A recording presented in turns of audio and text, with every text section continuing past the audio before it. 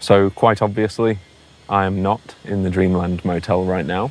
I'm out here in California for Contact in the Desert 2026. I'm out here with the night shift crew.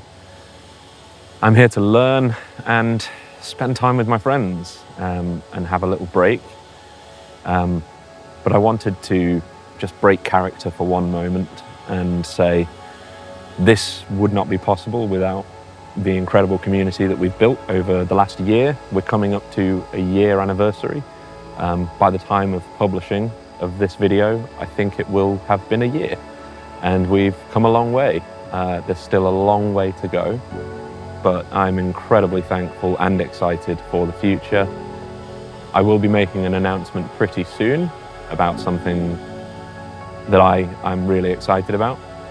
I won't go into any detail on it, but it's one more step toward bringing the Dreamland Motel to life, which really is the goal of this whole project, is to give you guys a real place to feel comfortable in being who you are and talking about what you want to talk about. That's exactly what I'm doing here in Palm Springs, and it means the world to me. So I hope that the Dreamland Motel can become a space like that for everyone. There's a long list of people that I'll be talking to over the next few days, and I'm sure that some of those conversations will make their way to the Dreamland Motel as well. But for tonight, I've put together a collection of episodes all about belief, interpretation, mythology, archetypes, all of the tools that I will be employing over the next few days to discern what I believe to be true and what I believe to be myth. Those who don't respect the past, those who don't remember history are doomed to repeat it. So tonight you have 8 hours of uninterrupted Dreamland Motel episodes that explore the whole system of belief. So once again, thank you so much for all of the support, and please enjoy.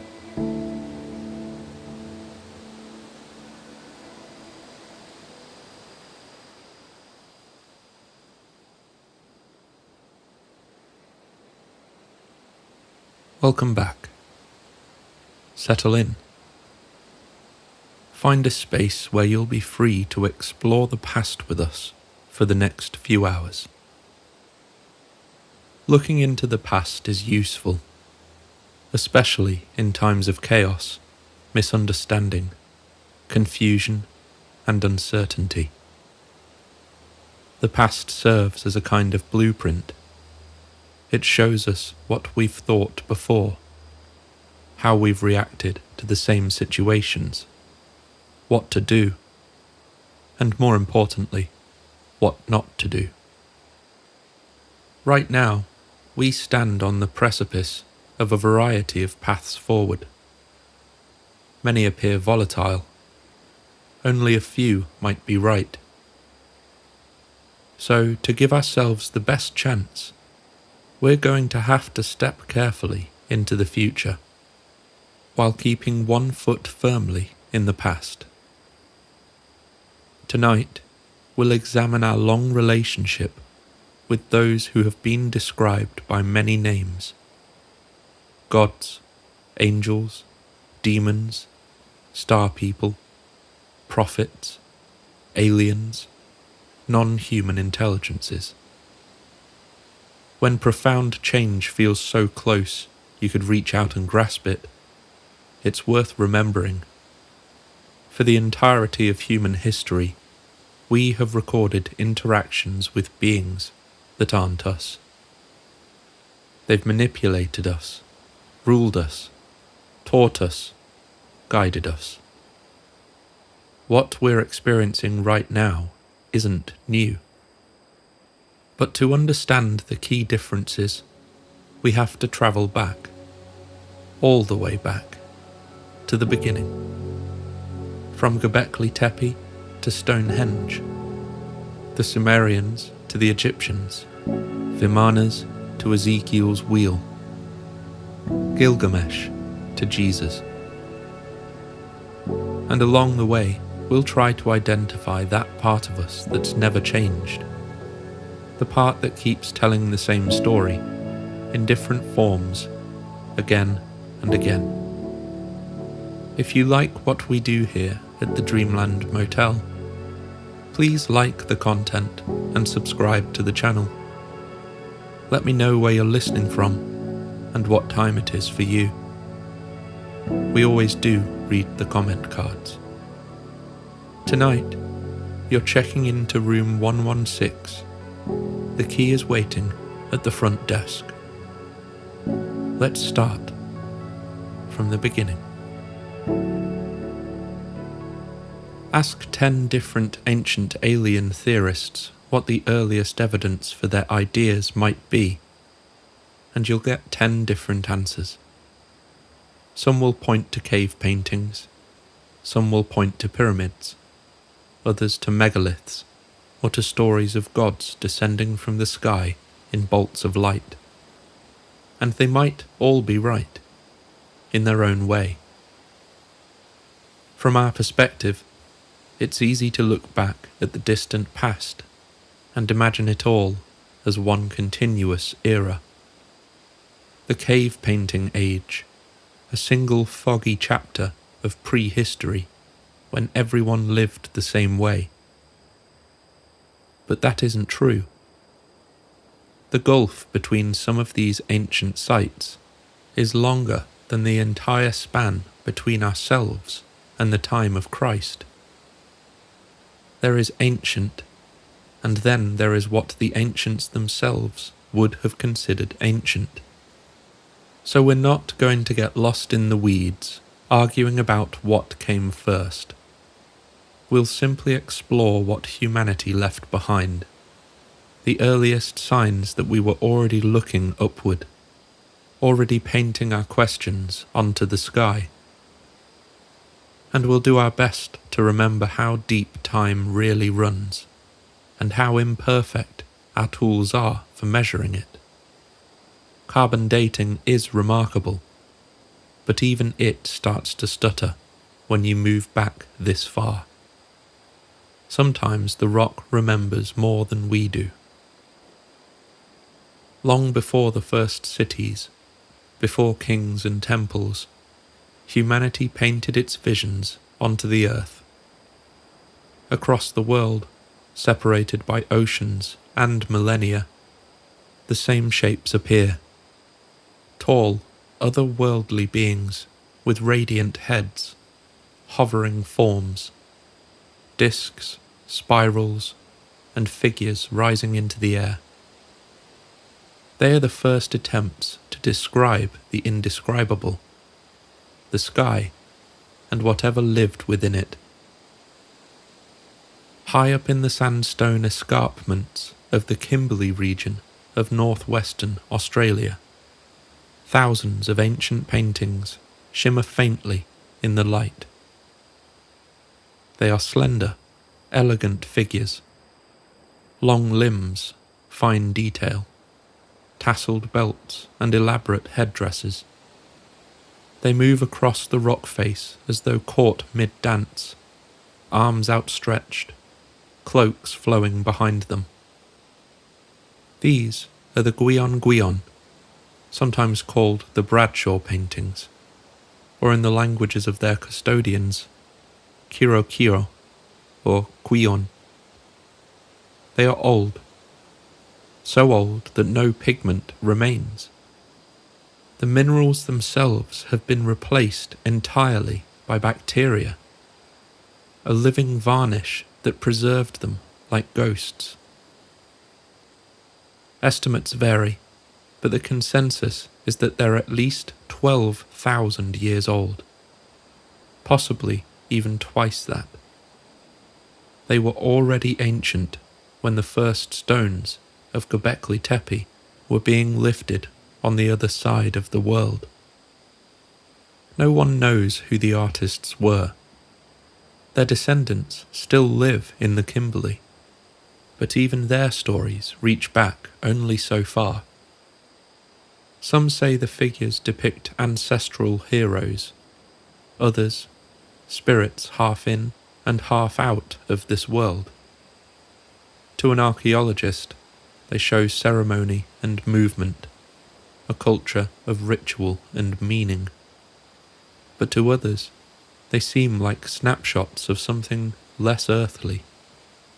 Elongated, adorned beings frozen in a process of transformation, like dancers in the middle of becoming light. Perhaps that's exactly what they were, the first humans to see visions and believe they had met something beyond themselves.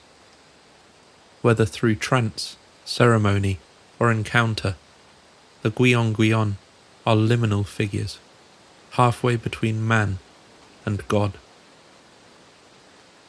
Thousands of years later, another kind of figure began to appear on those same cliffs, the Wandjina.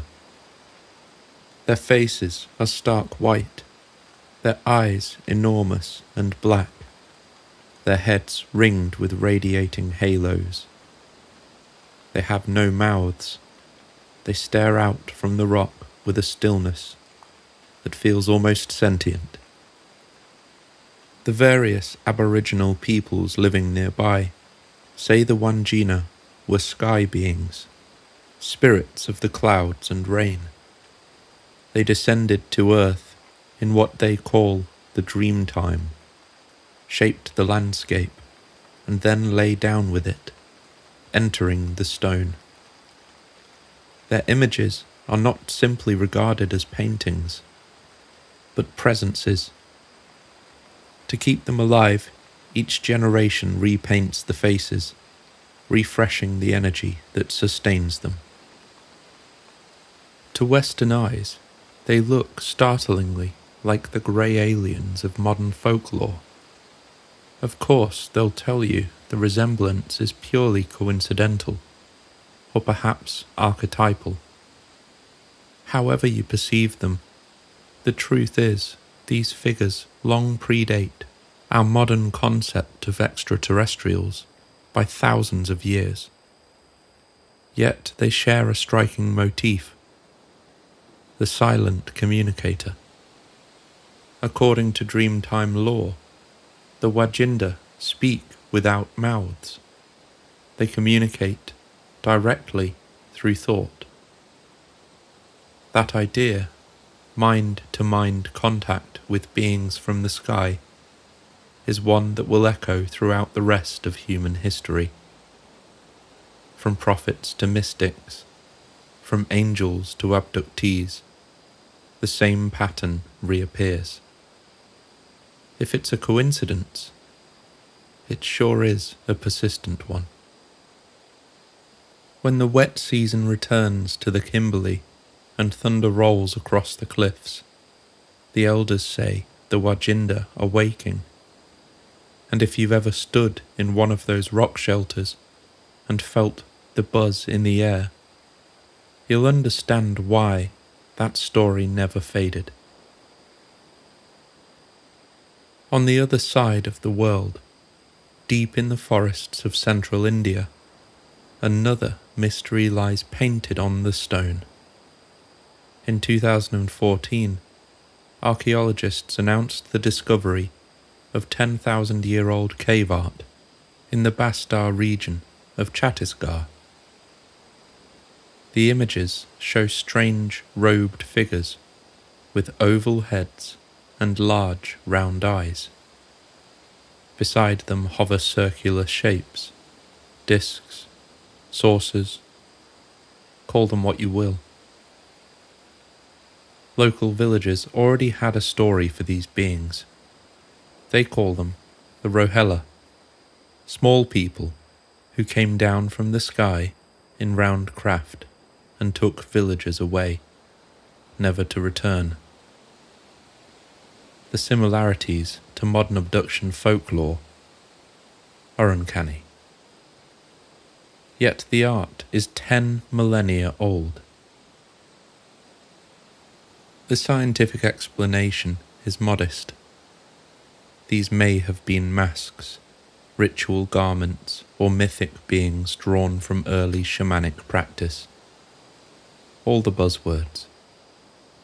But it's worth pausing on the coincidence. Across tens of thousands of years and thousands of kilometers, the same visual vocabulary emerges. Large radiant heads, circular craft, contact from above. In the Sahara Desert, the Tassili N'Ajjer Plateau hides thousands of rock paintings from around 8,000 years ago, when the region was green and full of life. Among them are the round head figures, enormous, featureless beings with bulbous helmets and floating limbs, some shown hovering above smaller humans. They are surrounded by dots, rays, and swirling lines of energy. Mainstream archaeology interprets them as part of a ritual or trance tradition, early depictions of shamans in altered states, possibly under the influence of hallucinogenic plants. But ancient astronaut writers saw something else. Visitors, beings in suits, descending from the heavens. Whichever interpretation you favour, the feeling is the same. Humanity, at its dawn, was already in conversation with the sky. Across the ocean, in what's now Utah, the Barrier Canyon style of rock art tells a similar story. The walls of Horseshoe Canyon are lined with towering red figures, some over 2 meters tall, painted between 7,000 and 4,000 years ago. Their bodies are elongated, their eyes wide and hollow. Some are surrounded by tiny shapes that look like smaller entities orbiting them. Again, to archaeologists, these are spirits or dream figures from trance. To others, they are a meeting record, humanity's first depiction of contact. What I'm trying to say is that it doesn't matter what you call them. Human beings have been experiencing whatever this is since history began. Australia, India, Algeria, America. Different continents, different climates, different cultures. Yet the same language of form. Long-limbed figures, radiant heads, floating beings, spirals, discs, eyes. Either our ancestors were all having the same dream, or the same story was being whispered to them, retold in different tongues, under different skies.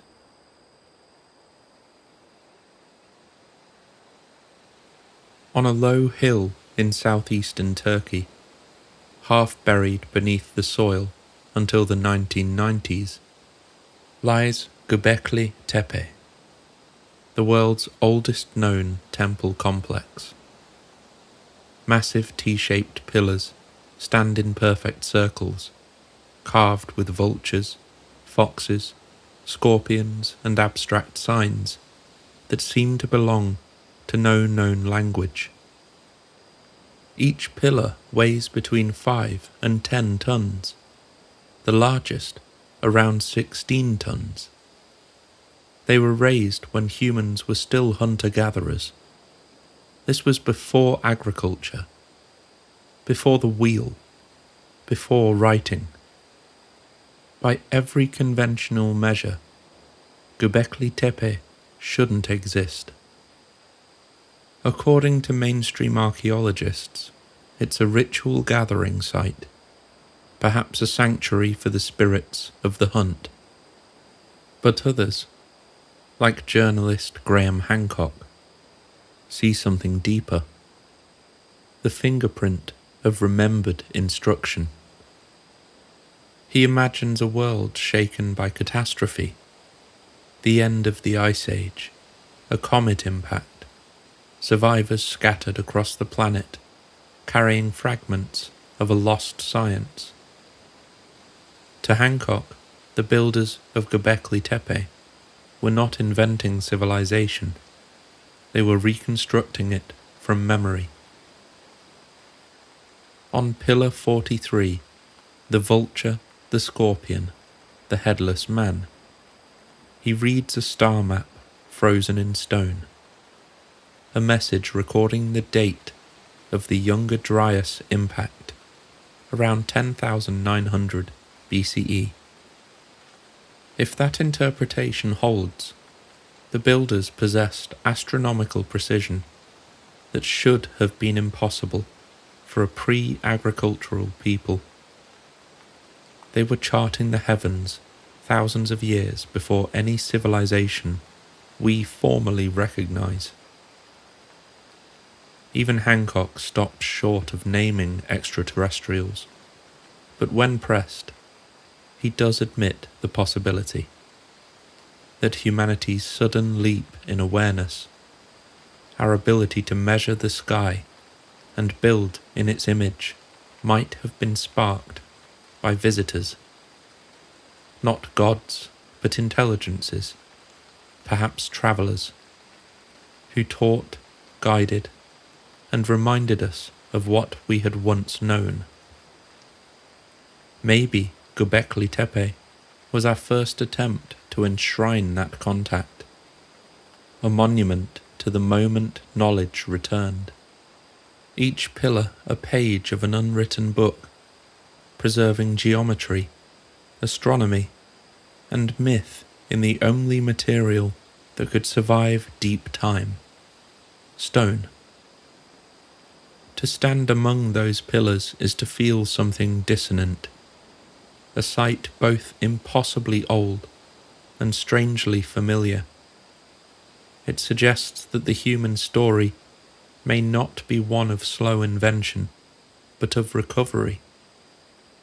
That what we call civilization could be the second verse of an older song, taught once, forgotten, and taught again.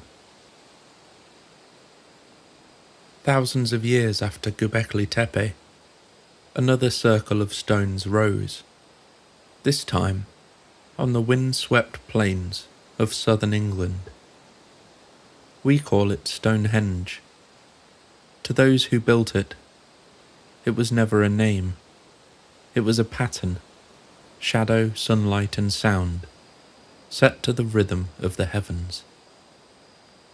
At dawn on the summer solstice, the sun rises precisely between its trilithons.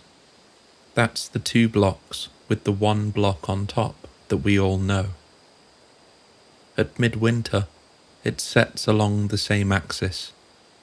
Every block participates in that choreography.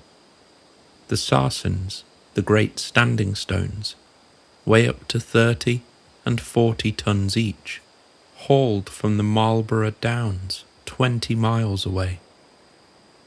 The smaller blue stones, a much more reasonable 2 to 5 tons each, came from the Preseli Hills of Wales, 150 miles distant. And at its heart lies the altar stone, newly identified in 2024 as having come from the Orcadian Basin in north-east Scotland. That's over 500 miles away. A 6-ton slab, allegedly transported by sea on rafts across channels and tides we still don't fully understand. Archaeologists see a ceremonial calendar. Mystics see a temple of rebirth. Ancient astronaut theorists see something stranger: the continuation of a language first spoken in Anatolia, the language of alignment. The geometry of Stonehenge echoes Göbekli Tepe. Twin circles, cardinal orientation, the marriage of earth and sky. It's as if the knowledge had slept for millennia and then awakened here, renewed in another tongue? Was it preserved through migration, or whispered again by those who first gave it? Perhaps Stonehenge wasn't an invention at all, but a restatement, humanity remembering how to tune itself to the stars. Whatever its purpose, observatory, temple, or machine, one truth remains. By the Bronze Age, faith itself had become mathematics, and mathematics had become devotion. Across the sea, the same geometry blooms again, this time in Ireland. Newgrange rises from the mist like a buried sun. A narrow passage pierces its heart, and once a year, on the morning of the winter solstice, a shaft of light enters a roof box no wider than a man's hand, and floods the chamber in gold. It only lasts minutes, then darkness again, for another year. Its white facade was built from quartz carried dozens of miles from Wicklow, and curbstones weighing up to 10 tons line the base, engraved with spirals. Newgrange is allegedly a tomb. To the builders it was resurrection, the promise that light would always return. But perhaps Newgrange was engineered as a signal, a yearly pulse of illumination aimed at watching sky. And across the Atlantic, the Serpent Mound of Ohio winds its body for 1,300 feet along a ridge that tracks the solstices once again, and lunar standstills. Its coils terminate where the sun sets and is reborn. In the Americas, as in Europe, the same motif repeats: serpents, spirals, suns, renewal. The geometry of life rendered on a planetary scale. These weren't shelters, they were instruments, devices for measuring the heartbeat of the heavens. Whether those heavens were worshipped or communicated with depends on how literally you take the word prayer. And high on the Bolivian Altiplano, where the air is thin and the stars feel close enough to touch, lies Puma Punku, part of the Tiwanaku complex. Here the stones do not merely stand, they interlock. Perfect right angles, machined faces, drill holes that pierce the andesite with surgical precision. The largest block weighs an estimated 130 to 180 tons. The smaller H-shaped stones 10 to 20 tons, quarried 6 miles away and hauled to almost 13,000 feet above sea level. It is the masterpiece of Andean engineering, allegedly achieved with copper chisels and infinite patience. Ancient alien theorists believe it is evidence of lost high technology, sonic cutting, levitation, or guidance from those who mastered gravity itself.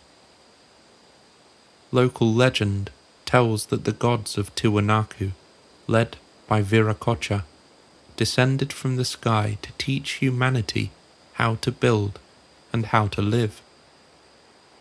Viracocha's followers were tall, light-skinned beings who promised to return. Perhaps Puma Punku was raised in memory of those teachers.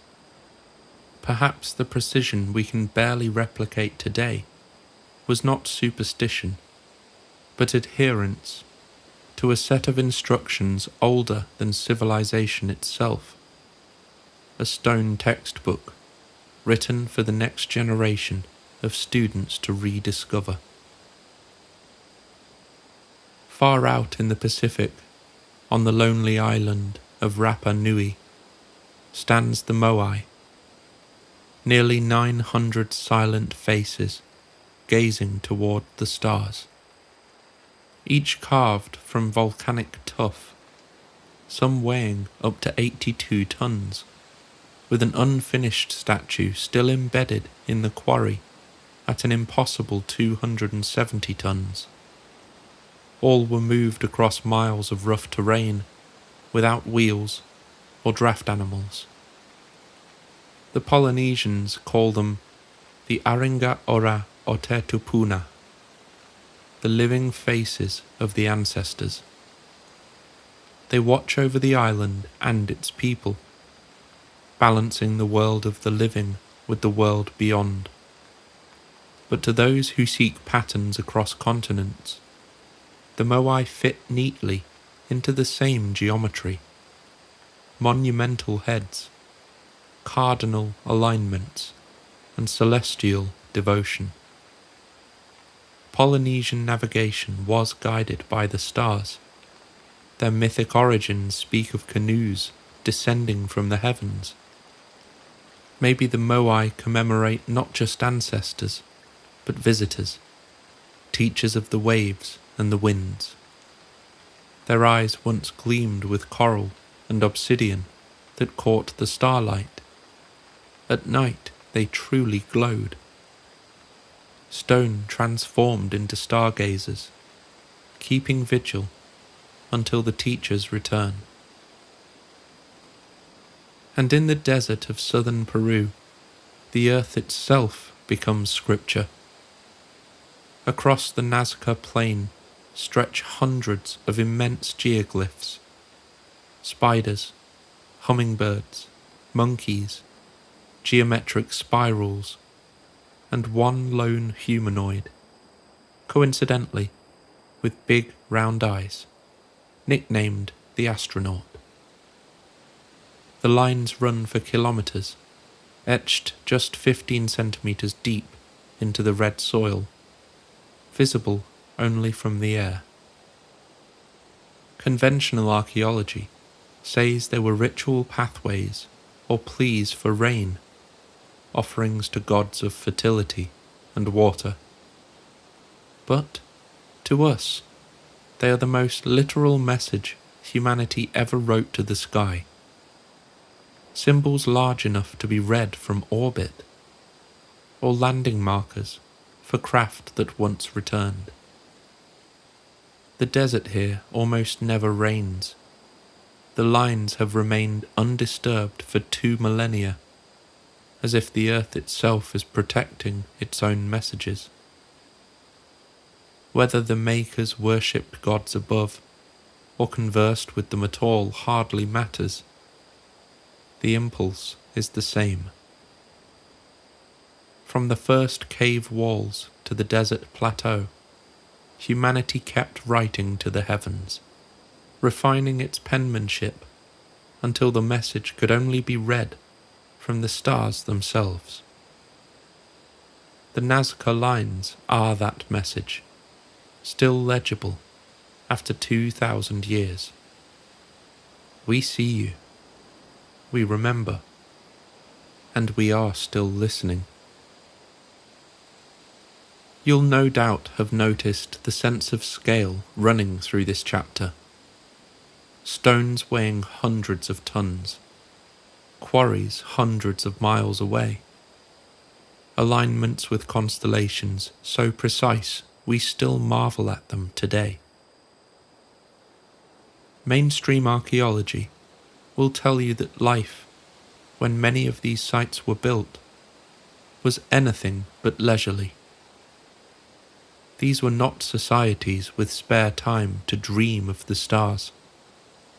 They were lives defined by survival, brutal climates, constant hunger, wounds that festered, winters that bit hard. Disease was common. Famine was never far away. There were no antibiotics, no storage, no second chances. To die young was normal. To live long enough to build something like Stonehenge or Göbekli Tepe was an act of endurance in itself. And so we face a choice. Either our understanding of these people is deeply wrong, that life was not as miserable or desperate as we imagine, or something else drove them. Something powerful enough to outweigh every instinct for comfort and self-preservation.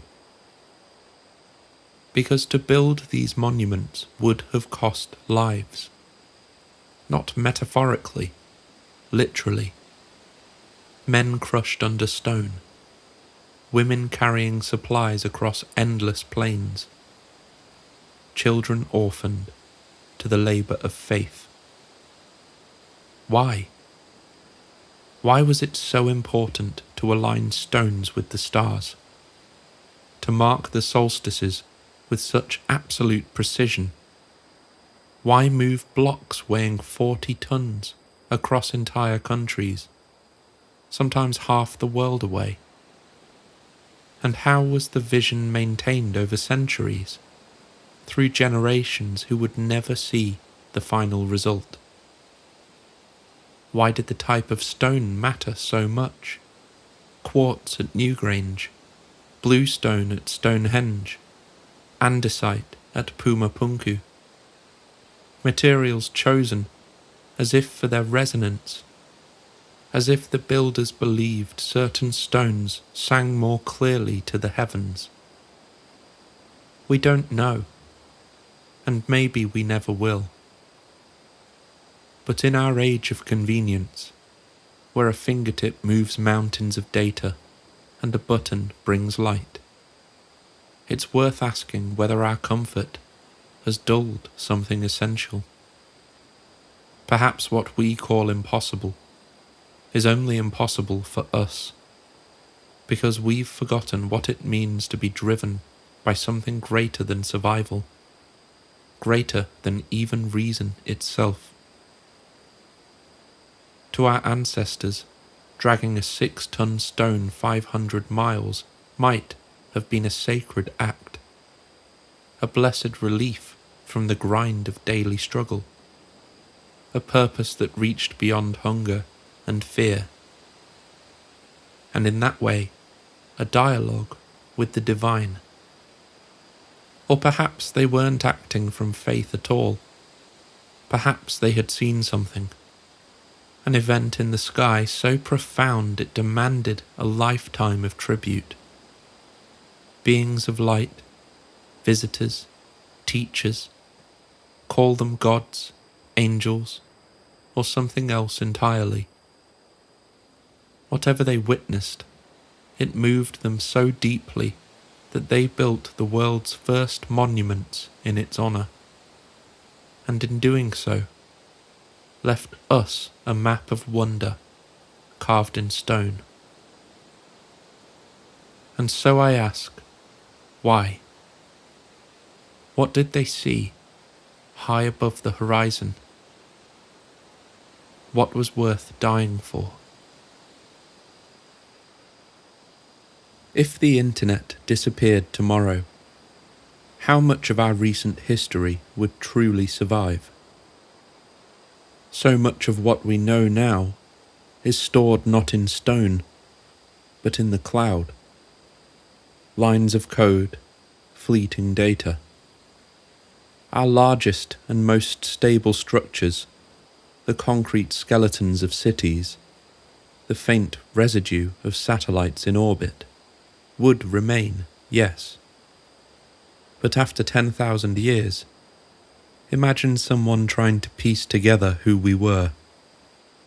They'd find our towers, our bridges, perhaps even our nuclear signatures. But our culture, our stories, our inner world would be almost gone. That's perhaps our relationship to the most ancient parts of our own past. we see only what was carved deep enough to endure. And the deeper we look, the more the picture changes. It wasn't until humanity learned to trap thoughts in symbols, to write, that memory began to resist time. With that, prehistory ended, and history truly began. And almost immediately, the stories changed. We stopped just painting what we saw and started recording what we believed. The first known civilization to write its own myths, to catalogue its gods and their origins, was born on the banks of the rivers Tigris and Euphrates. Here, in the fertile crescent of Mesopotamia, humanity built its first cities: Uruk, Eridu, Nippur. Each one a small reflection of the sky above, ordered, ruled, and inhabited by the gods. This is where our story turns from stone to clay, where the symbols start speaking out loud, where the gods finally introduce themselves by name. In the Sumerian worldview, kingship didn't evolve, it descended. The very first line of the Sumerian king list reads, "After kingship had descended from heaven, it was in Eridu." To them, civilization itself was a gift, not invented by man, but delivered from the sky. Their gods, the Anunnaki, were the great assembly, children of An, the sky, and Ki, the earth. They ruled from above, yet their presence was described as physical, direct, and sometimes dangerous. Each city had its patron deity, a governor of sorts, who managed its affairs like an administrator assigned to a territory. At the top sat Anu, the remote father of the heavens. Beneath him, Enlil, lord of air and authority, the one who spoke destinies and could bless or obliterate at will. And Enki, god of water, wisdom, and creation, who defied his brother Enlil to protect humanity from destruction. In the Sumerian imagination, these weren't abstract archetypes. They were real beings who interacted, argued, punished, and instructed. The relationship between gods and men wasn't spiritual. It was bureaucratic. The earth was a colony. The Anunnaki, literally those of royal seed, were said to have descended to establish order, assigning roles to humanity: farmers, builders, and scribes, to maintain their temples and serve their needs. But before that, they created the Igigi, who were tasked with that hard labour of digging canals and shaping the land. When they rebelled against this servitude, it was humans that were created to replace them.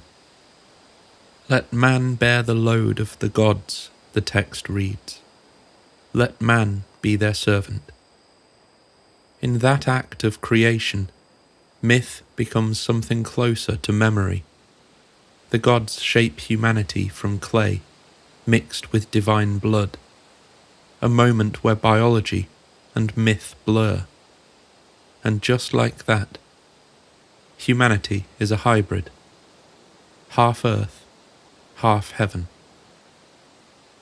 So now you've heard the word Anunnaki, you're probably waiting for me to talk about Nibiru. Don't worry, that's coming. 1,000 years later, the Akkadians rose in the north, uniting the Sumerian city-states into the first true empire, under Sargon of Akkad.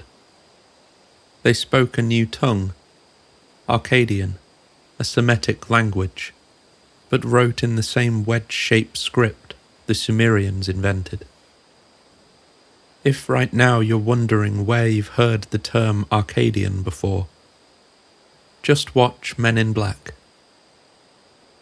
The Akkadians didn't erase the old Sumerian myths. They translated them. Sumer's pantheon became theirs. An became Anu. Enki became Ea. Inanna became Ishtar. And Enlil remained Enlil. The divine bureaucracy intact, just under new management. For the first time, religion and politics fused completely.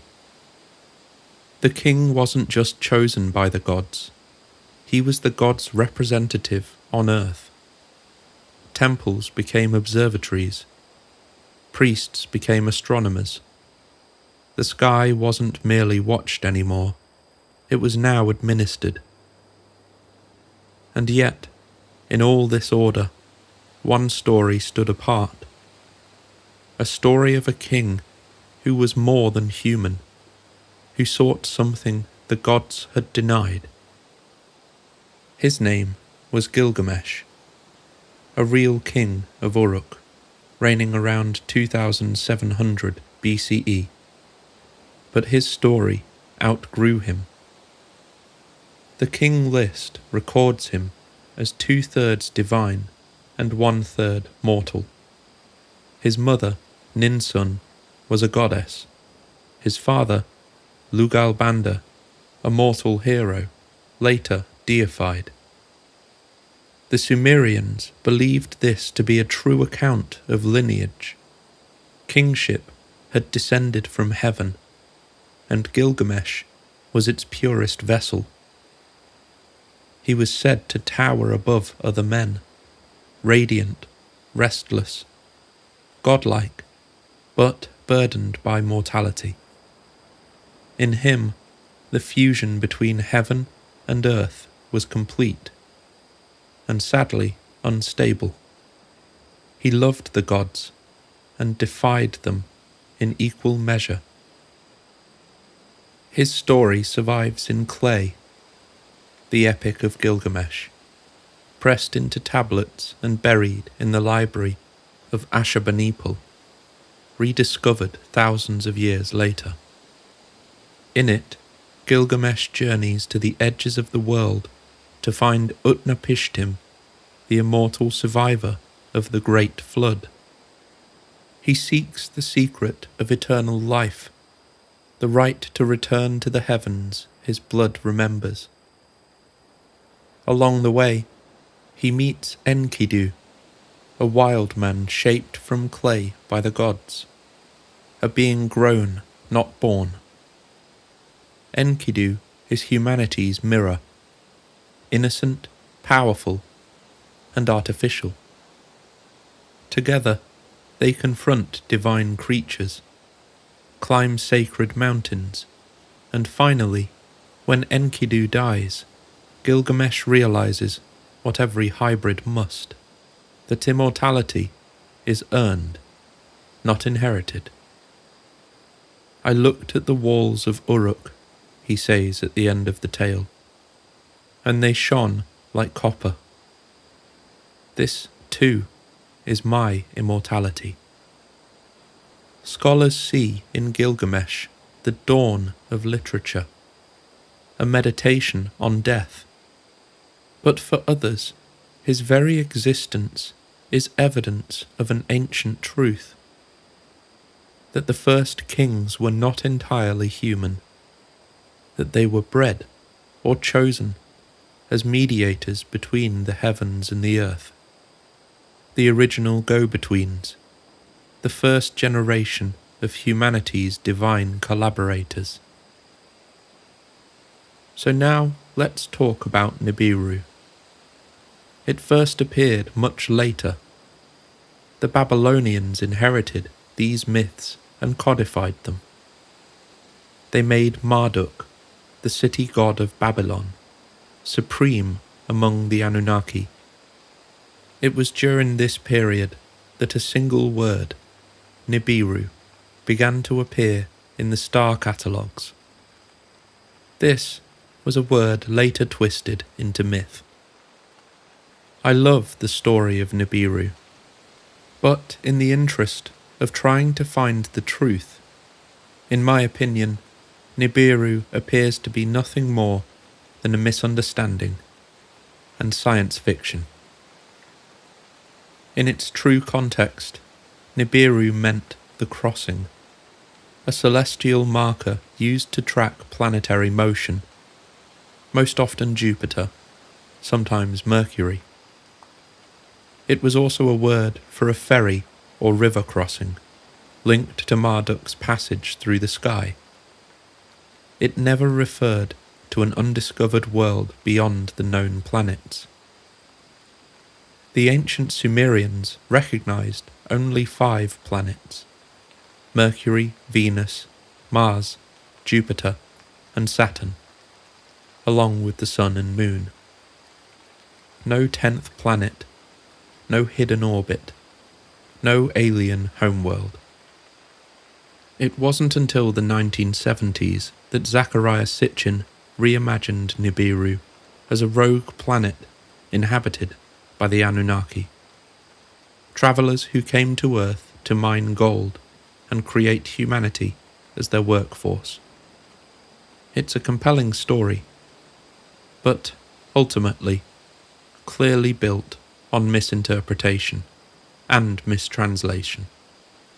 To be clear, I'm not saying there might not be something to the Anunnaki and the origins of humanity, but it's important to filter out the obvious mistruths in search of the right path forward.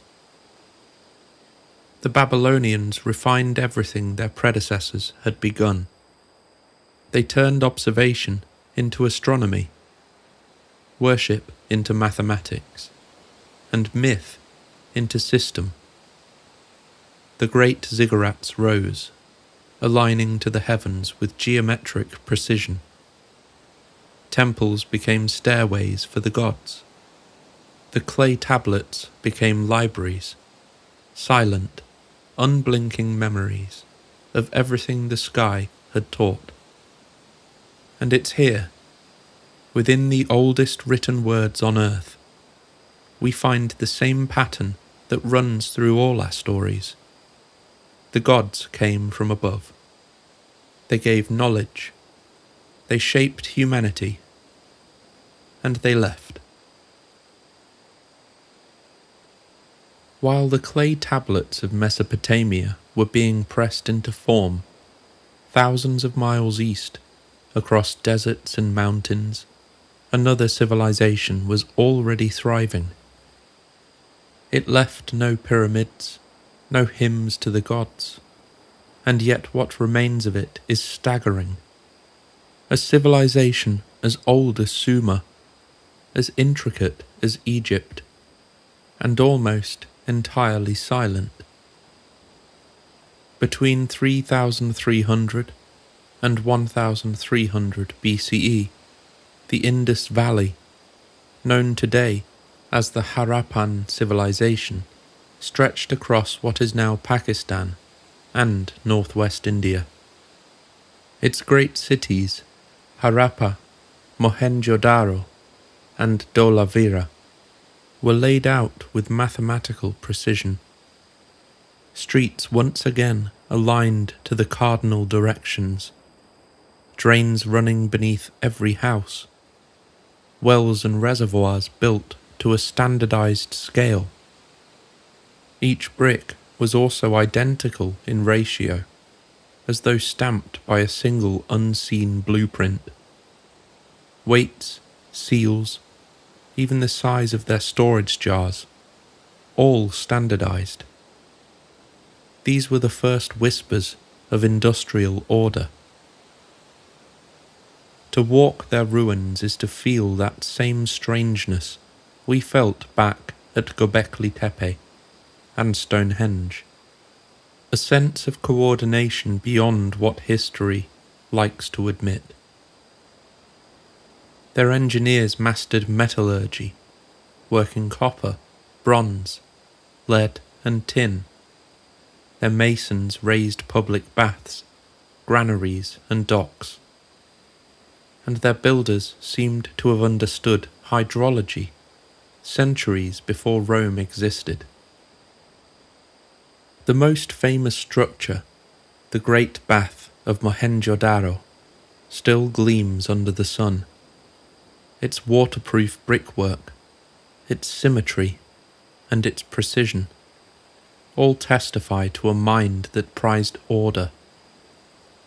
Some see this as proof of outside instruction, ancient teachers, maybe, whispering design into human thought. Others see a civilization so inwardly disciplined that it reinvented the very idea of planning from scratch. Whichever you believe, the Harappans built like people who understood the language of flow, water, trade, and perhaps something cosmic. The Indus people never left us a Rosetta Stone. Their script, a series of small pictographs carved into seals and tokens, remains undeciphered to this day.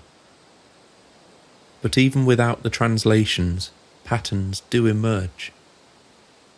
One seal from the Mohenjo-daro shows a horned figure seated in yogic posture, surrounded by animals.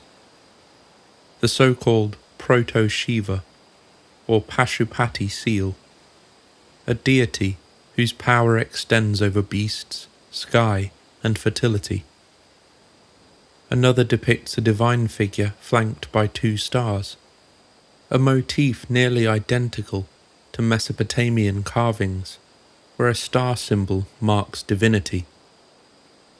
It's worth noting that these 2 civilizations were separated by 3,500 kilometers.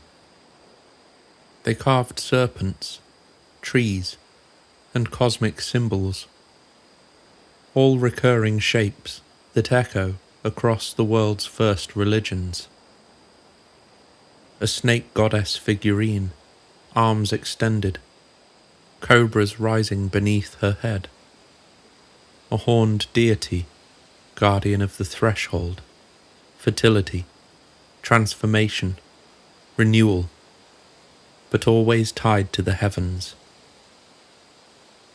Even in silence, the Harappans' architecture speaks. Their cities are aligned so precisely to north, south, and east-west that they must have used some kind of astronomical sighting device. A stick casting a shadow, a simple gnomon, an early dialogue between sky and earth. Across the sea, their contemporaries in Mesopotamia were raising ziggurats, mountain temples aligned to the same celestial axes. At Durantash and the towers match lunar and solar risings to within 1 degree. Both cultures separated by vast distance, built as though the stars were a grid laid down by the gods themselves. And certain symbols appear again and again. In Sumer, in Akkad, and now in the Indus. The serpent, the star, the winged form.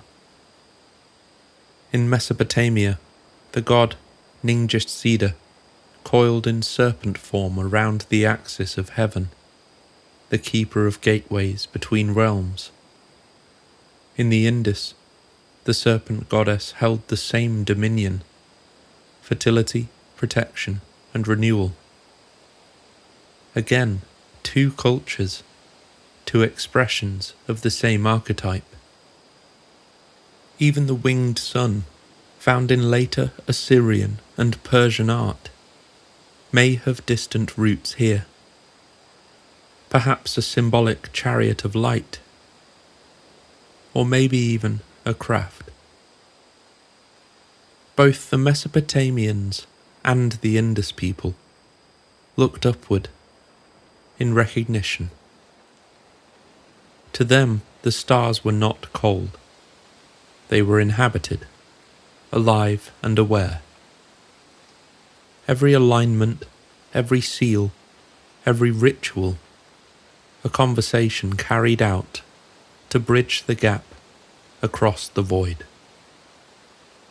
And though the Indus Valley left us no hymns, no recorded myths, its geometry speaks the same language as the Sumerian clay. Order, measure, and above all else, reverence. The worship of a system so vast, it could only be called divine. When the Indus civilization faded, around 1300 BCE, it left behind no palaces, not a single named king, only the map of a mind that understood the connection between people and the stars. If Mesopotamia gave the gods names and voices, the Indus gave them their form. Quiet, symmetrical, and enduring. The work of hands that remembered the patterns of heaven and pressed it again into clay. I can't sit here and realistically make the case that all of this is solid evidence of ancient aliens. I'm not an archaeologist, a historian, or a scholar of ancient languages. What I am is curious, and I like to think respectful. Because whichever way you look at it, these civilizations were astonishingly sophisticated. Smart people, not unlike you or I. I don't have a comprehensive understanding of mathematics, and it's unlikely that the average citizen did back then either. But rest assured, those people existed. The thinkers, the builders, the astronomers. If the knowledge that built their cities and mapped their heavens wasn't gifted by visitors from the stars, then they built it all from nothing. Every measurement, every pattern, learned through slow conversation between the human mind and the world around it.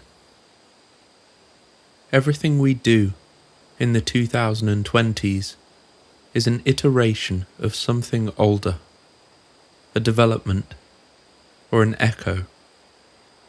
Rarely, if ever, do we truly have to start from zero. We can trace the lineage of our knowledge directly back to these people. Yes, there are gaps, wide, mysterious gaps. But the point is this: somewhere in that darkness, something changed. Ancient humans became modern humans. Our hands didn't change. Our brains didn't grow overnight. But something sparked. And what was the catalyst? The honest answer is, I don't know. That's the realm where wonder begins. The space where we're free to imagine that maybe we were visited. And not just once, but for a very, very long time. The tales carved in stone and pressed into clay do seem to reflect that idea when viewed through the right lens. But there are other interpretations, and I'd never want to diminish the brilliance of these people who came before us. The ones who may have built entire worlds of knowledge on their own, without a single written record to lean on. So while we're free to wonder about our origins, to imagine ancient teachers, lost worlds, or visitors from beyond the sky, let's reserve some reverence for our ancestors, just in case we're wrong. Because the truth is, they were no different to you and I. Same hands, same hope, same eyes looking up at the same stars. And maybe that's all it's ever been. The universe staring back through us. Few civilizations in history inspire more fascination or speculation than ancient Egypt. Their monuments seem eternal, their mythology cosmic, their achievements so vast that even today we struggle to truly grasp them.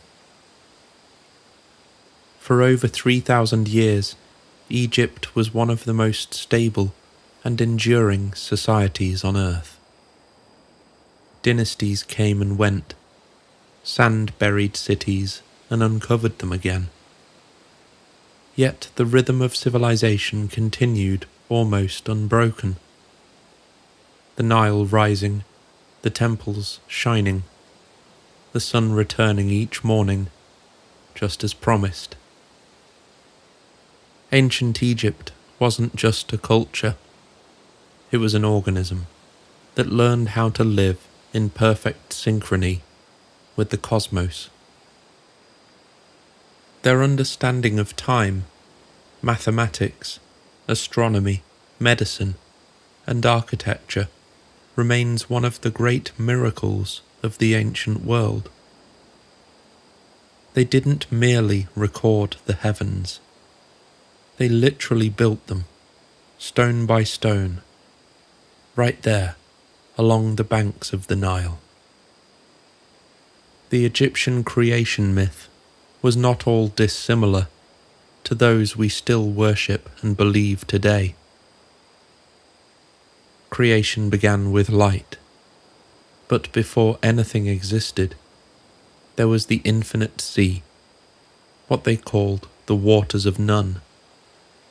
From it rose the Benben, the first mound of land, upon which the sun god Ra emerged to speak the world into being.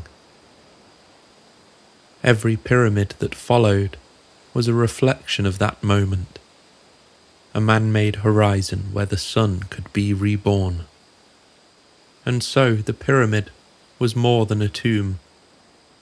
It was a physical metaphor for creation, a frozen sunrise sculpted into permanence. In fact, another name for the capstones found atop pyramids is the Benben stone. And within those vast forms, the pharaoh would ascend. When a king died, he didn't just pass on, he rose.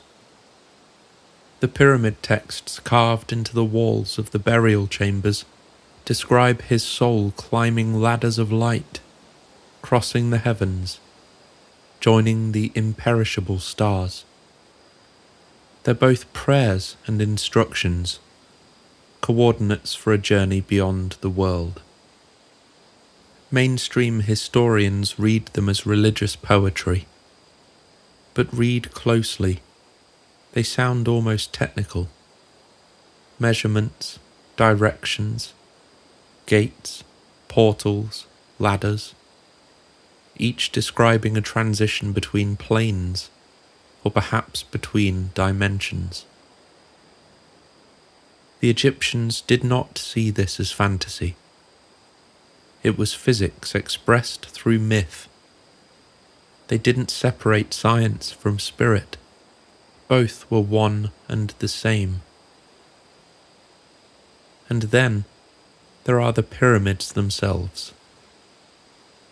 The Great Pyramid of Khufu rises from the plateau at Giza as if grown from the rock beneath it.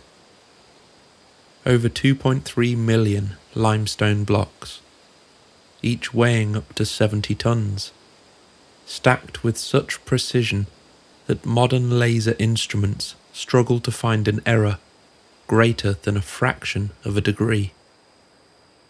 Its base is almost perfectly level, less than 2 centimeters of variation across a span of 230 meters. Each side faces exactly true north, true south, true east, true west. A precision so extraordinary that it was not surpassed for millennia. Somehow, 4,500 years ago, a people without iron tools, pulleys, or the wheel created an object of absolute mathematical purity, an artificial mountain of geometry and intent. Even the internal design seems deliberate beyond comprehension. Shafts aligned to specific stars: Orion, Sirius, circumpolar constellations, which are constellations that never set below the horizon, depending on your global position. In addition, these shafts display angles corresponding to celestial cycles and distances reflecting planetary ratios. In short, this demonstrates a level of astronomical understanding that wouldn't be matched for thousands of years. It's okay to say that we don't understand how they did this. But it's okay to speculate. It's okay to perhaps entertain the idea that this could have been something more. For the modern mind, this level of precision feels almost impossible without advanced tools. And yet we're led to believe the Egyptians did it, again and again, across centuries, always guided by the same unseen logic. In building the Great Pyramids, perhaps they built something even greater, the biggest mystery in human history. Each morning, the sun rose anew from the east, sailing across the sky in Ra's solar bark. Each night, it journeyed through the underworld, the Duat, to fight the serpent of chaos, Apophis, and be reborn again. To live in Egypt was to live inside that eternal rhythm. Death wasn't an ending. It was part of the same circuit. Everything reflected this belief: the architecture, the art, the rituals, even the landscape. Temples were aligned with the path of the sun. Tombs point west toward the setting light. Each pyramid mirrored the sacred journey: descent, battle, rebirth. And as above, so below. The stars became gods, the gods became geometry, and the geometry became stone. It's no wonder that modern researchers often describe the Giza Plateau as a celestial map, a reflection of the heavens projected onto the earth. If the stars were the language of the gods, then Egypt truly was their translator. The deeper you look, the stranger it all becomes. The precision of the stone cutting, the impossible tightness of the joints, granite carved so smoothly it appears machined. How? Copper chisels, pounding stones, sledges, and thousands of men working for decades. Is that the best conventional archaeology has to offer? To move and position blocks of this size, with such flawless alignment, required not only genius, it required something else.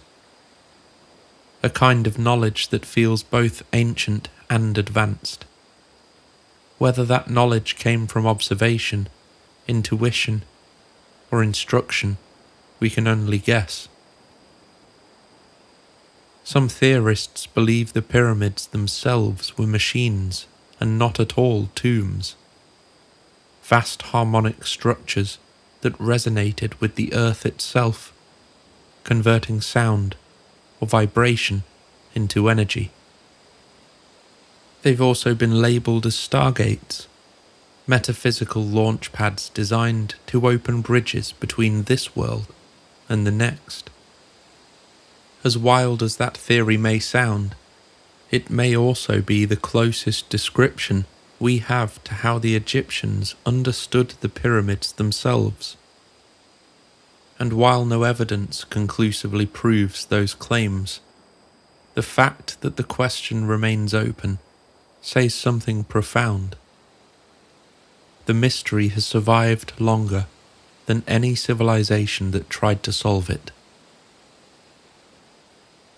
In recent years, ground-penetrating radar and satellite imaging have revealed hints of hollow spaces beneath the Giza Plateau, structures that may in fact dwarf the pyramids themselves. Though it's worth noting, these rumours circulate once or twice a decade. For example, I remember the suggestion of the existence of a Hall of Records, a mythic archive said to hold humanity's earliest knowledge. No one can say for certain. Egyptian officials deny any major discoveries. Yet rumours persist. Deep tunnels beneath the Sphinx, sealed doors hidden in bedrock, voids waiting patiently in the dark. Perhaps the desert is keeping its secrets on purpose. After all, Egypt has always been a land of thresholds, between life and death, earth and sky, mortal and divine. Why should its mysteries end at the surface? In Egypt, kingship wasn't inherited from the heavens. It was the heavens. Each pharaoh ruled as a living Horus, and upon death became Osiris, god of resurrection. The crown didn't just pass from father to son, it passed from life to afterlife and back again. This was divine continuity, an unbroken relay between the world of men and the world beyond. When you look closely, you can see the same thread that ran through Sumer and Babylon, the same story told in a different tongue. Kingship descending from the sky, knowledge bestowed, structures raised to bridge that gap. The Egyptians simply perfected what others had begun, the art of remembering the gods. Egypt's story still surprises us, year after year. New discoveries, new theories, new mysteries rising from the sand. Its majesty even captivates those with no interest in ancient aliens. And there's a very good reason for that. It captures our imagination because, however the pyramids were built, they appear to be the manifestation of an imagination that refused to be tempered. A demonstration that humans can become superhuman when will, vision, and determination move together in harmony. I'm still baffled by what the pyramids mean. I'm not convinced they were built strictly as tombs. And honestly, I'd like to see even the wilder theories tested. Not because I believe them all, but because we owe it to our own history to explore every possibility. The pyramids are one of the most significant sites on this planet.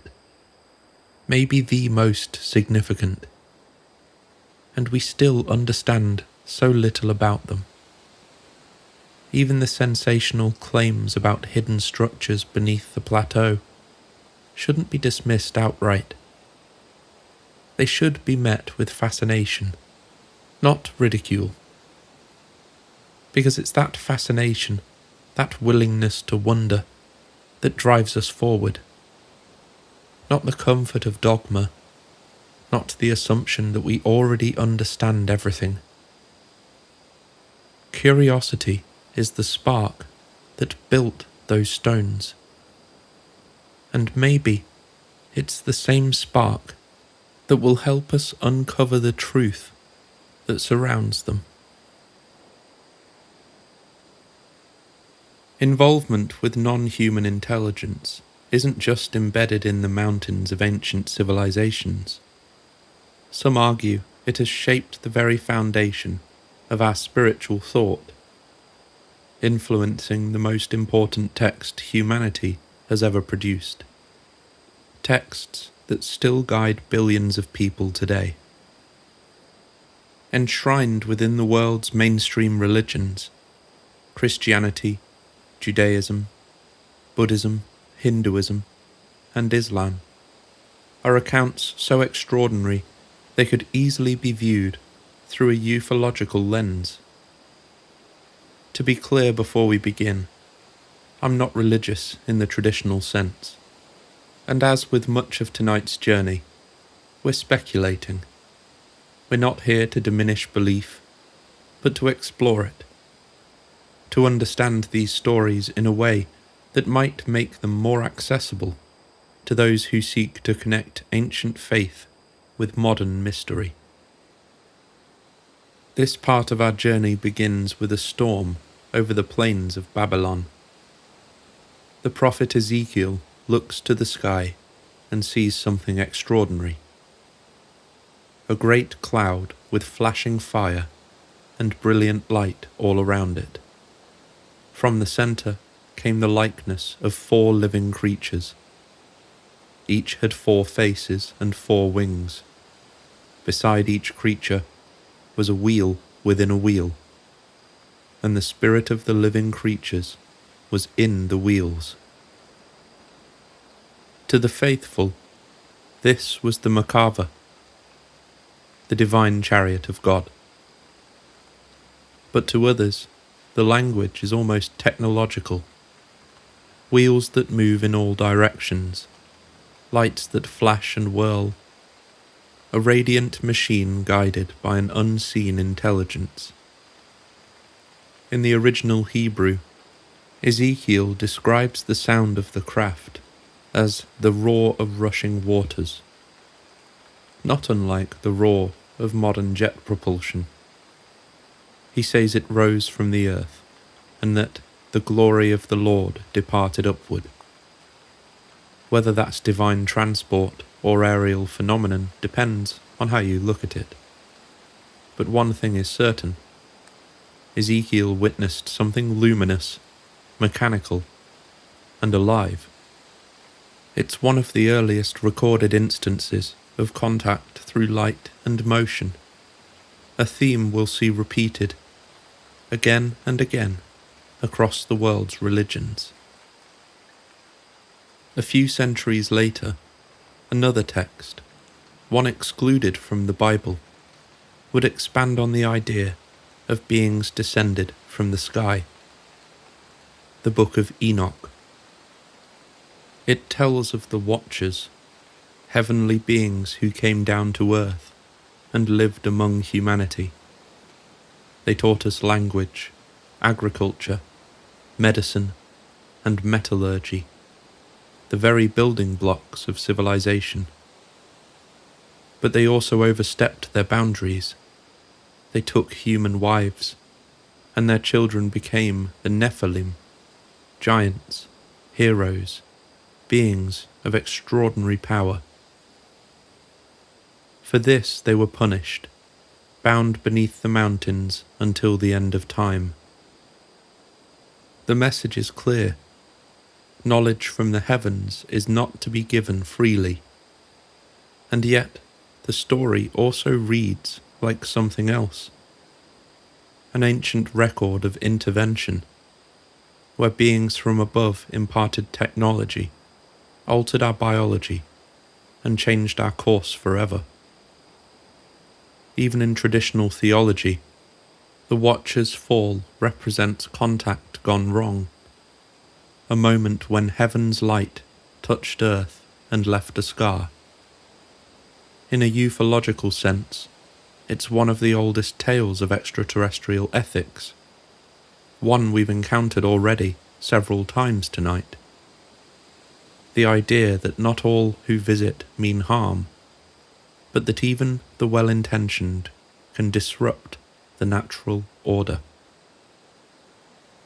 And half a world away, in the Indian subcontinent, the Vedas and epics of Hindu tradition describe the skies filled with chariots of light, the Vimanas.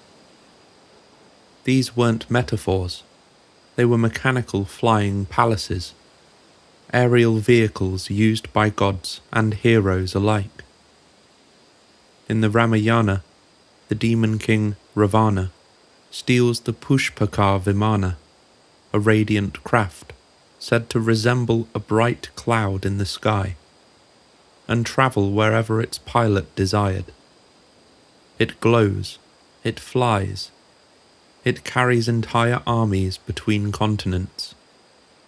Later Sanskrit texts, like the Mahabharata, describe aerial battles between gods, chariots armed with weapons that sound eerily like energy beams or even nuclear blasts. Whether these were literal machines or poetic descriptions of celestial power, the imagery is strikingly consistent.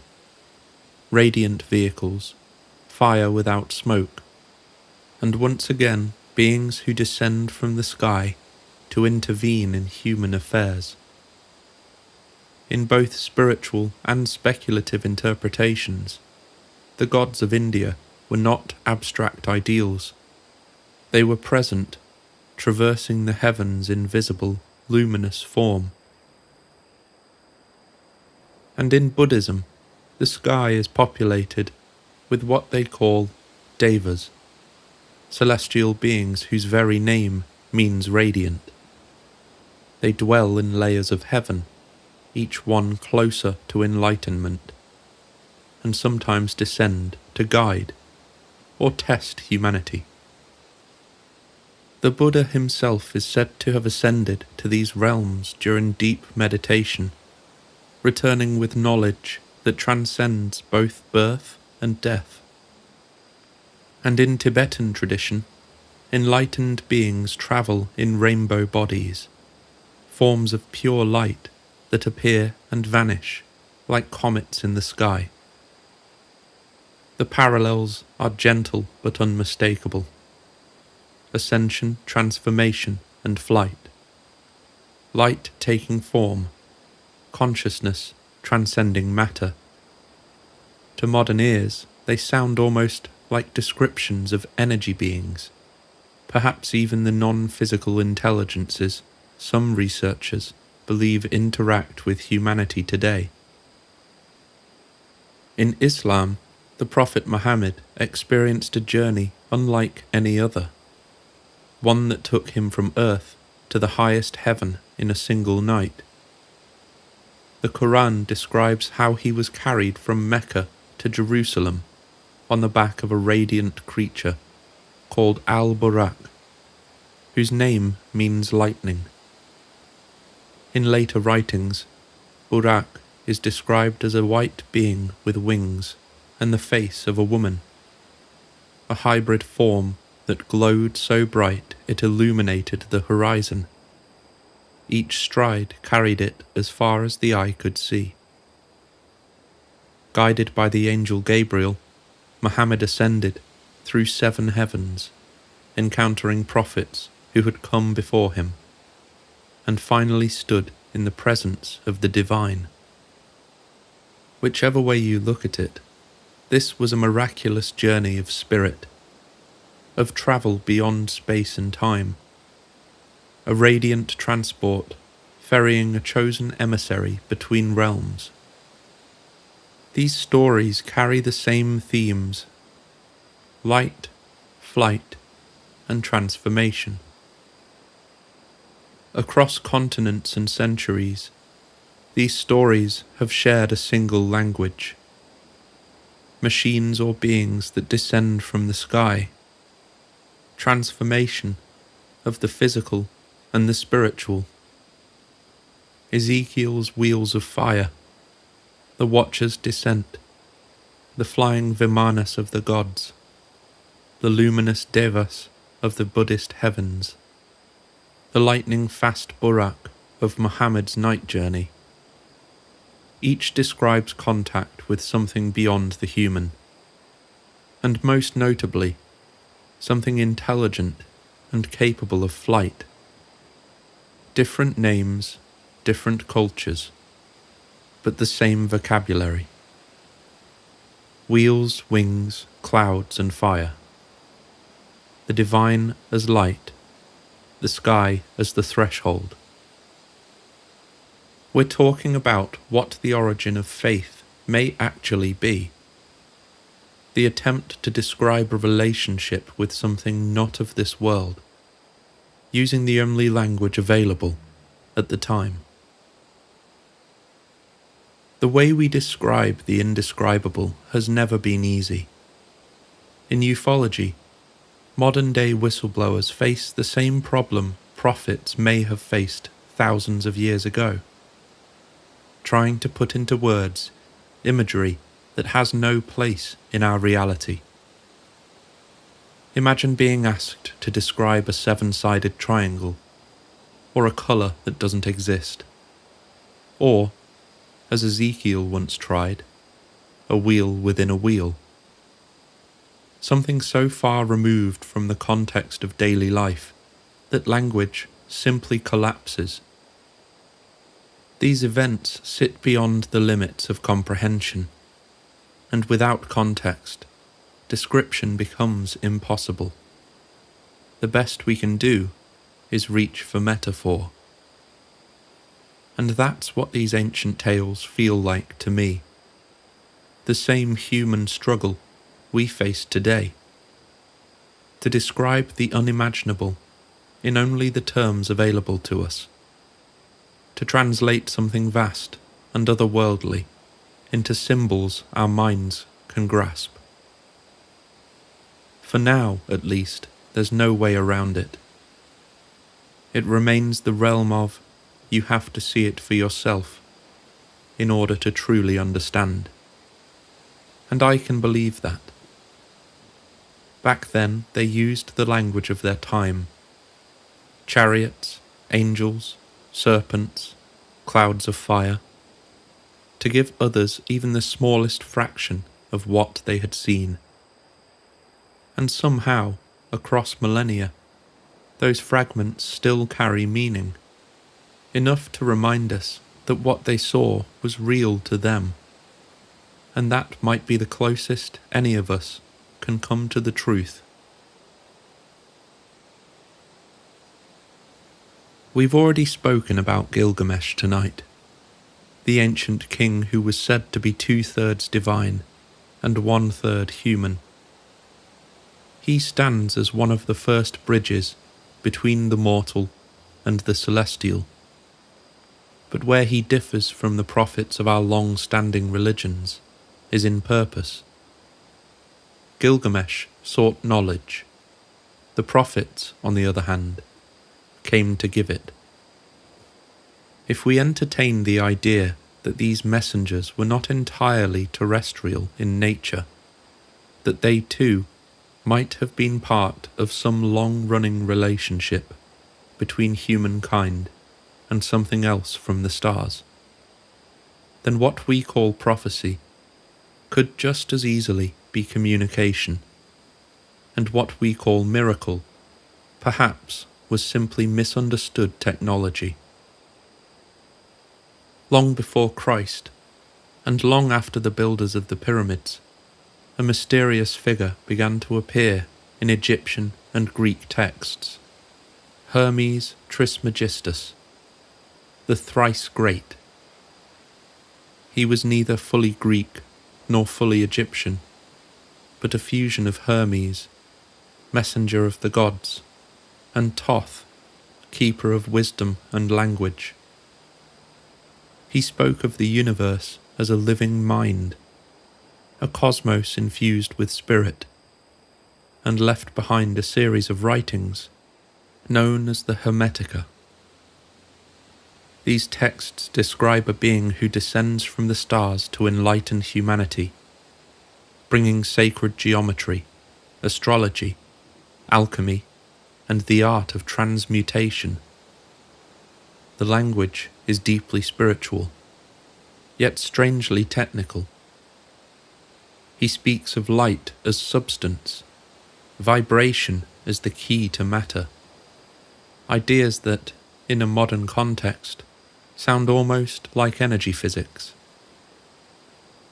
To the ancients, Hermes was divine intellect embodied, and to esoteric scholars, he was the first form of a cosmic messenger, a hybrid of flesh and photon, walking among men. And to the dreamers of today, he is an early prototype for the teacher from the sky, one who arrives, imparts the codes of creation, and departs before his presence becomes myth. Hermes leaves behind no grave, only words. And words, as we've learned, appear to be the most durable technology we've ever created. From there the lineage continues. The next and most enduring figure in this archetype is Jesus. In the canonical Gospels, his origin is miraculous, a conception not of man but of spirit. He teaches peace, forgiveness, and the divine spark within us all.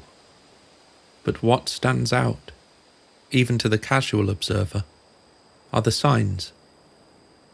The lights in the sky, the voices from above, the transfigurations, the radiant beings who appear beside him.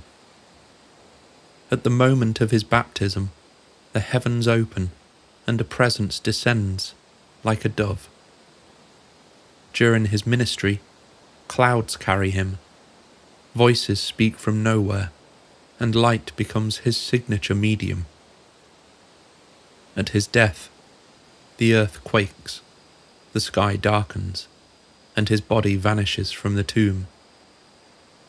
And at the end of the story, he rises into the air, physically ascending, witnessed by others as he disappears into the clouds. If you're a believer, these are miracles of divine power. And if you're a different kind of believer, they read like a record of contact. A being not of this world, here briefly, performing acts beyond the scope of human capability, then returning to the place from which he came, promising to come again. In modern ufology, that promise resonates strangely. Behold, he is coming with the clouds, and every eye will see him. An image that some interpret as literal, not symbolic. A second arrival not of spirit, but of ships. A return rather than a resurrection. If so, what we call salvation might simply be recognition, the reunion between student and teacher, species and source. Across the ocean, another radiant figure appears. Quetzalcoatl, the feathered serpent. To the Aztecs and Toltec peoples, he was the bringer of knowledge, mathematics, astronomy, agriculture, and writing. He arrived, taught, ruled with wisdom, and then, like all the others, departed, promising to return. His name itself describes duality, bird and serpent, heaven and earth. He is said to have descended from the planet Venus, appearing as the morning star.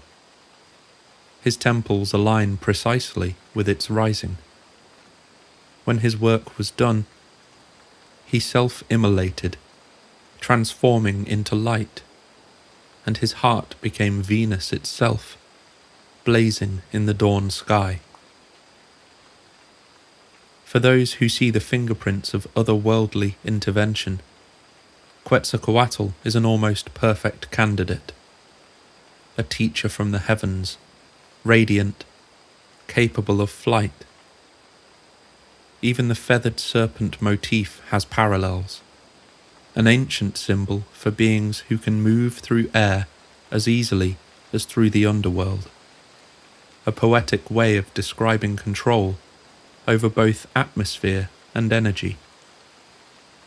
The civilizations he touched believed they were visited by gods, but perhaps they were simply visited by the same intelligence, wearing a different mask.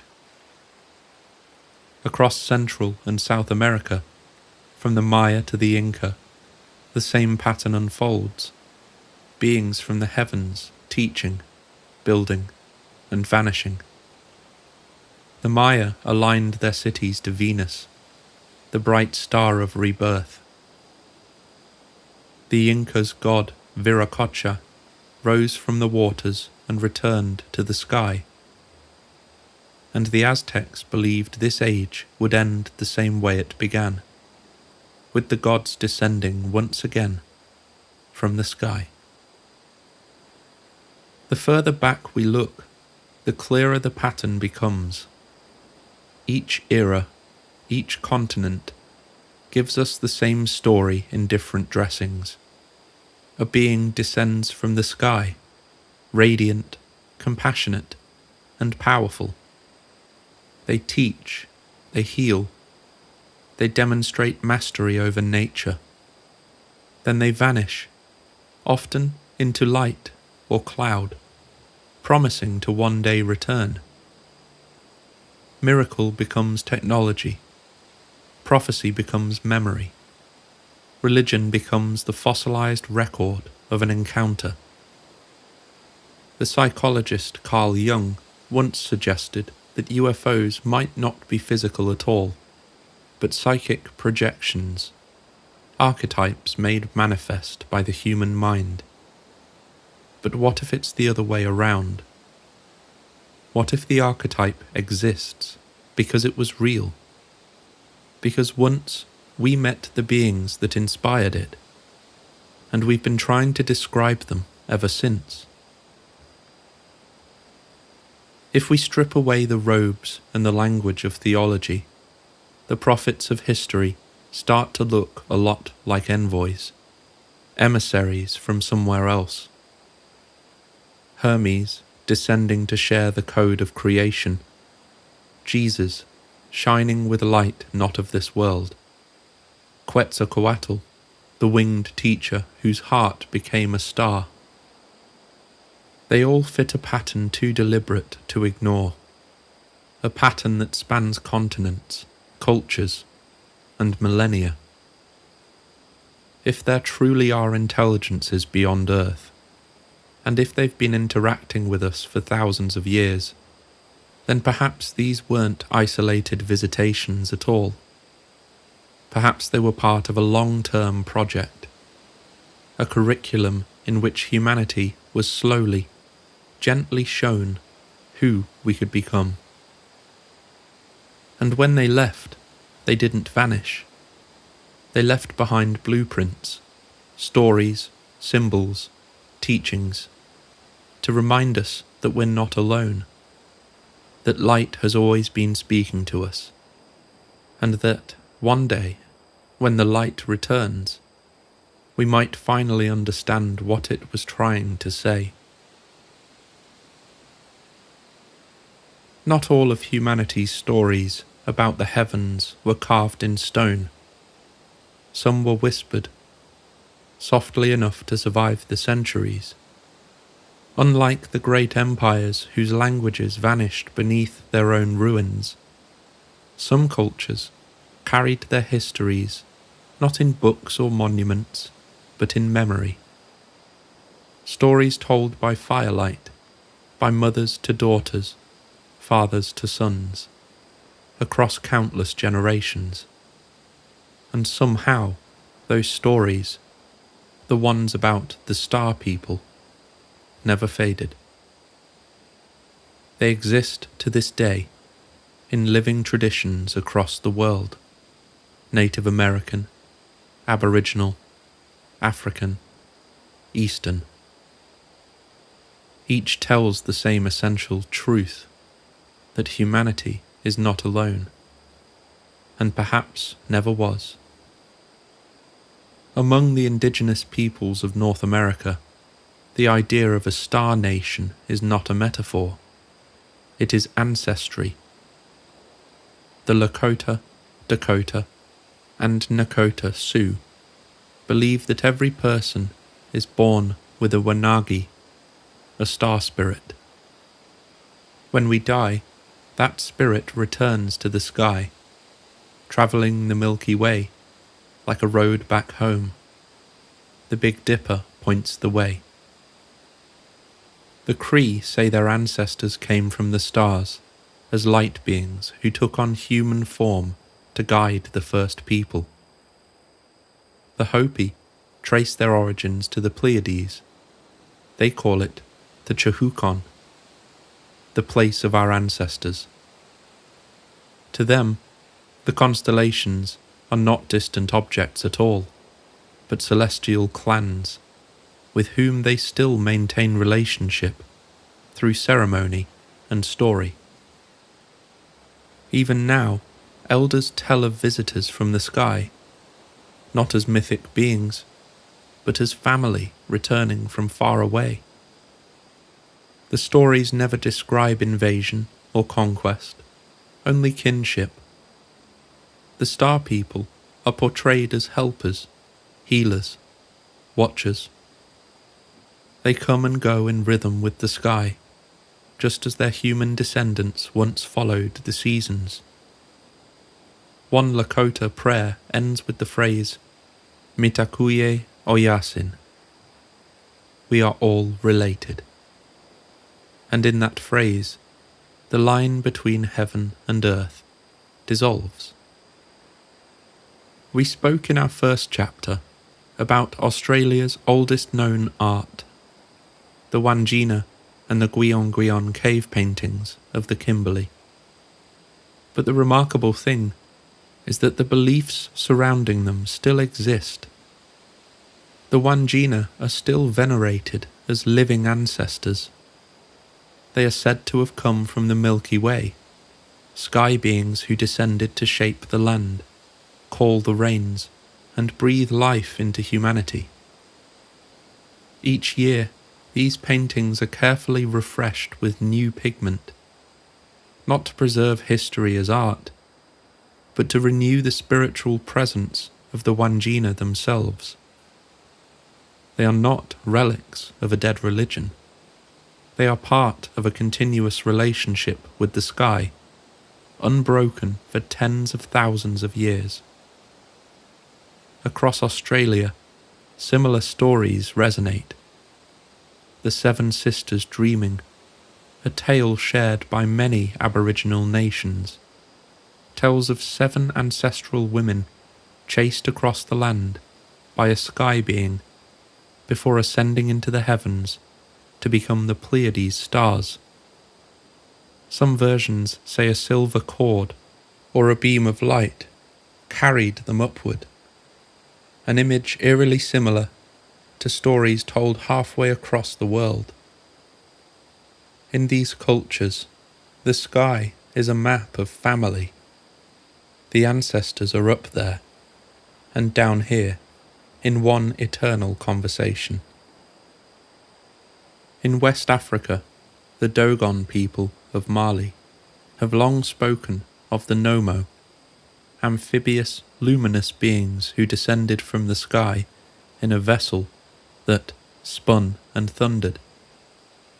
They brought with them knowledge of agriculture, astronomy, and language, and, most curiously, knowledge of the star Sirius and its invisible companion, Sirius B, long before modern science confirmed its existence.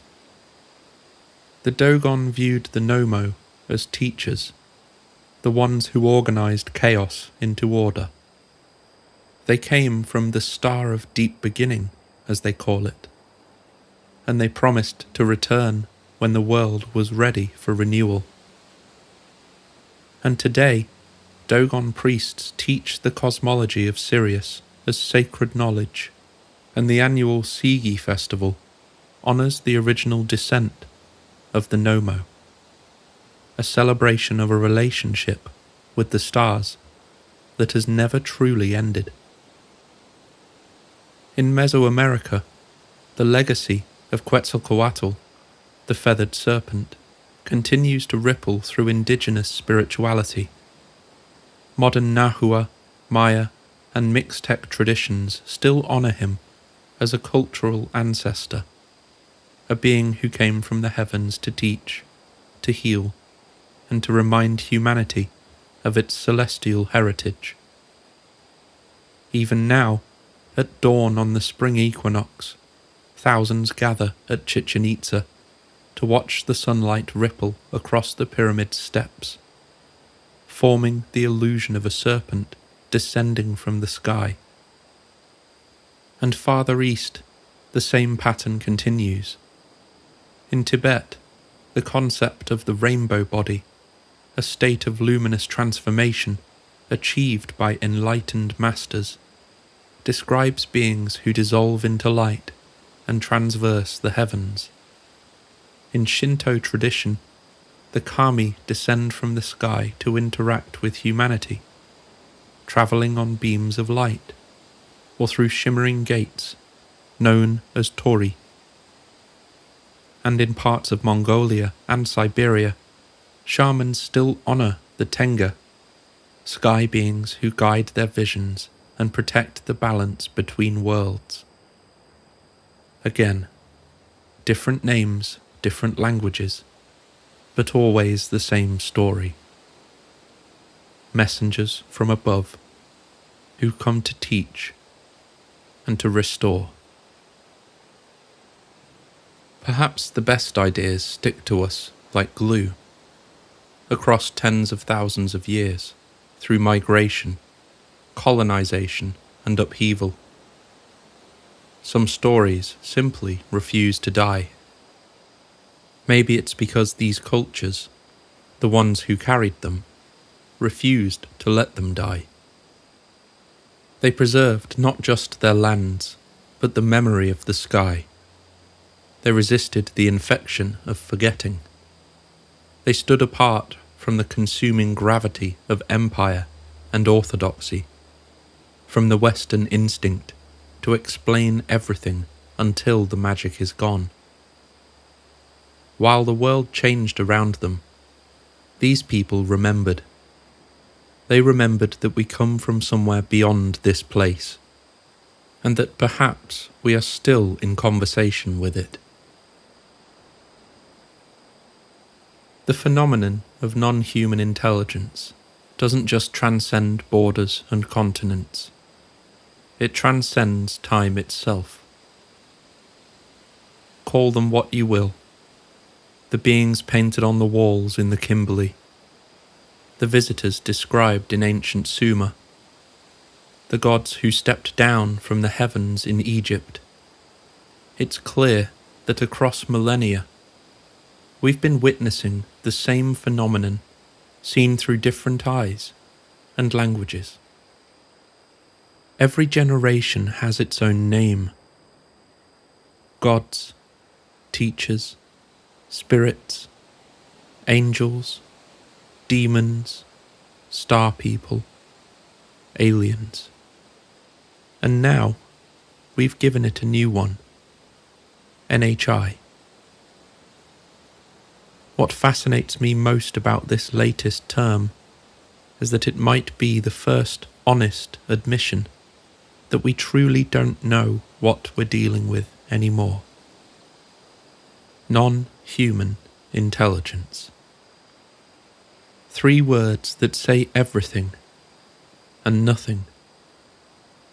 They could mean any of the names that came before: a god, a messenger, a creature of light.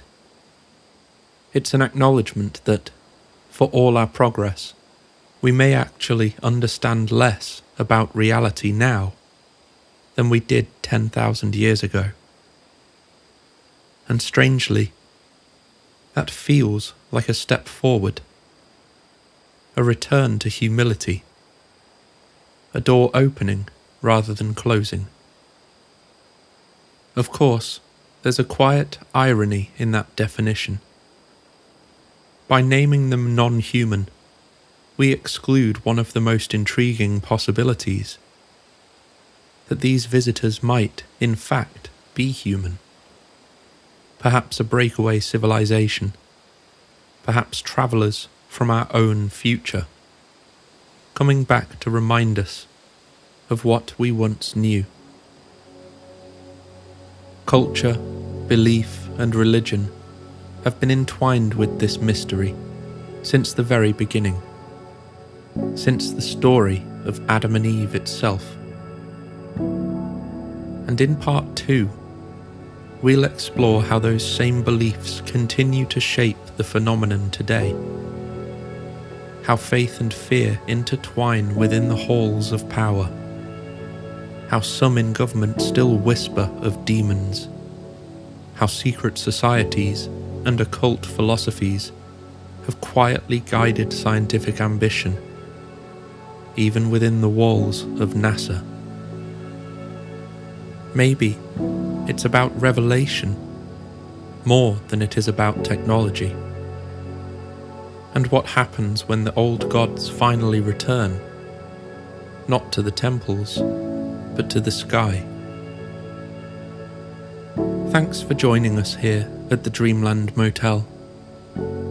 If you enjoyed our journey through the epochs, please like, subscribe, and share your thoughts down below. I'd genuinely love to hear them. Let's stir the coffee pot, leave the porch light on, and wait to see what drifts in from the dark. Good night, traveller.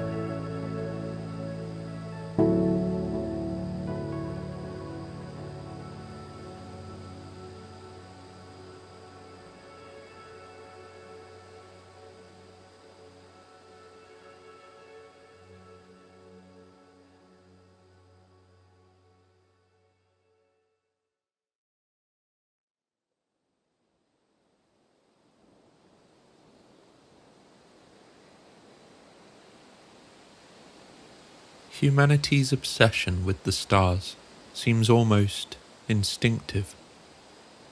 Gods looking down on us, angels moving across the sky, our ancestors immortalized in the tapestry of the heavens.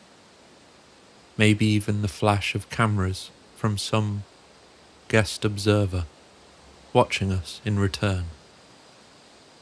After our exploration in part 1 of this 2-part deep dive, I hope it's as clear to you now as it is to me that our need to analyse what's above transcends culture and continent.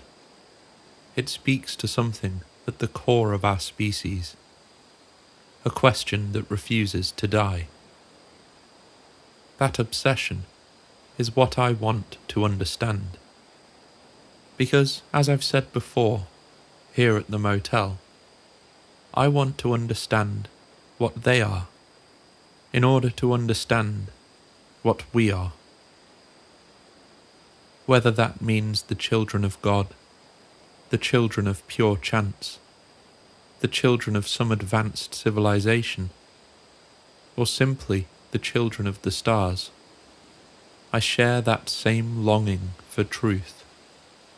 The journey itself brings me as much joy as the discovery ever could. I hope you feel that too. If you haven't yet seen part 1, you can find a link in the description. If you've already seen it, in this second part, we pick up where we left off. From pre-civilization to the first temples, from the dynasties of Egypt to the timeless sky stories of indigenous cultures, we now step beyond the so-called Age of Enlightenment into a world that believes it left superstition behind. But how much of that ancient gravity still pulls on us? How far does dogma still guide our science, our secrecy, our policy, even our experience of the phenomenon itself? Maybe what we call enlightenment is just another form of worship, one pointed at the mirror instead of the sky. And maybe, by seeing that clearly, we can re-enlighten ourselves now, in the 21st century, into a species unified not by fear or faith, but by curiosity. Welcome back, traveller, to the Dreamland Motel. If you enjoy the journey, please like, subscribe, and share your thoughts down below. Are you a believer? If so, what do you really believe? Tonight, we're heading back to room 116. Draw the curtains, unwrap that half-melted pillow chocolate, and settle in. We begin with what many consider the start of the modern age, a world remade by fire, the post-nuclear world. After the dust of the Second World War settled, the world found itself staring upward again. But this time, not in fear of bombs. It was the beginning of a new kind of fascination. The atomic age had shown us that gods could indeed fall from the sky. But now, perhaps, they could return from it too. The 1950s were a decade of contradiction, of optimism and anxiety, of drive-in theatres and fallout shelters. It was the moment when humanity's faith in technology collided with its fear of annihilation. And amongst the mushroom clouds and the satellites, a new religion quietly formed. Across the deserts of California, men and women began to gather under starlit skies.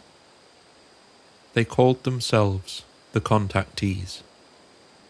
They spoke of meetings with luminous beings from Venus and Mars, visitors who descended with warnings. Their message was simple: live in peace or perish.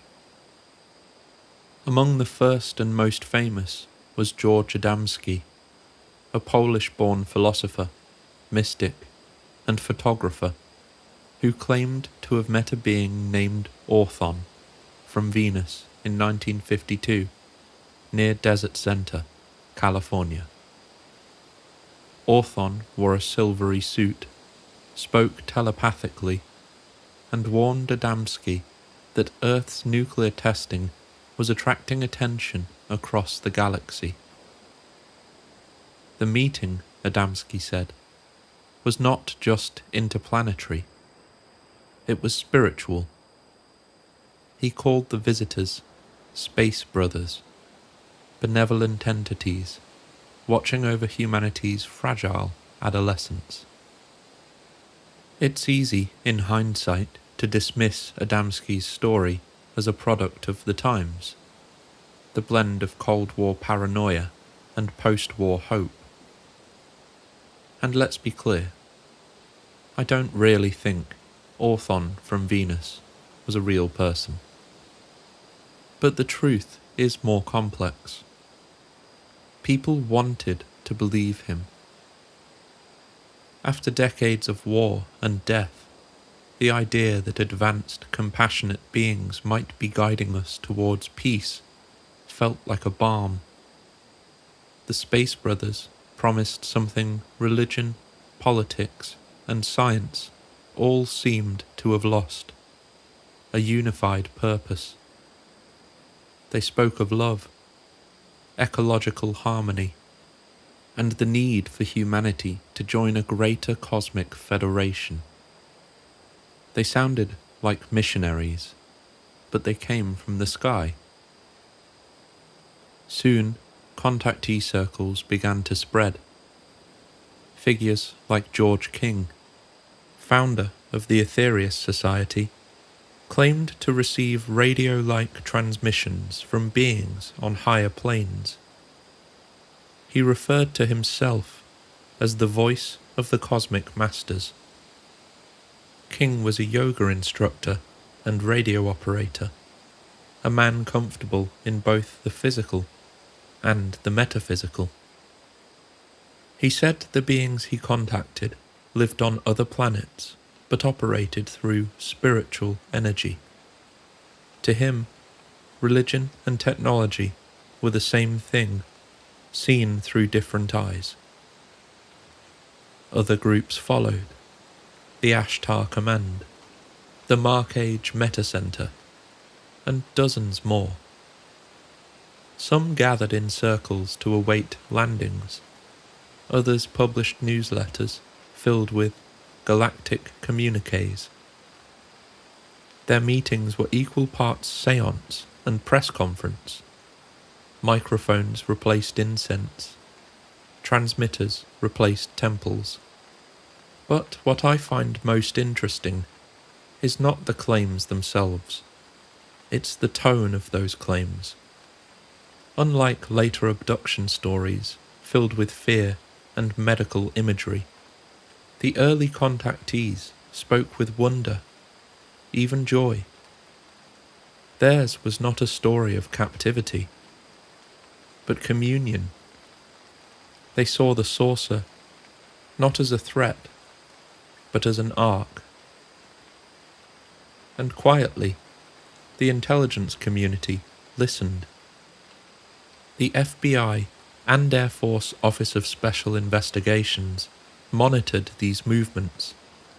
I'm not alleging they believed the Space Brothers were real, but they did recognize the power of belief. Declassified reports on figures like George Van Tassel noted that their meetings often took on a quasi-religious tone, sermons of peace and unity, dressed in cosmic language. In the background, both the CIA and the Pentagon were studying how UFO stories affected morale and public sentiment. If an idea could spread this far on hope alone, what else could it carry? Because once you understand belief, you can steer it. Perhaps the strangest part of all is how these early contactees predicted the tone of our current moment. They spoke of global unity, cosmic environmentalism, and an intelligence that transcends death and time. Adamski and King may not have had empirical proof, but their message, one of interconnectedness and planetary awareness, echoes eerily in today's discord around NHI and consciousness. Maybe that's why these stories endure. They offered the same comfort religion always has, that we are not alone, that we are loved, that there is order in the chaos. But unlike traditional scripture, these new Gospels came with photographs, radio signals, and meeting times. It was belief rendered technological, a proto-internet of souls stitched together through mail-order newsletters and shortwave broadcasts. If the ancient temples we studied in Part 1 were humanity's first stone antennas to the heavens, then these desert meetings were their electric successors, our first wireless prayers. To many, if not most, the contactees were heretics or hoaxsters. To others, they were prophets, updating the language of revelation for a world that had seen both Hiroshima and Hollywood. Their messages, written in the vocabulary of atomic light, mirrored the fears and hopes of an era that had tasted godhood and mortality at once. Even now, their influence lingers. Modern channelers still invoke Ashtar and Orthon. Meditation groups gather to invite craft to land, and NASA scientists discuss technosignatures, the faint echoes of life beyond our atmosphere. Different methods, same impulse, to bridge the distance between ourselves and the infinite. Perhaps these contactees weren't inventing a new religion at all. Perhaps they were just reviving an old one. The oldest. The one where the sky listens. The contactees didn't emerge from a vacuum. They appeared in a decade already humming with skyward tension. Radio towers dotted the horizon. Jet contrails stitched together the clouds. And men returning from war brought home stories they could never quite file away.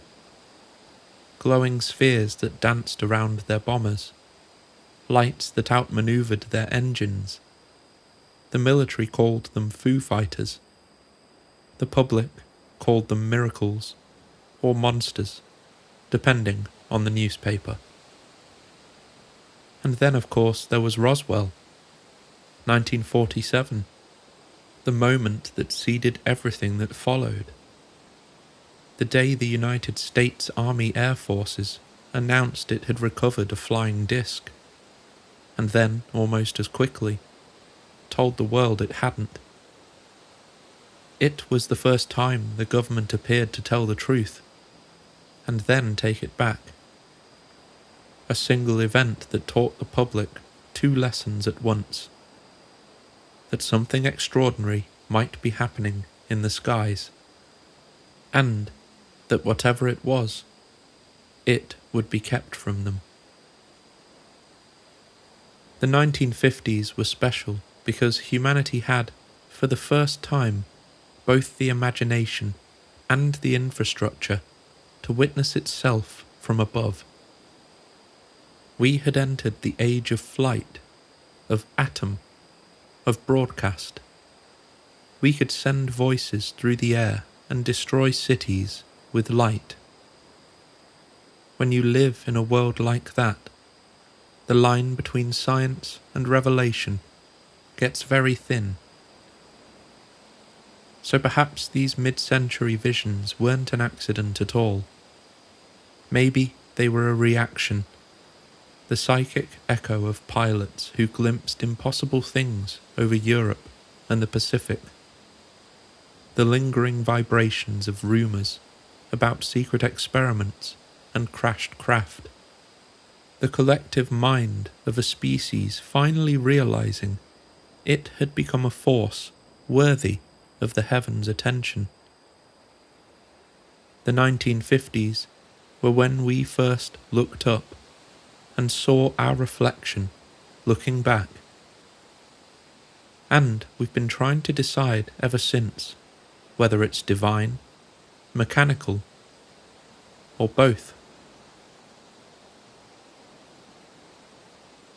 As far as we know, the post-nuclear age marked the first time in human history that our curiosity about the unknown went underground. For reasons still unclear, the same governments that had just split the atom decided that serious exploration of the phenomenon, consciousness, life beyond Earth, even the limits of human perception, shouldn't be conducted in universities, temples, or public squares, but should be conducted in classified back rooms, beneath fluorescent light and lock and key. Maybe it was paranoia, maybe it was power, but for the first time, curiosity became a matter of national security. It's ironic, really. After all we learned in Part 1 about our ancestors' willingness to build temples and carve gods from stone in the open air, the 20th century chose to hide its wonder behind concrete and clearance levels. For thousands of years, humanity had been ready to meet the unknown. It was only those with their fingers on the trigger, those who had already dropped the bombs, who decided the rest of us weren't. And so began the secret faith of the state. In 1947, as stories of discs and debris swirled around Roswell, the newly formed CIA and its military counterparts were already asking a very difficult question. Not what are they, but can we use them? If the phenomenon was real, could it be reverse engineered? If it wasn't, could it be imitated, projected, to influence the enemy's mind? By the early 1950s, both the United States and the Soviet Union were experimenting with psychic warfare, each convinced that the other had already made progress. Telepathy, remote viewing, psychokinesis, all were studied under different project names: Bluebird, Artichoke, MK Ultra. The research was a mixture of genuine curiosity, Cold War paranoia, and the oldest human instinct of all, to pray that power might come from the unseen. But as the technology advanced, something stranger happened. The scientists began to sound more like mystics. In the 1950s, an American physician named Andrea Puharich began hosting experiments at his rural lab in Maine. He was interested in psychic phenomena, but also in its potential link to what he called non-human intelligences. Through trance sessions with a medium named Dr. D.G. Vinod, Puharich claimed to receive communications from an entity calling itself the Nine, a group of ancient beings who said they had guided humanity's evolution for millennia. According to Puharich's own notes, these intelligences identified themselves as the governing council of this planet and spoke of returning to awaken human consciousness. His inner circle included military officers, engineers, and later even high-ranking business figures. To them, the sessions weren't seance, they were research. Puharich called it channeled science. Years later, the Nine would reappear in the writings of Gene Roddenberry, the creator of Star Trek, and in the claims of several government-affiliated remote viewers. Whether or not you believe the transmissions were real, their presence within classified and creative circles alike shows one thing clearly. The idea of higher intelligences guiding human progress was now part of the infrastructure. Belief had been embedded into the circuitry. By the 1970s, this fascination crystallized into a formal program. Under the umbrella term Project Stargate, the US Army, and the Defense Intelligence Agency trained soldiers and civilians to see distant locations using only their minds. The method was called remote viewing, a mix of disciplined meditation, intuition, and imagination wrapped in military procedure. The results were classified for decades, but many participants claimed startling accuracy, describing Soviet submarines, hidden airfields, or even targets in space. Skeptics dismissed it as coincidence or clever guessing. Yet, even after multiple audits, the government continued to fund it. For 20 years. Someone, somewhere, believed it worked. And what's more interesting is the mindset behind it. For the intelligence community, belief wasn't a liability. It was just another tool.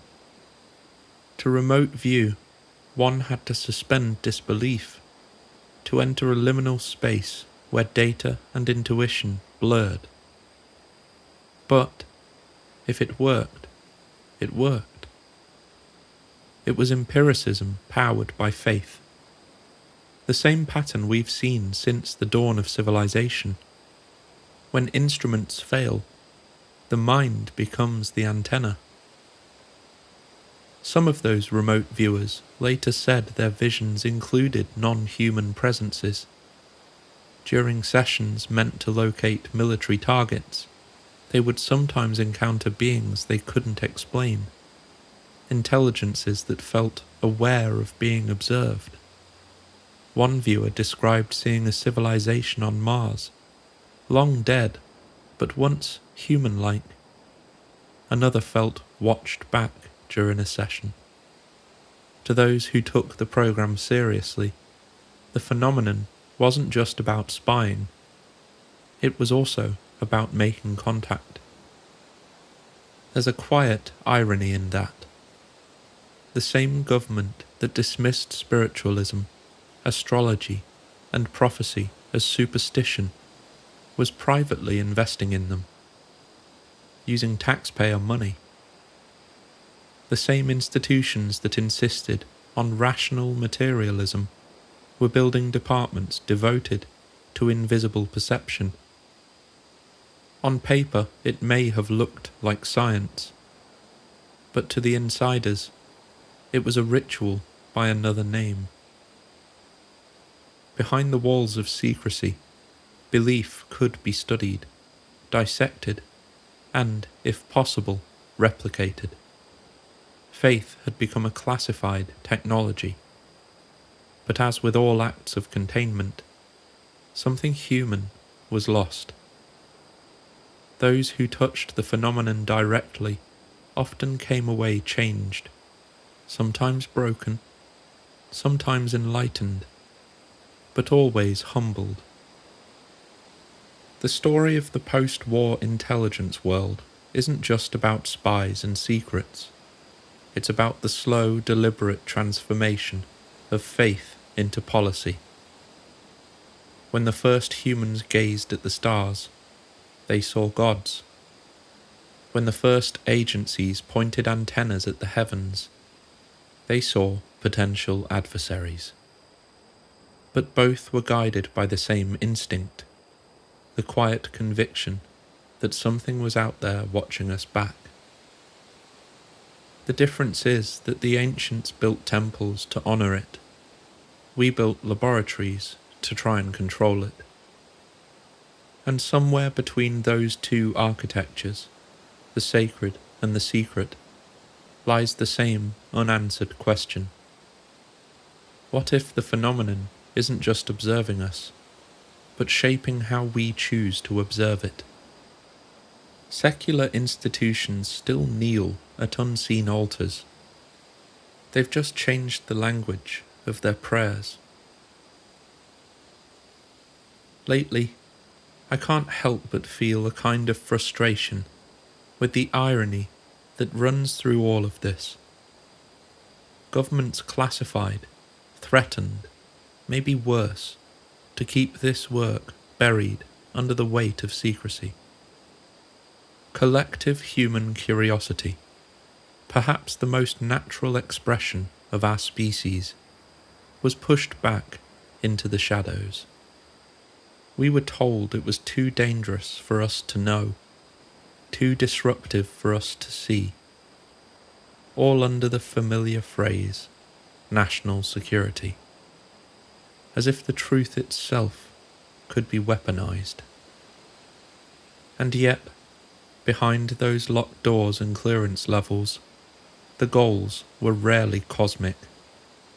The men in charge weren't searching for the soul of the universe.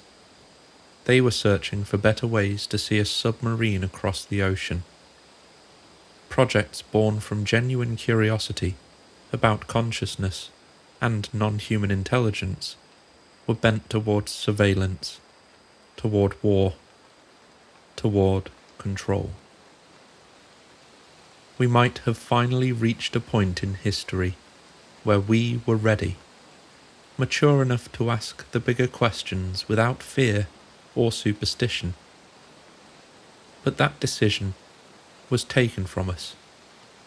It was made, as always, by a small group of powerful men who believed they were the only ones capable of handling the truth.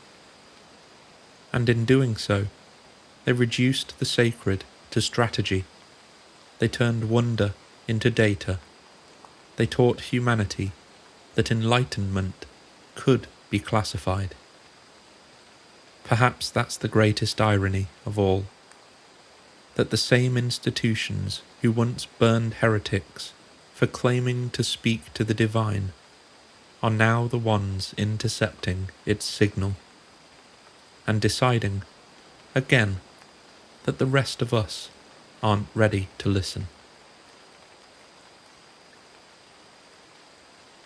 The longer I've looked into the phenomenon, the more I've started to suspect that belief isn't a side effect of contact. It might be the entire point of it.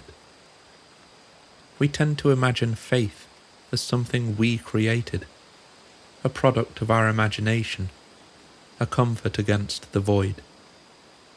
But what if belief was given to us, installed like a piece of code, a behavioral architecture designed not for control in the traditional sense, but for continuity, to keep us evolving along a trajectory we can't fully see? If that sounds abstract, think about how early life learned to follow light. Phototropism isn't a decision, it's an orientation. Plants don't choose to reach for the sun, they're compelled to. What if our search for higher meaning is the same kind of instinct, encoded not in chlorophyll, but in consciousness? Every civilization begins the same way, with a story. A being descends, teaches, warns, blesses, or demands. The instructions are rarely technical, they're moral. They tell us how to behave, how to organize, how to live together. The gods of the early world didn't just create, they structured.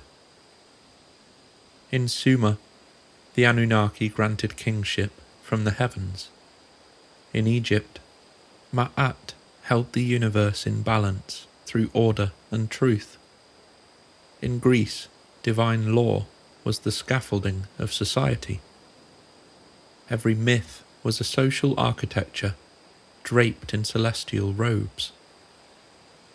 If we strip away the symbols, the wings, halos, thrones, and chariots of fire, what remains is a remarkably consistent formula. Obedience, hierarchy, consequence, and redemption. A moral operating system written in awe. And awe, it turns out, is the perfect stabilizer. It binds communities, diffuses conflict, and ensures the survival of ideas long after their original authors have vanished. In a way, awe is a control, the kind we volunteer for, the kind we become addicted to. Imagine you are an intelligence trying to guide a young, volatile species. You can't reveal yourself fully. They'd either worship you or destroy you. So you seed symbols instead. You send emissaries, dreams, laws, a handful of miracles, and wait to see what they build around them. If they build temples and languages of reverence, the experiment continues. If they turn that reverence into violence, you withdraw, and maybe reset the simulation. Across epochs, that pattern holds. Each visitation, whether divine or technological, arrives with rules, commandments, rituals, expectations. They shape behavior through meaning. Even today, every political or ideological movement follows the same script: a founding revelation, a chosen interpreter, and a promised future. If you think of humanity as an emergent system, belief appears to be in the firmware itself. Everything else, culture, government, science, runs on top of it. Some modern researchers in consciousness theory propose that reality itself may be participatory, that observation shapes outcome. If that's true, then it may be more appropriate to consider belief as a form of creative act. It builds the world as we perceive it. So what happens when an advanced intelligence understands this better than we do? If faith can shape reality, perhaps the phenomenon learned to shape faith. Consider the consistency of the messages delivered across thousands of years. Be kind, seek unity, respect the creation, fear the consequences of hubris. It's as if we've been gently coached toward moral coherence, a kind of spiritual homeostasis. And yet, every so often, the message fractures, and belief becomes dogma. Temples become governments, revelation becomes regulation, and the architecture of awe turns into a prison of ideology. Was that part of the plan, or just human error? Some theorists, Jacques Vallée among them, and we'll return to him later in more detail, have wondered if the phenomenon operates as a control system, periodically nudging civilization back toward balance when it drifts too far. In that sense, the gods, angels, and now non-human intelligences may all be iterations of the same feedback loop, behaving more as a source of course correction than of domination. A mirror held up at key moments in our evolution, asking the same question in new languages. Are you ready yet? If belief is a system installed by something older than us, it raises a strange paradox. Each time we outgrow an old religion, we just build a new one, sometimes without even noticing. We replace gods with governments, angels with algorithms, miracles with machines. But the structure remains identical. There are initiates, hierarchies, and holy books. Now they're called classified documents. In a way, the institutions we explored in the last chapter are simply the latest priesthoods, carrying out rituals of secrecy instead of worship. They too believe in something unseen, something powerful enough to reshape the world, and they guard it with reverence. Maybe that's why true disclosure never seems to arrive. Maybe the phenomenon understands that belief itself is the containment field. Every revelation becomes mythology the moment it's spoken aloud. Every truth becomes a story, and stories can be controlled. If these intelligences exist, whatever form they take, then why remain elusive? Perhaps it's out of necessity. If their intention is not contact, but calibration, they don't need to land on the White House lawn or reveal themselves to every eye. All they have to do is whisper to the right minds at the right times and let belief do the rest. Because belief spreads faster than light. It can reshape nations, rewrite history, and survive every empire that tries to contain it. It's the most efficient delivery system in the universe. If you wanted to guide a species without direct intervention, perhaps you'd build parables, not pyramids. And maybe that's exactly what they did. I wasn't given a faith growing up.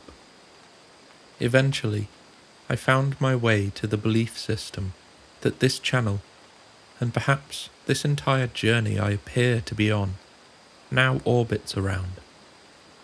But for most people who call themselves religious, faith isn't something discovered through searching. It's inherited, passed down through family, through community, through the simple repetition of ritual. It's being carried to church before you can walk. It's finding a Bible in your parents' closet while playing hide and seek with a sibling. Or maybe it's the quiet grief after losing someone you loved, when their beliefs suddenly feel like the only thing keeping them close. Maybe they stick. Maybe they just arrive when you need them most. I'm not saying one path is better than the other. To me, it's all beautiful. All stories, all meaning, all given. Handed down through epochs of memory, written word, and whispered tradition. But I can't help wondering how far back this inheritance really goes. Does belief itself have a beginning? Who invented belief? Was there ever a time before faith? If our moral codes and ideas of purpose can be traced all the way to the first flicker of human consciousness, why not further? Belief, in its purest form, is a kind of light. It can illuminate the darkest corners of the mind. But unexamined, that same light can blind. That's where belief becomes dogma, conviction without curiosity, faith without question. And as we move into the next chapter, we'll see how even in the so-called age of science, dogma didn't disappear. It simply changed costume. The robes became lab coats, the altars became test stands, and the prayers became equations. The gods of the past were replaced by engineers, and the miracles by machines. When the age of miracles gave way to the age of machines, most people assumed the magic had been left behind. But look closely at the man who first built the engines that could reach the heavens. and you start to wonder if the ritual ever really ended, or if it simply changed its instruments. The story begins in the dry California air, somewhere between the desert and the dream. It's the 1930s, the dawn of rocketry, and a young man named Jack Parsons spends his nights in a makeshift lab, blowing up fuel mixtures in his mother's backyard. By day, he's the brilliant co-founder of what would become the Jet Propulsion Laboratory. By night, he's a magician. Literally. A disciple of Aleister Crowley's Thelema, he leads occult rituals in a crumbling Pasadena mansion he affectionately calls the parsonage. The neighbours whisper about the chanting, the strange lights, the naked midnight ceremonies. He doesn't deny any of it. For Parsons, science and magic were simply two languages trying to describe the same thing: energy. One measured it, the other worshipped it. By 1946, Parsons' obsession had fused into a single pursuit: to contact the divine directly, to invoke a new goddess for a new age. He called it the Babylon Working, a series of rituals meant to summon the Scarlet Woman, the embodiment of feminine cosmic power. He believed it would mark the dawn of an era of revelation, a spiritual equivalent of splitting the atom. And for this, he needed a partner. Enter L. Ron Hubbard, a charming ex-naval officer and pulp science fiction writer who had recently drifted into Parsons' circle. Hubbard was quick-witted, charismatic, and curious, the kind of man who could quote scripture one moment and invent a galaxy the next. Together they set out to do something no one had ever dared: to open a door between worlds. Over 11 nights, they performed the Babylon Working. Hubbard acted as scribe, astrally observing, while Parsons conducted invocations and magical rites that combined Enochian chants, sexual energy, and sheer audacity. He called upon the goddess of the New Age to take human form, to bring enlightenment to a post-nuclear world teetering on madness. And then, the story goes, she arrived. A woman named Marjorie Cameron appeared at the parsonage days later, fiery-haired, magnetic, and utterly unlike anyone Parsons had ever met. He believed she was Babylon made flesh. Together they began rituals to conceive a moon child, a prophesied being who would herald the next step in human evolution. Crowley himself was horrified, writing from London that his protégés had, quote, lost their minds. But Parsons felt like he'd succeeded. He wrote a text he claimed was dictated by Babylon herself. Liber 49, the Book of Babylon, proclaiming that a new aeon had begun. It was 1946. Within a year, the first UFOs would be spotted over the American Southwest. Some later suggested, only half-jokingly, that Jack Parsons might have actually cracked something open that could never be closed again. If Parsons was the dreamer, Hubbard was the pragmatist, or the conman, depending on who you ask. While Parsons sought communion with gods, Hubbard saw opportunity in the minds of men, He convinced Parsons to invest his life savings in a yacht-buying venture, promising profits that would fund their future magical work. Instead, Hubbard ran off with the money and Parsons' lover, vanishing to Florida to start a new life. Parsons tried to stop him through both legal injunctions and magical invocation. According to his diary, he performed an emergency ritual that seemed to summon a storm, forcing Hubbard's boat back to shore. But it didn't matter. The damage was already done. By 1950, Hubbard had reinvented himself again, no longer a magician's apprentice, but a scientist.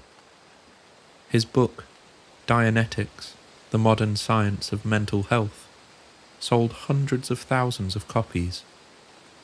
He claimed it was not religion, but technology, a system for clearing the minds of trauma and unlocking latent psychic power. It was, in a way, the same promise Parsons had sought through ritual, only now wrapped in scientific language and sold to the masses. And by 1953, it was given a name: Scientology, a new cosmology for the atomic age. The robes replaced by lab coats, the altar replaced by an e-meter. The same old hunger for contact and transcendence, repackaged, mechanized, monetized. What links these two men, the rocket engineer and the prophet of self-help, is their shared conviction that humanity could be transformed through knowledge, ritual, and will. Both believed that the human spirit could transcend flesh and gravity itself. Both blurred the lines between invention and invocation. Jack Parsons literally pushed humanity toward the stars. His jet-assisted takeoff systems became foundational to modern spaceflight. Yet, when he wasn't mixing rocket fuel, he was mixing alchemy.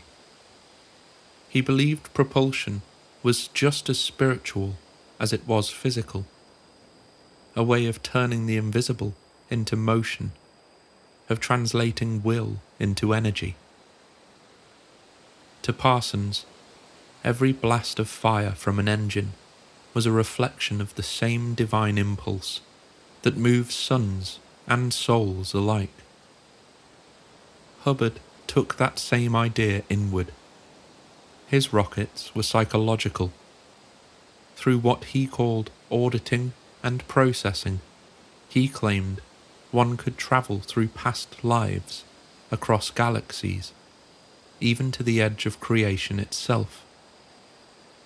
In the secret teachings of Scientology, humanity's origins are explicitly extraterrestrial. Souls scattered across the stars, bound by invisible chains of ancient wars. It's the same kind of myth we've already heard, dressed in chrome. The gods became aliens, and salvation became a system.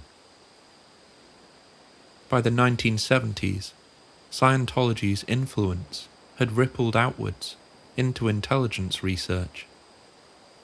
Figures like Hal Puthoff and Ingo Swann, both high-ranking Scientologists, were conducting psychic experiments for the aforementioned Project Stargate. The boundary between science and spirituality had dissolved entirely. The state was financing seances under fluorescent lights. And in a way, it all began with two men in Pasadena trying to talk to the sky. Jack Parsons died young, blown apart in an explosion in his home laboratory in 1952. Whether it was accident or something stranger, no one can say. He was 37, the same age Jesus was said to have been when he left the earth behind himself. L. Ron Hubbard lived on, building a vast movement that would outlast him by decades, ruling it with the same mixture of charisma and paranoia that had once filled Parsons' house. He swapped incantations for contracts, but the structure was the same: hierarchy, secrecy, revelation. For all their differences, both men were chasing the same revelation. As above, so below. To command the heavens, you first have to understand the soul. Some say Parsons opened a portal. Others say Hubbard sealed it. Either way, their lives mark a strange turning point. The moment when mankind stopped praying to the stars and started building the engines to go and meet them. The rituals never really stopped. If you strip away the myth and scandal, what remains is something profoundly human. Our magicians became engineers, our prayers became formulas, but the desire was always the same: transcendence. Parsons looked to the heavens and saw gods. Hubbard looked to the mind and saw galaxies. Both believed the divine could be understood, that we could systemize the mystical. And maybe somewhere we have. Maybe every laboratory is just another temple, every launch pad a new altar, and every experiment another ritual in disguise. Every generation crowns its magicians as engineers, and every machine we build is another step toward the stars. Another whispered incantation to the mystery that made us. It's strange to think of science as simply the next iteration of the same method we've always used to make sense of the unknown. But it's worth remembering, facts have always existed. To the Egyptians, it was fact that Ra sailed his solar bark across the sky. It was once considered fact that the earth sat at the center of creation. And it was once fact that the alignment of planets could cause plagues. So much so that physicians once diagnosed illness using star charts.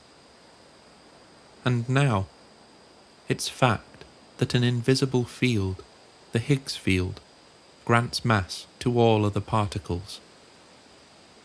Think about that. As an expression of our time, it's no less mysterious than any myth that came before it. Each fact is simply the current language of faith. Faith that we've understood the universe correctly this time. So I try not to judge truths by their supposed certainty, but by their fruits. And yet, just because something works for now, doesn't mean it will forever. Even Isaac Newton's law of gravitation, once the most elegant truth we'd ever known, eventually yielded to Einstein's relativity. We build temples, we tear them down, and we build new temples, and we call it progress.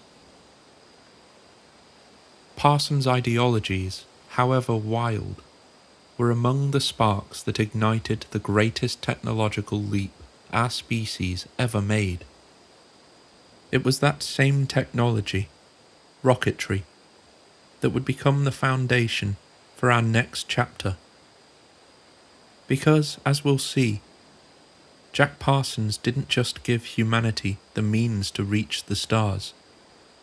He may also have passed along the philosophy that still shapes those who build the machines to take us there.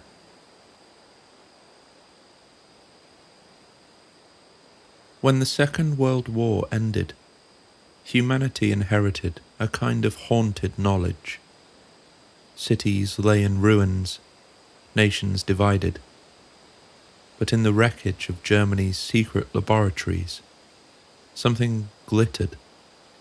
The technology that could finally lift man off the earth. It was knowledge born of destruction, baptized in fire. And America wanted it. Under the quiet name Operation Paperclip, more than 1,600 scientists, engineers, and medical specialists were brought to the United States from the ruins of the Reich. They were given new homes, new names, and in some cases, new histories. Among them was Werner von Braun, the young prodigy who had once built rockets for Hitler, weapons that fell on London with the sound of thunder and the precision of prophecy. When he arrived in America, he looked more like a missionary than a prisoner of war. He talked about rockets not as tools of war, but as instruments of destiny. He dreamed of space stations and colonies on Mars, and of humanity's inevitable future among the stars. The press called him a visionary. His colleagues called him the father of the space age. But I can't help but see him as something older, a high priest of propulsion, carrying the torch of a mysticism that never quite died when the old order burned. To understand the world that shaped von Braun, you have to understand that Germany's rocket dream wasn't built purely on science. It was steeped in esoteric belief. Long before the war, secret societies like the Thule Society and the Vril movement wove myth and nationalism into a cosmic narrative. A belief that an ancient superior race had once descended from the stars, leaving behind both the knowledge of flight and the promise of return. In their eyes, ascension wasn't spiritual metaphor, it was a technical objective. They sought the heavens not through prayer, but through engineering. I cannot verify the following quote with 100% certainty, but von Braun's mentor, Hermann Oberth, the quiet philosopher of spaceflight, once said, "We cannot take credit for our own record advancement in certain scientific fields. We have been helped." By whom, he left to interpretation. But in his later writings, Oberth allegedly spoke of visitors, people of other worlds who have come here to warn us. It's a strange admission for a man of physics. Stranger still, that history seems to have quietly looked the other way. This was the inheritance von Braun brought with him to America. The dream of ascension through machinery, the belief that technology was a divine gift to be fulfilled through action. The empire fell, but the faith survived and learned to speak English. When NASA was officially founded in 1958, it didn't build itself as a bureaucracy. It built itself as a mythology. The names alone, Mercury, Gemini, Apollo, Artemis, sound less like missions and more like scripture, each borrowed from the pantheon of antiquity, gods of communication, duality, the sun, rebirth. Each symbolized humanity's steady climb toward the heavens. Even the language of NASA carried ritual weight. The countdown, the ignition, the rhythmic call-outs, all felt like a liturgy. The control room, bathed in the glow of screens, became a sanctuary. And when a rocket lifted from the pad, roaring into the air like an artificial sunrise, it was as though the entire world held its breath in reverence. It's easy to think of those missions as the triumph of pure science, but there are parallels with their architecture and the sacred geometry of older civilizations.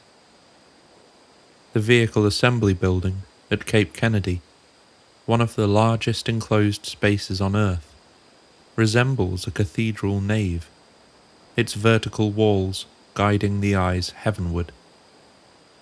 The Saturn V rocket itself, towering higher than the Statue of Liberty, is shaped like a modern obelisk. Its very design carries the same symbolic weight as the spires of a temple, a single line connecting earth to sky, man to God. And beneath the surface, the echoes of ritual remained. And while we look at the buildings and the rockets and point out those pretty comparisons, the fact remains, many of the men behind the program were Freemasons, including Buzz Aldrin, who carried a Masonic flag to the moon and performed a private communion before stepping onto the lunar surface. Masonic symbols appear in mission patches, inscriptions and coordinates, small fingerprints of lineage that predates the Enlightenment itself. The Apollo name was chosen deliberately.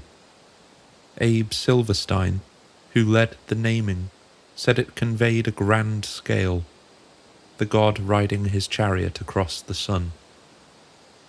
He might as well have said, "We built a new chariot, and we intend to ride it across the void." If von Braun brought the technology, he also brought his theology of propulsion, that the combustion of fuel could become a sort of sacrament, a literal transmutation of matter into light. Every launch was an act of creation, mass into energy, energy into motion, motion into transcendence. The same equation that powered the bomb now lifted humanity toward the stars.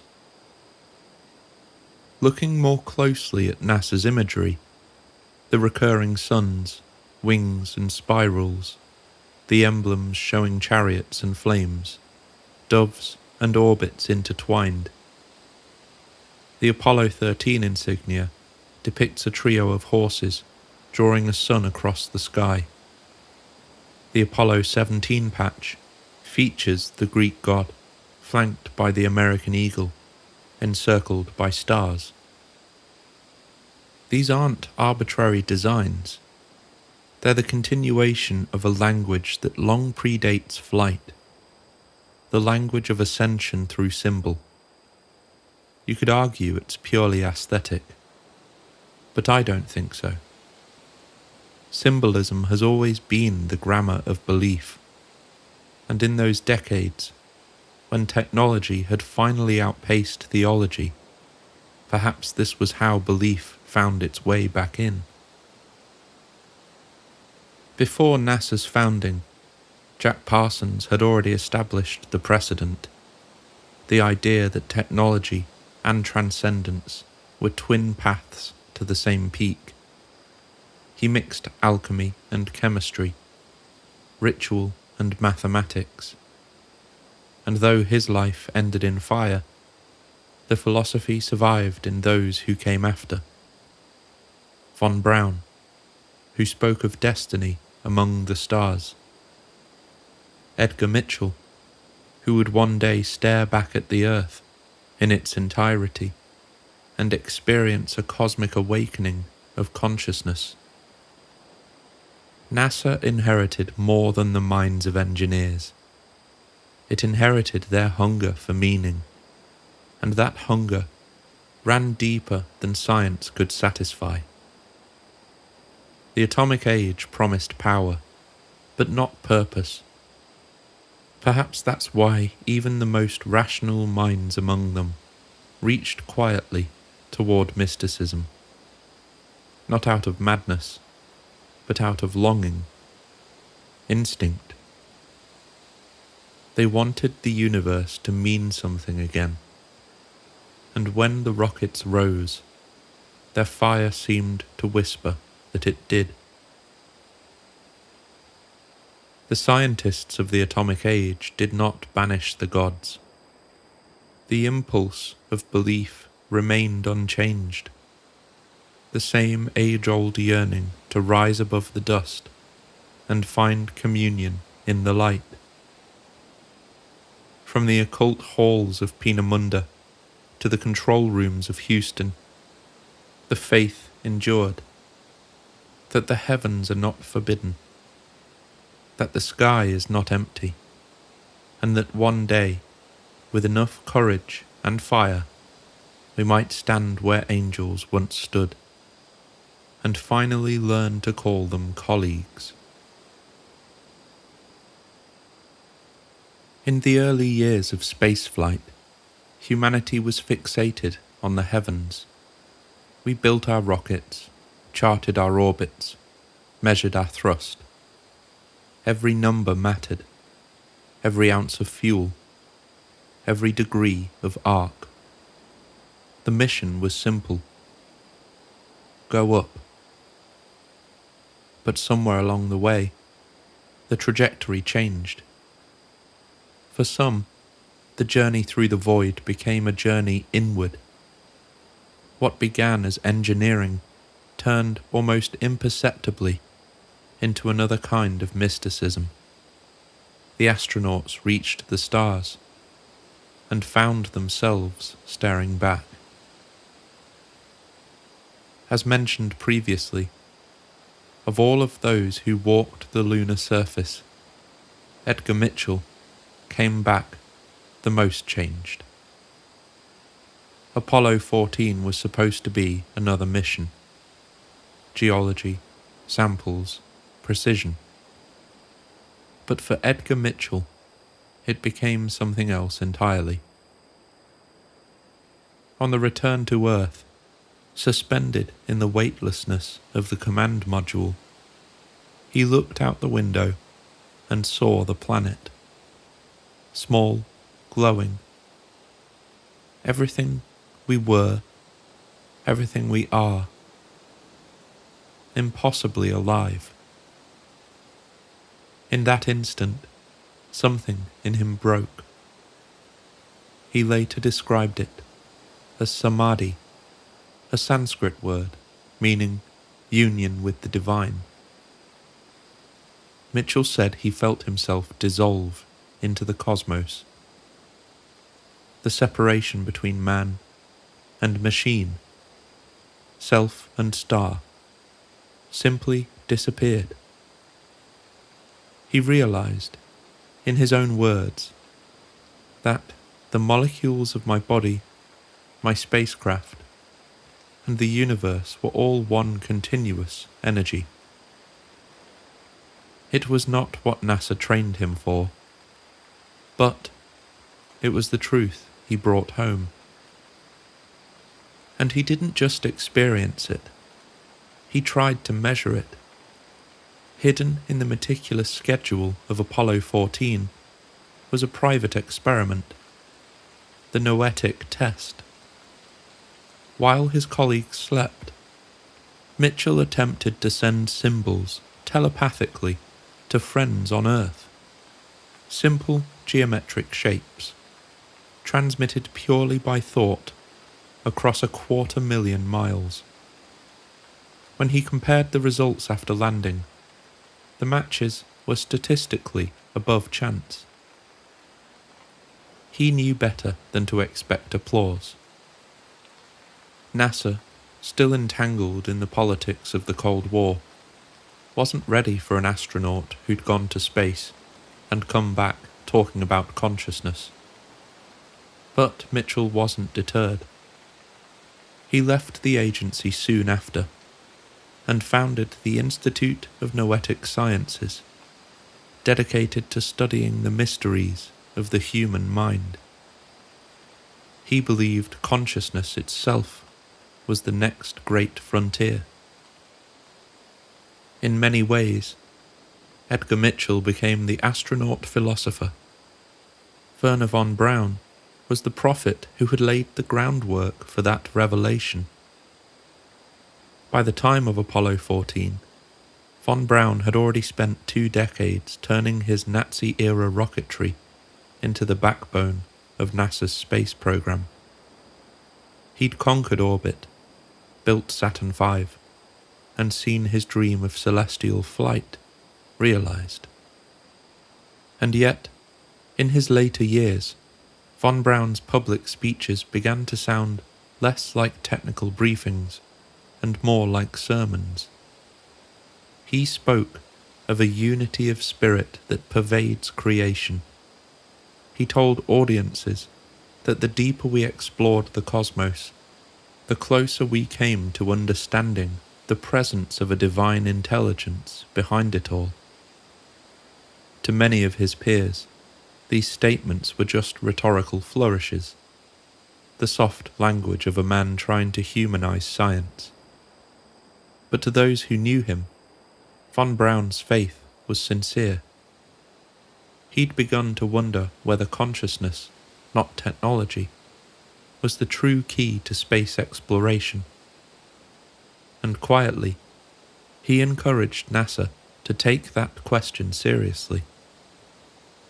There are accounts that von Braun privately supported Edgar Mitchell's early noetic research. The two men, though separated by generation and ideology, shared the same conclusion, that the pursuit of outer space was also the pursuit of inner space. And here lies a beautiful symmetry. The engineer who launched rockets skyward, and the astronaut who followed them, only to find divinity within. One built the ladder, the other climbed it, and realized it led straight back into the mind. By the mid-70s, the agency was no longer just an engine of physics. Behind the public image of white coats and control rooms, a quieter conversation was taking place among certain scientists and flight controllers. It wasn't a conversation about propulsion or payload. It was about perception. Mitchell's reports of transcendence weren't unique. Other astronauts, including Gene Cernan and Rusty Schweickart, described similar shifts, moments where the infinite expanse outside their window produced a sudden, overwhelming empathy, a sensation that reality itself was conscious. NASA didn't publish these feelings in mission logs, but they circulated through the halls in private discussions, whispered over coffee and correspondence. A few insiders began to wonder if spaceflight itself acted as a catalyst, if the prolonged isolation, the absence of gravity, the immersion in cosmic silence somehow altered human consciousness. Even the astronauts' heart rhythms behaved differently in orbit, syncing with strange circadian patterns influenced by solar activity. Some began to half-jokingly call the condition the overview effect. But for others, it was no joke at all. It was evidence that the human mind, when untethered from Earth, might begin to perceive reality as it truly is, boundless, connected, alive. Around this time, small pockets of scientists within NASA began exchanging papers with thinkers outside the agency. Parapsychologists, theologians, even philosophers of mind The familiar names, like Andrea Puharich and Harold Puthoff, appeared in correspondence, as if drawn by gravity to the same question. What is consciousness, and can it be measured? But NASA's involvement was always cautious. Those weren't official programs, and no funding line carried the word psychic. Still, a network began to form, a subtle cross-pollination between government laboratories, private research institutes, and independent thinkers who saw no contradiction between technology and transcendence. For them, it was just physics waiting to be decoded. It was in this cultural undercurrent that a new generation of engineers quietly took note.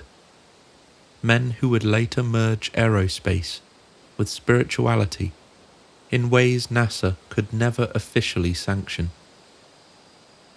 One of them was Tim Taylor, known in Dr. Diana Pasulka's research as Tyler D. Taylor had worked as a mission controller and technical consultant on several space-related programs, a man deeply embedded in the logic of machines. But, like Mitchell before him, he came to believe that inspiration itself might be a form of contact.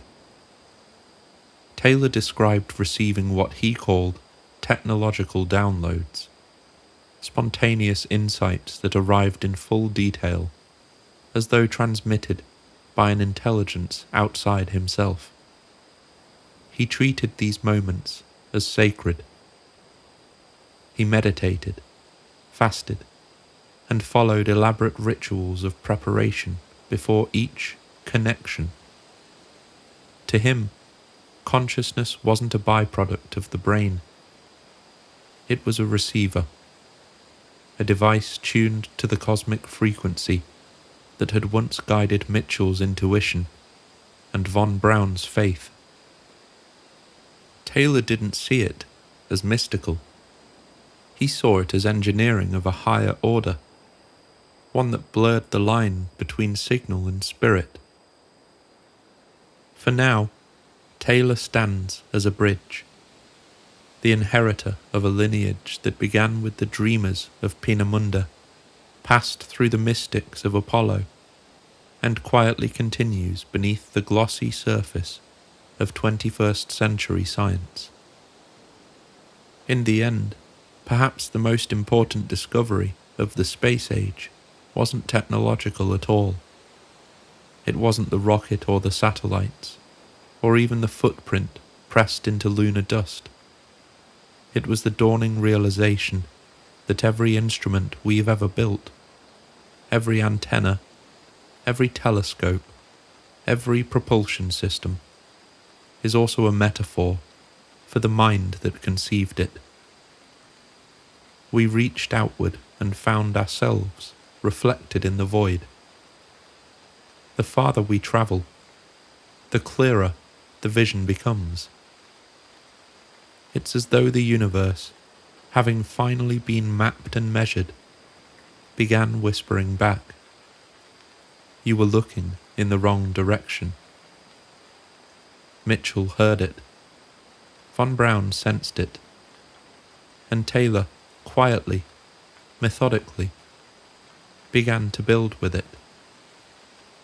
Maybe the stars were never the final destination. Maybe they were the signal all along, calling us to look inward.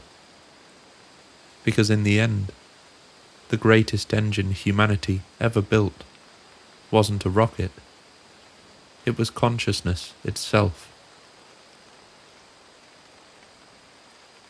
When Professor of Religious Studies Diana Walsh Pasulka began comparing medieval apparition accounts with modern abduction testimonies, she expected to be working at the margins of religious history, not to become a node in a quiet network of aerospace insiders, Vatican archivists, and technologists hunting for the same thing.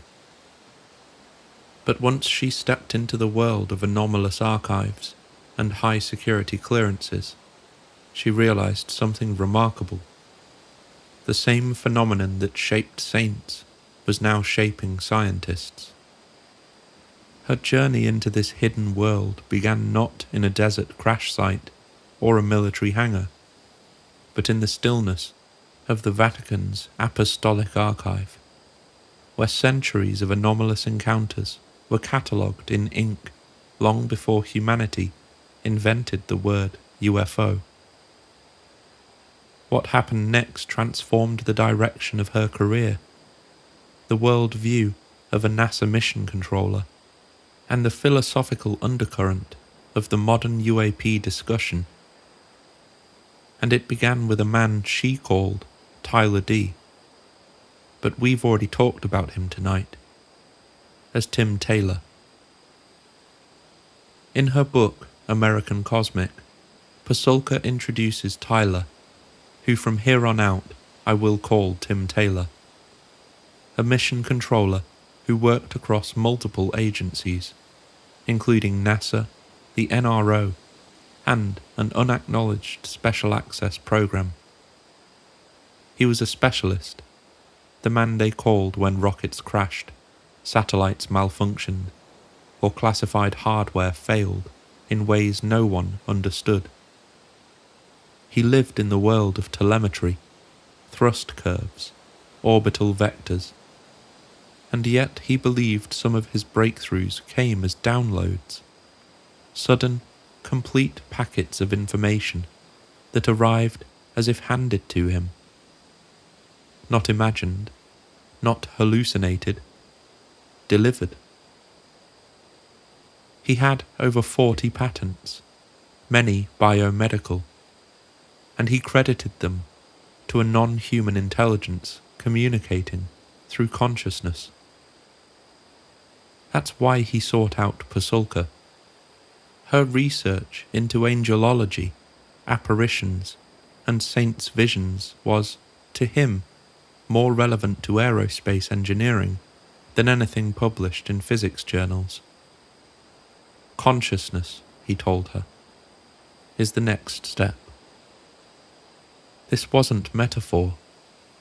It was an operational theory inside parts of NASA. Before discussing Rome or the Vatican, Pasulka was introduced to something else, a secret crash site in New Mexico. It wasn't Roswell, and it wasn't marked. There were no fences or obvious security measures, but someone knew what had fallen there. Taylor had known the site for a number of years.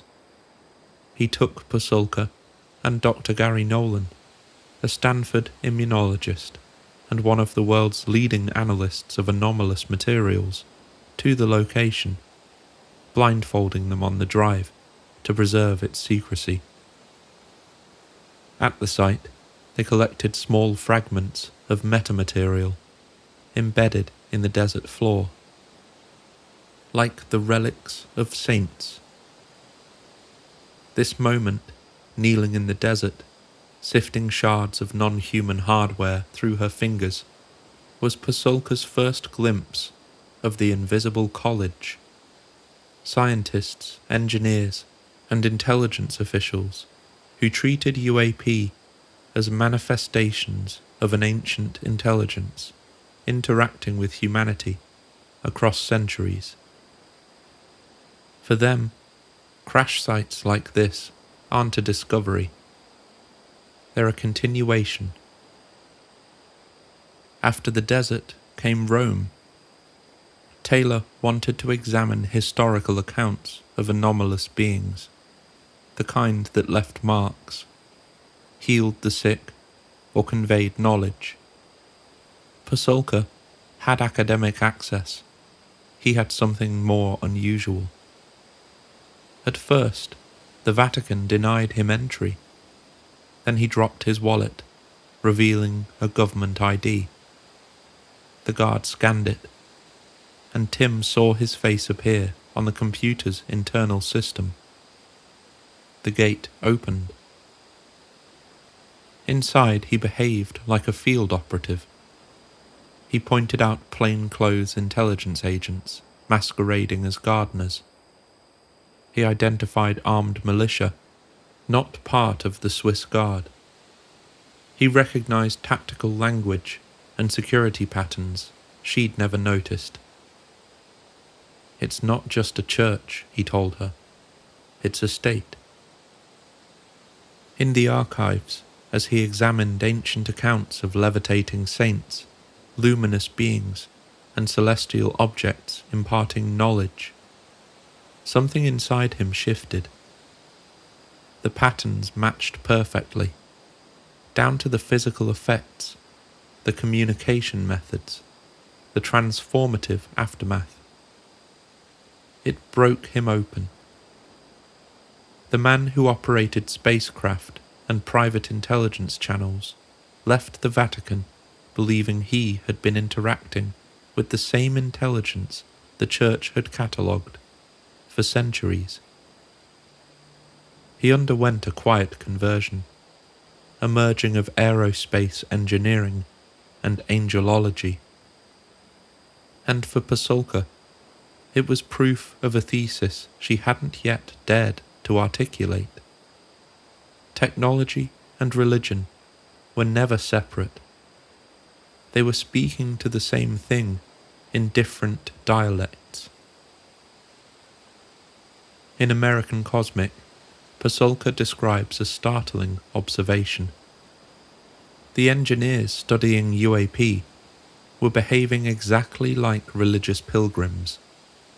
The crash site was a shrine. The metamaterials were relics.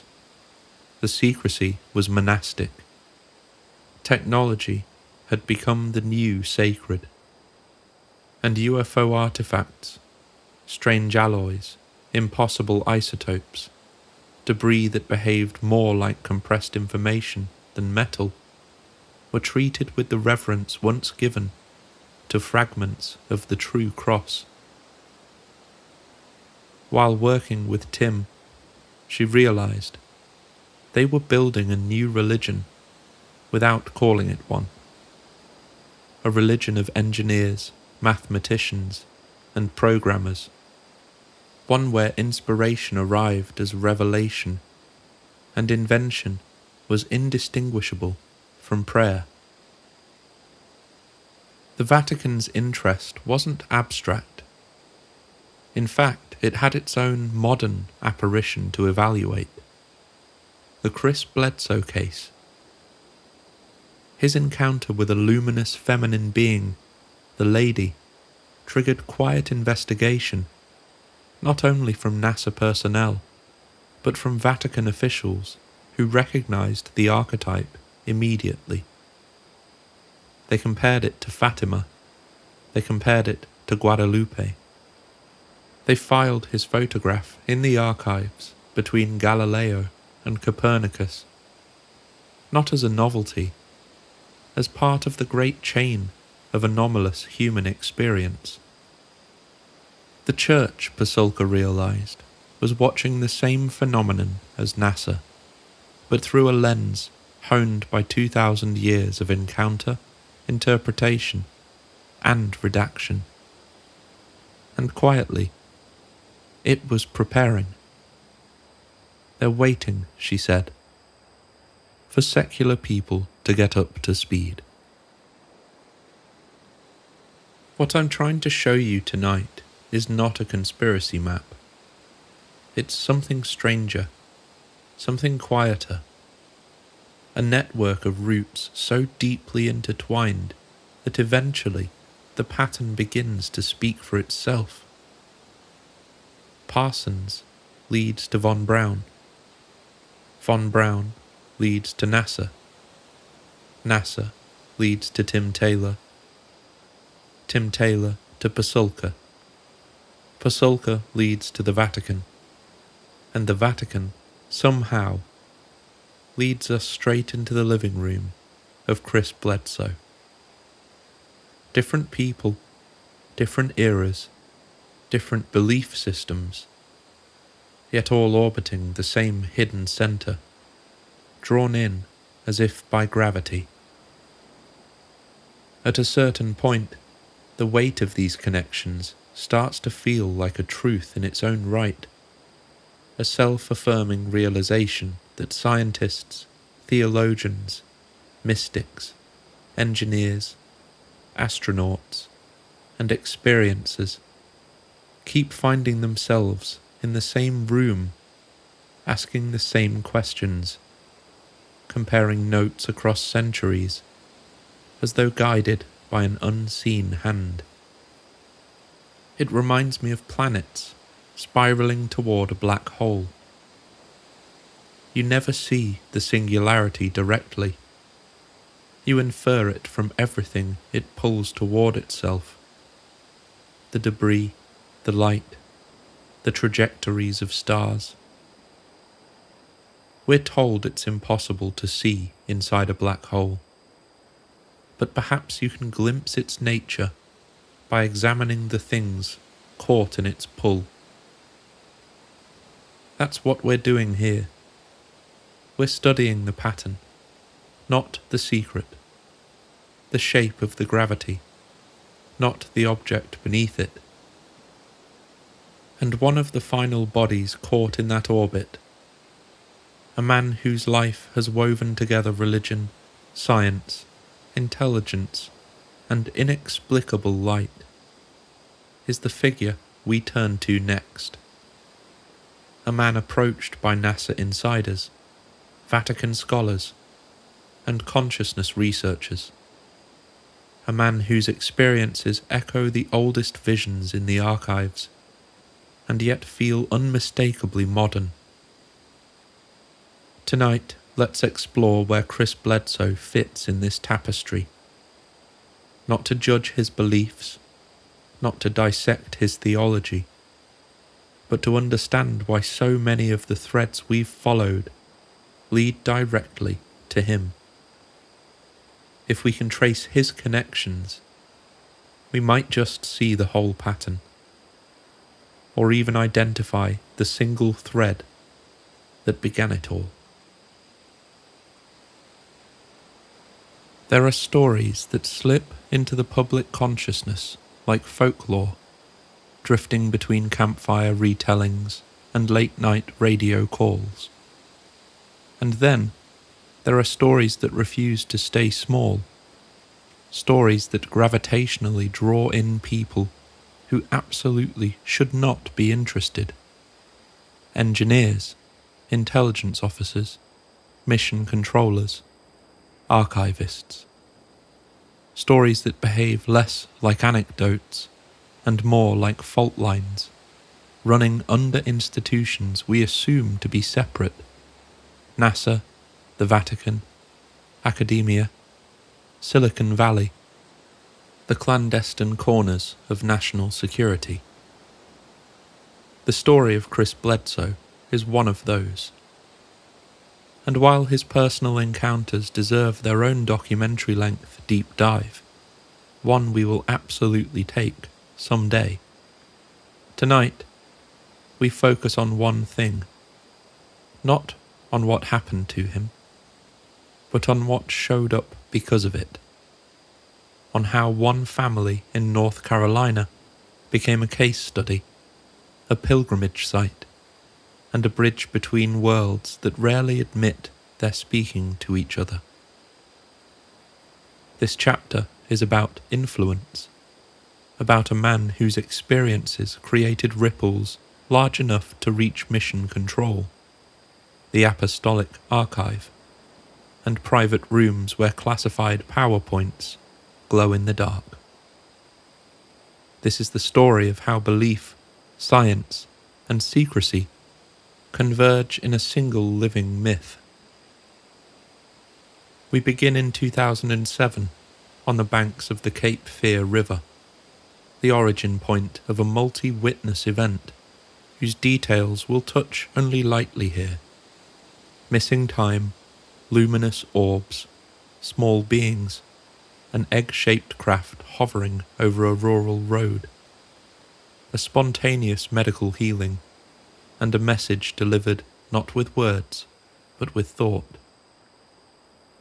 For our purposes, the most important detail is this: it did not stay contained. It began attracting people, very specific people, from the highest levels of aerospace and intelligence, people with clearances, credentials, and long institutional memories of weird things that the public never hear about. People who recognized in Bledsoe something they could not generate in a lab or replicate on command. People who needed him. Because whatever the phenomenon was, it responded to him. And for those who have spent careers chasing a silent intelligence that never speaks, that kind of responsiveness is a priceless data source. The first major figure to show up was Hal Penmeyer, a veteran NASA scientist whose resume runs like a greatest hits of 20th century UFO involvement. Worked under Werner von Braun, collaborated with J. Allen Hynek, the lead on Project Blue Book, served as NASA's internal debunker, and spent over 11 years investigating the Bledsoe case. Penmeyer approached the family with clinical discipline, interviews, cross-checks, environmental analysis, and witness triangulation. And over a decade later, he emerged as a believer. He found 8 independent witnesses. He found consistency and patterns. More importantly, he found an experience he couldn't explain through any conventional aerospace model. And this is where the Bledsoe case rises above mere story.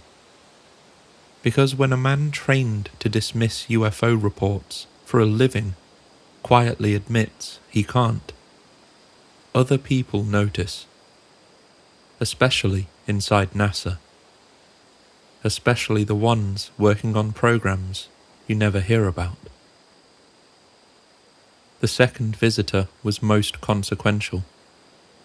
Welcome back to the stage, Tim Taylor, Pasulka's Tyler D., privately known by his call sign, the Dragon.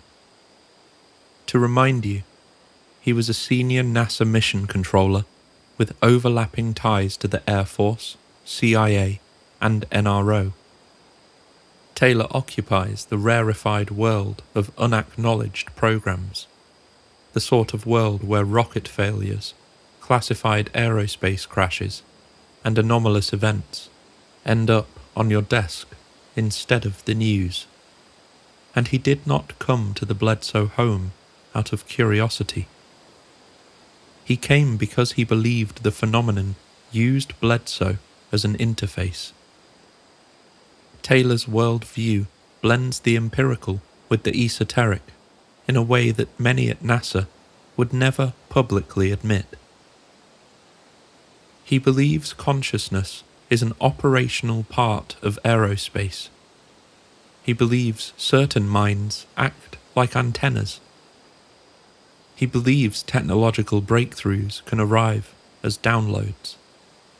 And he believes the phenomenon communicates with specific people for reasons that are neither random nor accidental. So when he placed a piece of alleged UAP metamaterial into the hands of the family and watched Chris Bledsoe undergo a violent physical reaction, he didn't interpret it as theatrics. It was data. As an interesting sidebar, the late Harold Malmgren, an American writer and once part of the Kennedy administration's inner circle, advising at the height of the Cuban Missile Crisis, alleged that he too was shown a piece of UFO debris. It too found its way into the palm of his hand, and it too caused a visceral reaction. Interesting. But anyway, back to Bledsoe. "Why you?" Tim reportedly shouted as Chris convulsed. It wasn't a rhetorical question. It was the question the entire intelligence community had been asking for decades. Why does the phenomenon pick certain people? Why them and not us? For Taylor, the Bledsoe family was not a curiosity. It was a key. Taylor later brought Chris to Cape Canaveral and gave him access so unusual that even the astronauts rarely set foot in those rooms. Mission crew quarters, restricted wings, black glass security stations where Taylor warned, "They can read your thoughts, sing a song in your head." This wasn't a joke. Not to Tim. This is where the Bledsoe story intersects with the hidden layers of the space program. The strata where physics, consciousness, telemetry, biology, and anomaly begin to merge. Taylor revealed things that, on the surface, sound fantastical. Something came back with the astronauts. UAP have displayed hostility toward US assets. Classified footage exists of a saucer intercepting a rocket at Mach speeds. The phenomenon is ancient, physical, and intimately entangled with human history. You don't receive that kind of disclosure because you're a hobbyist witness. You receive it because the people who know the most believe you are part of the puzzle. And, as I mentioned previously, the Vatican held a deep interest, a place often imagined as symbolic rather than operational. But when Chris reported an encounter with what he called the lady, accompanied by a symbolic bull, Vatican archivists immediately recognized the archetype. Because they'd seen it before. In centuries of manuscripts where luminous beings descend, deliver messages, and alter the lives of witnesses. They quietly archived Bledsoe's experience. They sent inquiries, and they used Pusulka as a messenger. For a modern experiencer, this is unprecedented. But for the Vatican, it may simply be continuity. What makes the Bledsoe revelation so important to our broader exploration is not simply that NASA and the Vatican paid attention. It's why they paid attention. Because Bledsoe represents a model that both institutions, scientific and spiritual, have been tracking for centuries. A model where anomalous intelligence responds to consciousness, mirrors belief, heals and harms, delivers messages, and appears to choose its subjects very carefully. In Bledsoe, they saw not a man encountering something new, but a modern continuation of a very old pattern.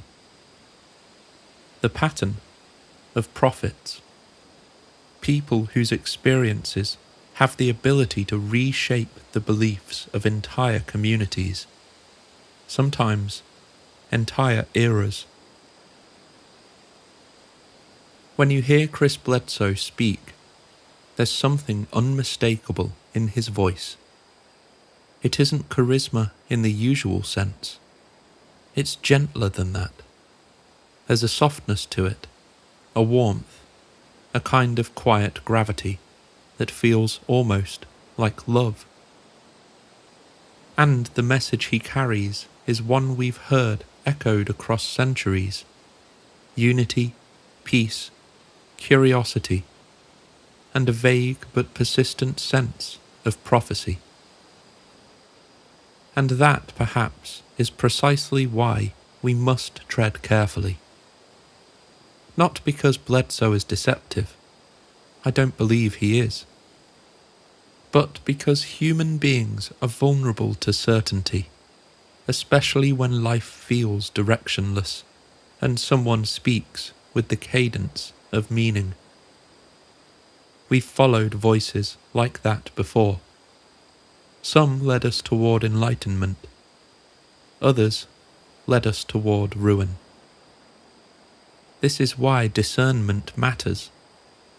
Bledsoe's story is extraordinary, possibly miraculous, but the lesson he repeats is simple. He is just a person. A man who experienced something profound, yes, but not a man who should become a spiritual destination. It's our responsibility to listen without surrendering judgment, to stay open without becoming porous. Hope and reason must walk together if we're to avoid repeating the same ancient mistake, confusing the messenger with the message. Chris Bledsoe is not the first to lead humanity to this crossroads, but perhaps if we recognize that, we won't wander down the wrong road again. His experiences may have brought us to the threshold, yet it isn't his job to decide where we go next. That choice belongs to us. And so the path ahead bends one more time. In the next chapter, we follow where earlier roads have led, into an institution older than any space program, older than any flag or nation state, older than the scientific age itself. And yet, some could argue, it's just as influential now as it ever has been. In this place, the phenomenon has lived quietly, patiently, and in plain sight for more than 1,000 years. There's a strange comfort in reaching the Vatican in this journey. Not because the Church has all the answers, but because it has been looking at the same mystery for longer than any of us have been alive. Longer than any nation, any space program. Longer, in fact, than most of the frameworks we've been using to make sense of the phenomenon. After tracing our way through engineers, mystics, mission controllers, and experiencers, we arrive at the oldest institution in the Western world. An institution that has been tracking luminous visitors, aerial anomalies, and beings of uncertain origin for nearly 2,000 years. Quietly, carefully, methodically, and sometimes silently. This chapter stands apart from the NASA web that we've been following, and yet it remains deeply connected. But let's take a breath, step away from Cape Canaveral's concrete, and step into marble corridors instead. Corridors lined with saints, astronomers, and archivists who've spent centuries trying to understand what moves between the stars and the human soul. The Vatican has been watching the heavens for far longer than most realize. In fact, the Church has one of the oldest continuous astronomical traditions on the planet. Long before telescopes dotted mountaintops in Arizona and Chile, Catholic scholars mapped comets, charted planetary motions, and studied strange lights that drift across medieval skies. Unlike modern ufology, which often frames the unknown as a foreign intruder, the Church saw the heavens as part of its domain. The sky wasn't an alien frontier. It was a theological landscape. And so, across centuries, bishops, monks, and record keepers documented things they couldn't explain. Orbs hovering over monasteries, luminous discs moving against the wind, radiant beings descending in pillars of light, and, as we discussed in Part 1, accounts of wheels or shields in the sky that match nothing in their cosmology, yet were preserved in the chronicles with great seriousness. To the medieval mind, these weren't craft, they were the divine passing through the atmosphere. They wrote what they saw, they interpreted through the only lens available, and the records survived.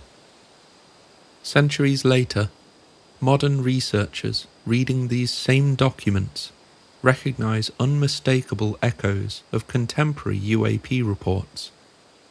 Different era, different vocabulary, the same shapes. If the Vatican is the root system, the Vatican Observatory is one of the most visible branches. Run by Jesuit astronomers, scientists, and priests with PhDs in astrophysics, it represents one of the Church's most extraordinary contradictions. A deeply ancient institution, tasked with searching for life, in a universe far older than Scripture suggests. And these astronomers have been surprisingly open. Over the past few decades, Vatican theologians and observatory directors have made statements that would, in any other context, shake a congregation. The existence of extraterrestrials is not contrary to our faith. If we met them, they would be part of God's creation.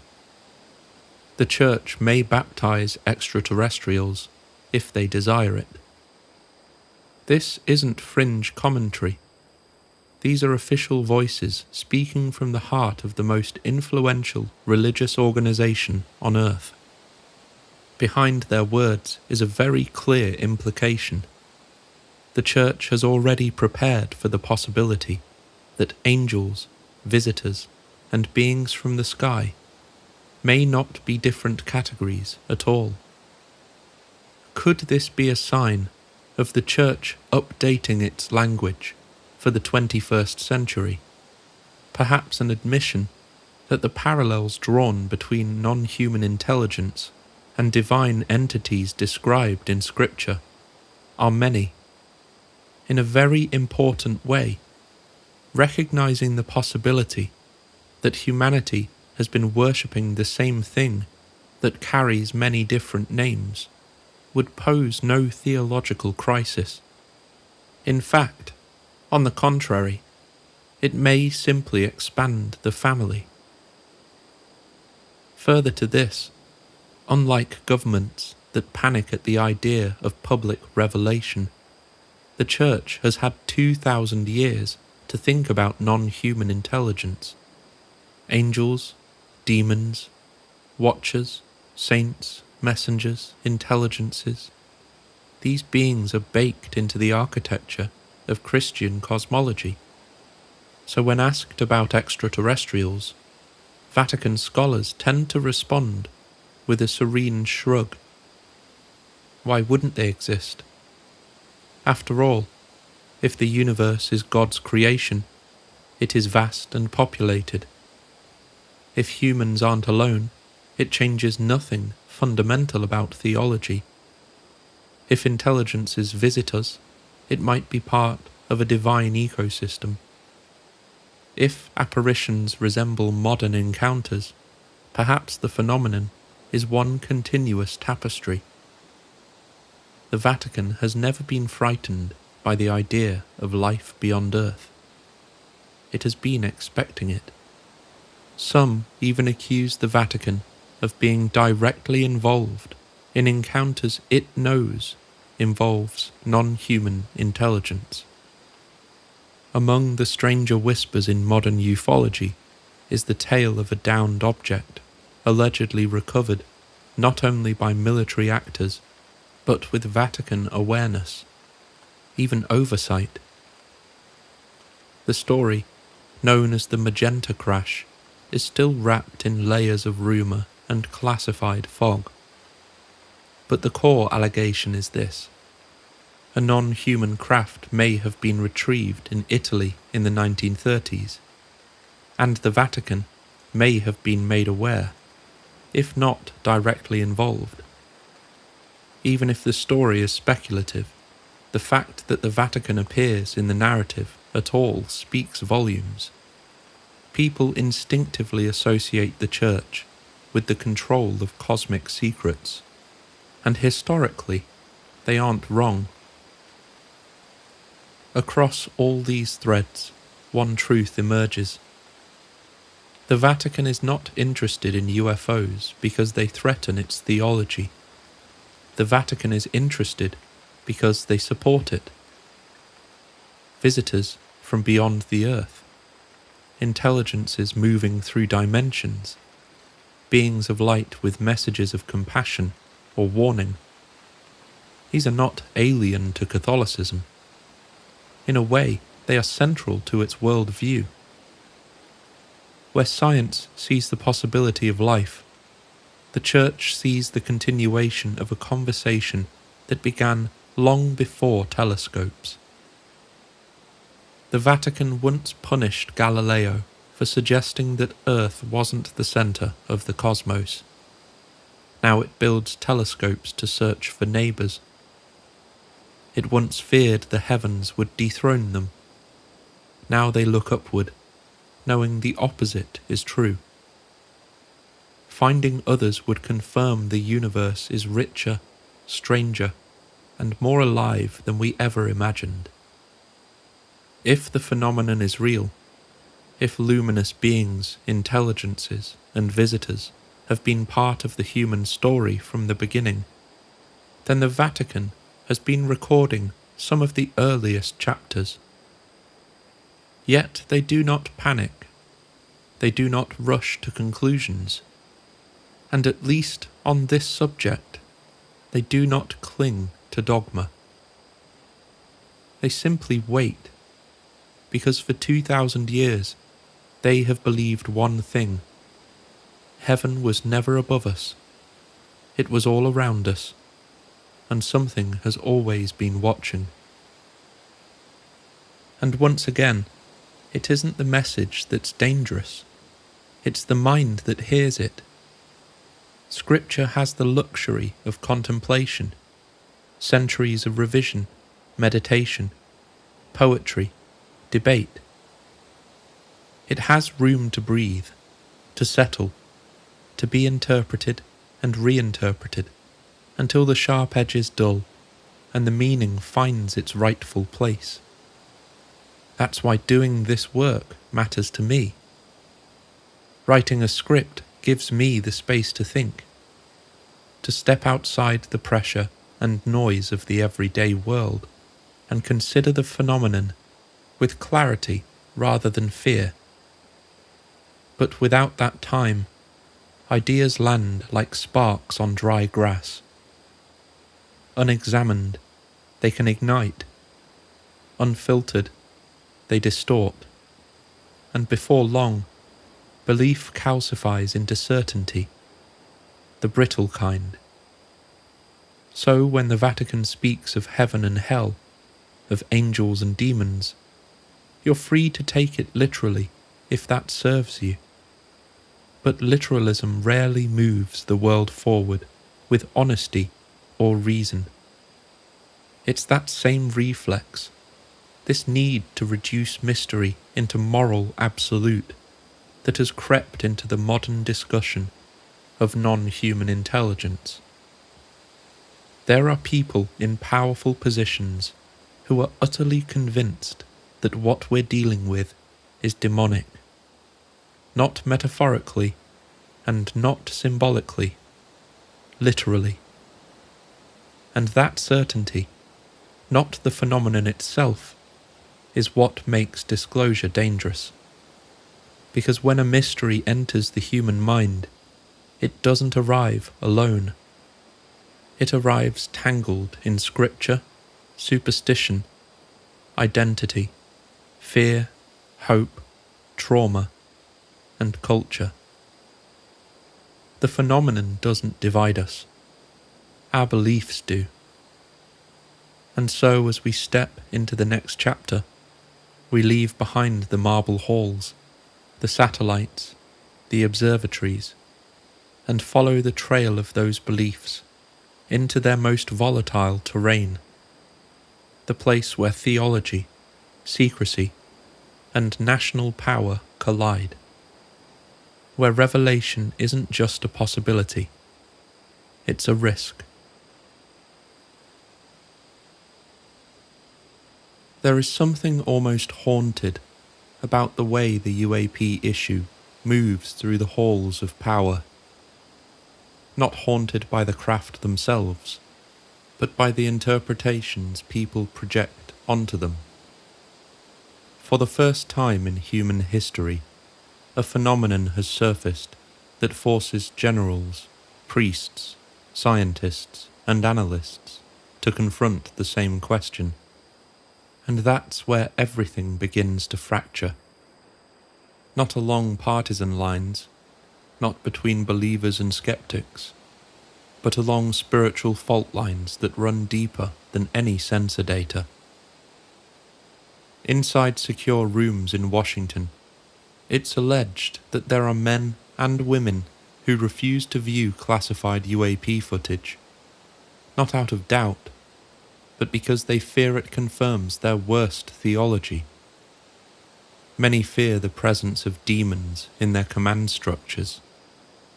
The theory exists that UAPs cloak themselves in technology, and that acknowledging them would be inviting deception itself into national defense. After all, the devil doesn't come dressed in a red cape and pointy horns. He comes as everything you've ever wished for. These aren't eccentrics. These are the same people who help shape policy, control budgets, guide threat assessments. Imagine trying to explain sensor telemetry to someone who believes the object on the radar might be a fallen angel. Imagine the paralysis. It's no wonder the gears of disclosure seem to grind so slowly. And yet, just outside the blast radius, while the military ties itself into knots, a different group moves quietly in the background. A circle of scholars and scientists who have spent decades studying the phenomenon, without the panic, without the theology, and without the need to wrap mystery in fear. Diana Pasulka calls them the Invisible College, an intellectual bloodline stretching from Jacques Vallée to J. Allen Hynek himself, to modern biologists, physicists, engineers, and religious historians who compare notes in private, because public academia never gave them permission. In a way, they move like monks through two worlds, the empirical and the esoteric, the measurable and the mythic. To them, the visitors are not demons, or saviours, or adversaries. They are a continuity, a presence that appears differently depending on the age that witnesses it. A wheel of fire to Ezekiel, a shining seraph to a medieval monk, a metallic disc to a pilot, a ball of white plasma to a family in North Carolina. This is the real tension at the heart of disclosure. The defense community is trying to decide whether or not the phenomenon threatens their dominion. The Invisible College is trying to decide what it means for the human story. And caught between them is everyone else.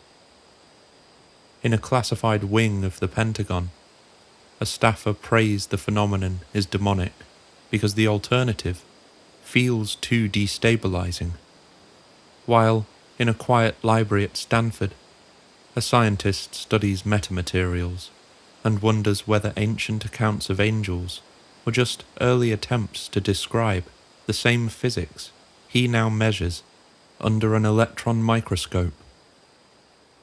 Two realities, one mystery, and neither side quite trusts the other with the truth. Here's the part that really seems to unsettle the invisible college. The phenomenon seems to respond to belief. It mirrors expectations. It adopts forms the witness subconsciously understands. It communicates through symbolic language that echoes whatever cosmology the observer grew up inside. To the devout, angels. To the fearful, demons. To the rationalist, advanced craft. To the mystic, light beings. To the scientist, non-local intelligence. And to the pilot, impossible machines. It's as if the phenomenon holds up a mirror, and whatever you believe is the face you see looking back. The danger isn't that the phenomenon is evil. The danger is that we keep insisting we already know what it is, before we've even asked. Every so often, a figure emerges who understands both realities, the spiritual panic of the state and the calm curiosity of the invisible college. Tim Taylor is one of those bridges. To him, it appears the distinction between angels and advanced intelligences doesn't really matter. What matters is that the phenomenon behaves as if consciousness is the interface. As we said before, his conclusion, the next frontier of aerospace, is human consciousness itself. And whether he's right or wrong, that idea now circulates quietly among a handful of scientists and engineers who would never admit publicly that the craft might not use physics, but mind. Disclosure won't begin with a press conference. It will begin with the collapse of a worldview. Every person who encounters the phenomenon discovers the same thing. The generals who call it demonic reveal their fear. The scientists who call it interdimensional reveal their frameworks. The experiencers who call it angelic reveal their longing. And the invisible college, quietly tracing patterns across centuries, reveals a simple and unsettling truth. The phenomenon has never divided humanity.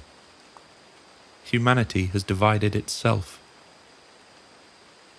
And so, in part 1, we followed the old stories that transcended continents and cultures.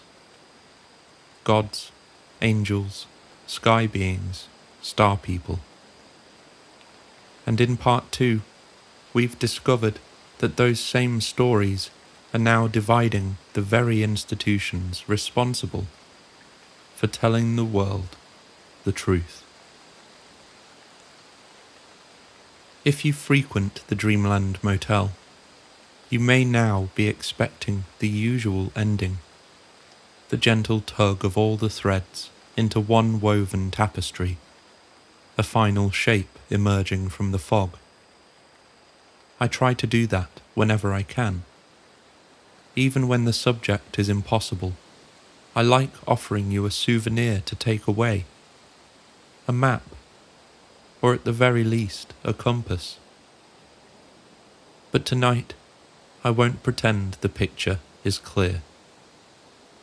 In fact, after tracing humanity's relationship with the phenomenon across tens of thousands of years, from cave walls to cathedrals, pyramids to parliaments, I find myself more uncertain than when we began. Not because the connections are weak. It's because there are too many, all pointing inward, outward, and everywhere at once. It's clear the sky has always spoken to us, but the instruments we use to listen our belief has changed shape with every age. And belief is a powerful thing. If there's one thing our journey reveals, it's this. The phenomenon seems to reflect whatever we believe it is. To the Sumerians, it was the Anunnaki. To the Egyptians, the solar bark and the gods of resurrection. To the Hebrews, it was angels of fire and wheels within wheels. To indigenous nations, the star people. To medieval Christians, seraphim and the luminous visitors. To mid-century contactees, space brothers. To scientists, NHI. To the military, potential threats. To the Vatican, beings of creation. To me, a beautiful enigma. What is it to you? When we look up, we're not just seeing them. We're seeing ourselves, our fears, our hopes, our faith, our frameworks. And that means something significant. If our interpretation shapes the encounter, then the greatest danger is not the phenomenon, but the lens we choose to look through. Approach it with fear, and you summon demons. Approach it with worship, and you crown new gods. Approach it with curiosity, and you invite conversation. Approach it with secrecy, and you create a weapon. We've played all four roles before, and every time, history bent around the choice. One of the most humbling realizations from this two-part journey is that we have been here before. Every civilization faced a moment where the sky stopped being background and became a question. And we've tried to answer that question in many ways. Building ziggurats, aligning pyramids with starlight and eternity, charting great cosmic cycles, preserving revelation with ink. Ancient societies didn't collapse because the phenomenon changed. They collapsed when their belief became rigid. So here we stand, at another hinge in history, with the same question every ancient culture faced. What story will we choose to tell? Let's be honest, if disclosure happened tomorrow, new religions would form by sunset. I'll admit, the UFO religion has already begun, and it's a battlefield. The phenomenon, whatever it is, seems to know that, and for whatever reason, is in no hurry to help us understand. But if we're not careful, disclosure itself could become a new scripture, one not written by angels, but by institutions. If you ask me, and you have by being here, secrecy is what broke the timeline. We've let the greatest question in the history of our species be managed by a tiny circle of men whose primary tools are fear, leverage, and advantage. They didn't keep secrets to protect humanity. They kept secrets because power prefers the dark. They feared panic, but they caused ignorance. They feared chaos, but they created fracture. They feared the collapse of belief, but belief just adapted without them. And now, it seems we face two futures: controlled disclosure and catastrophic disclosure.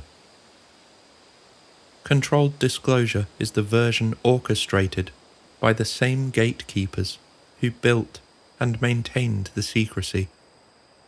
These are the people who atomized cities in the name of peace, toppled nations in the name of safety, hid their own crimes behind the stamp of national security, and shaped public belief through suppression, misdirection, and contempt. If they deliver disclosure, you can be certain it will be polished, limited, palatable, and, above all else, beneficial to them. Books will be written, medals will be awarded. The valiant heroes of secrecy will take a bow, and humanity will thank them for giving back a truth they never owned to begin with. In their hands, I question what our future, what controlled disclosure really looks like. And I think you should too. Catastrophic disclosure is the alternative. Sudden, uncontrolled, messy, human. It could shatter economies, crack religious frameworks, unseat governments, and trigger a century of confusion. But it would have one virtue. It would give us the choice. For the first time in 75 years, the choice would be ours. And maybe that's the test we've been avoiding. There is one more thought I want to offer. Something quiet but important. Maybe the phenomenon has been patient with us. Maybe it has waited while we learned, evolved, destroyed, rebuilt.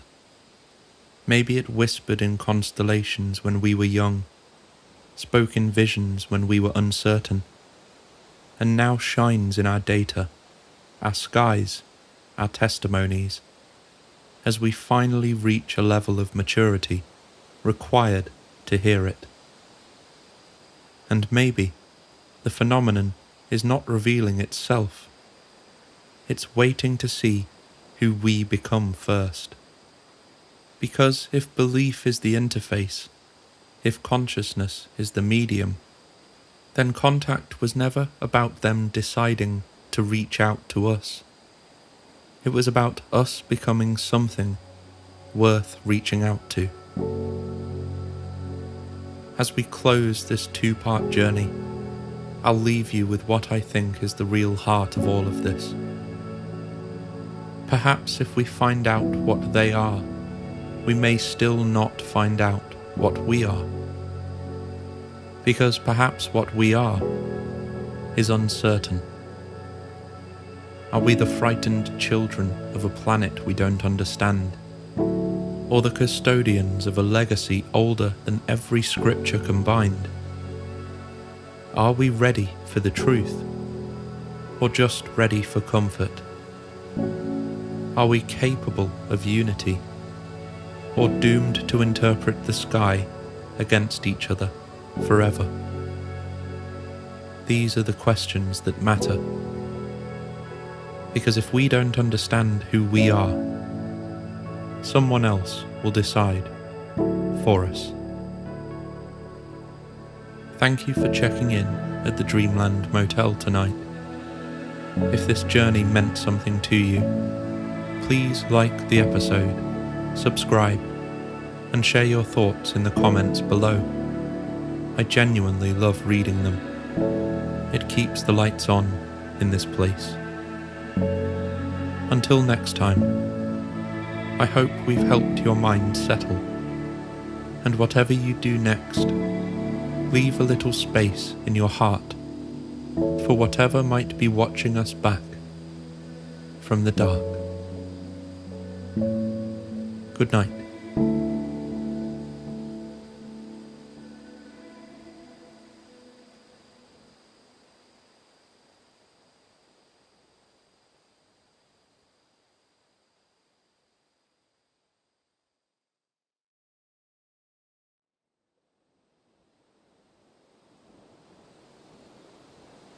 When I began planning my journey to Texas recently, I asked myself a simple question.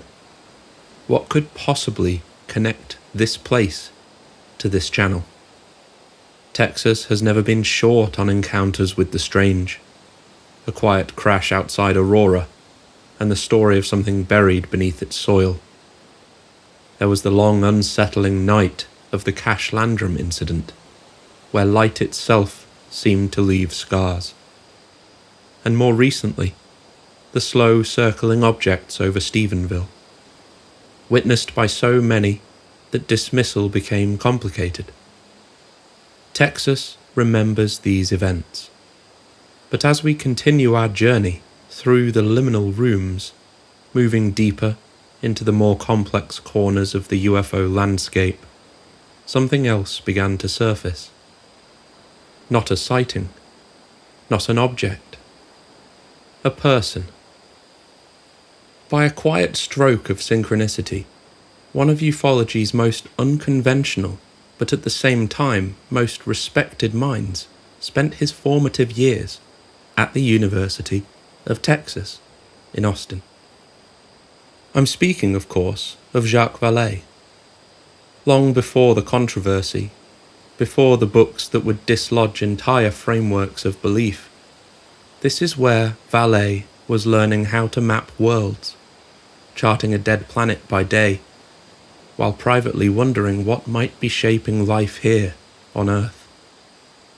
Tonight, we're going to explore his ideas, part tribute to an extraordinary mind, part attempt to push those ideas just a fraction further in light of where we now stand in the mid-2020s.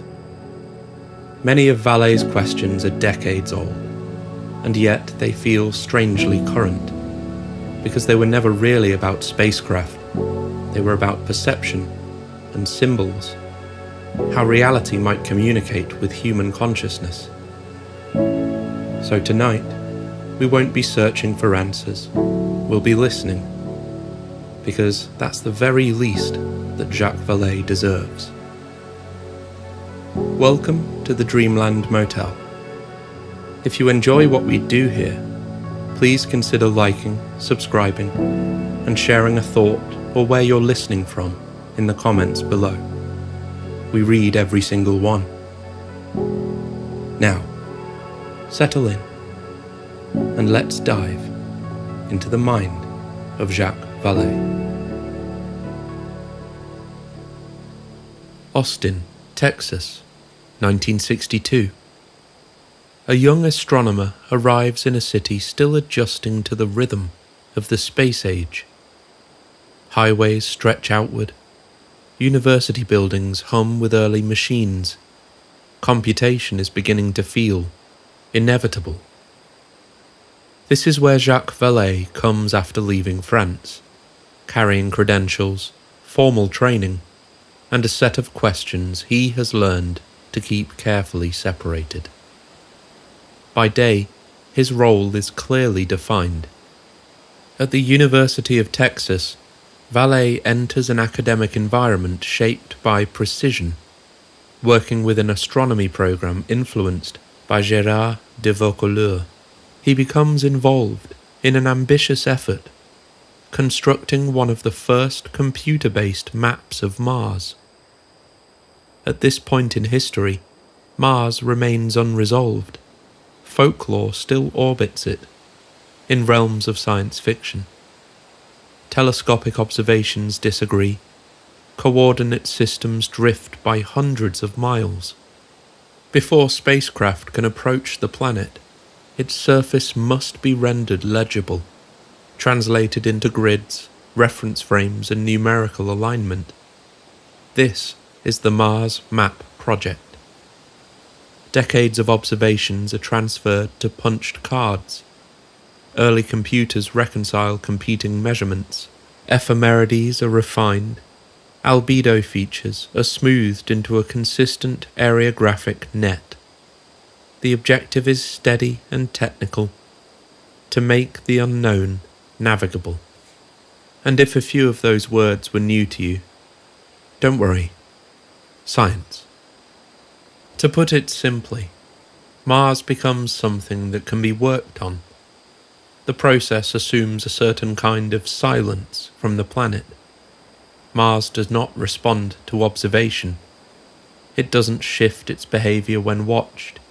It doesn't react to interpretation.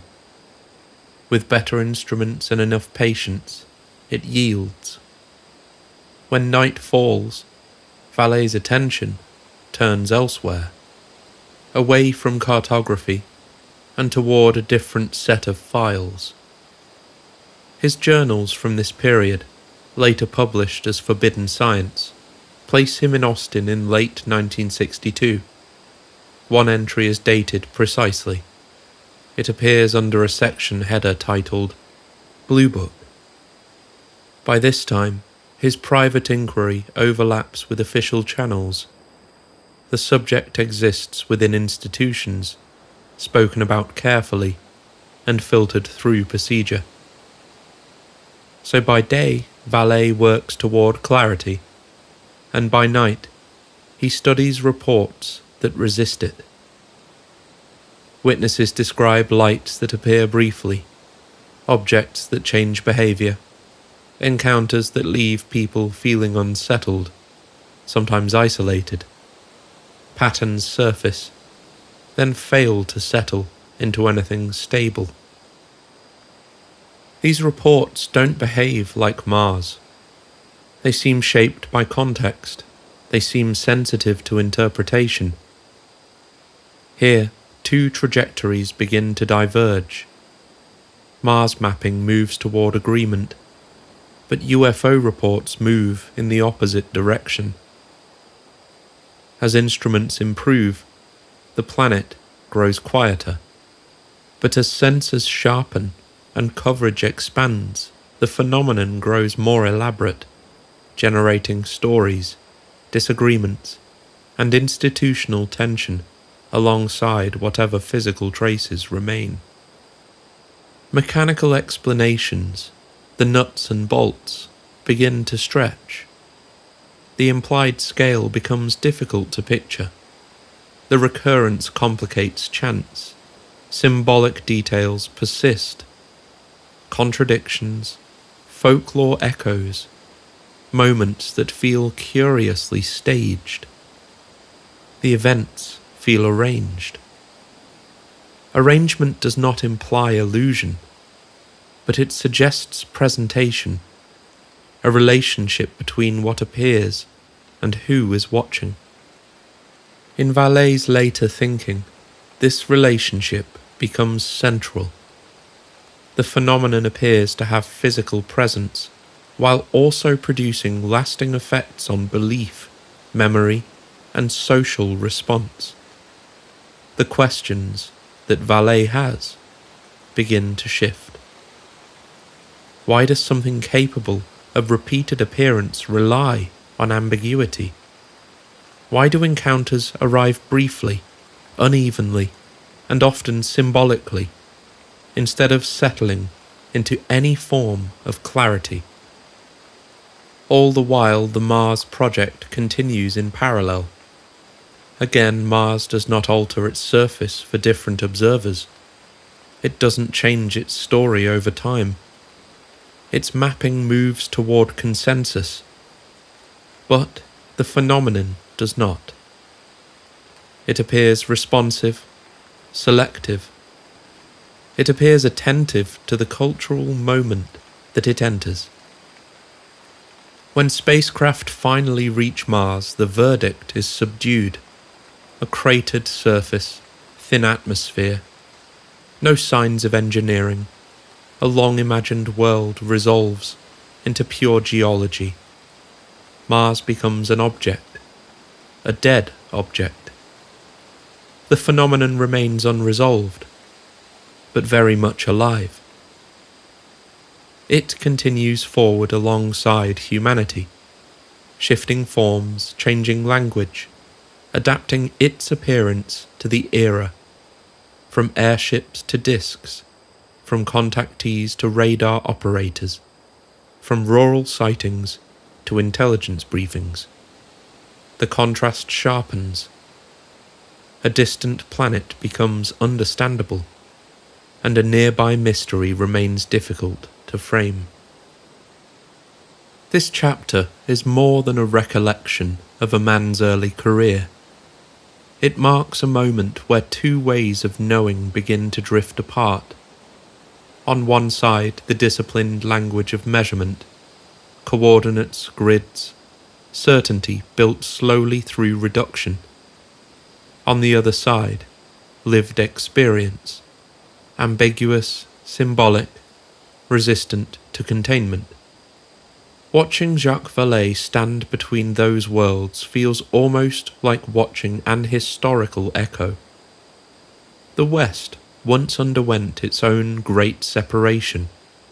With the rise of Cartesian thought and the mechanistic worldview, reality was divided cleanly, mind over here, matter over there. What could be measured became what counted. What couldn't be measured was set aside. Not maliciously, simply methodically. It gave us extraordinary power.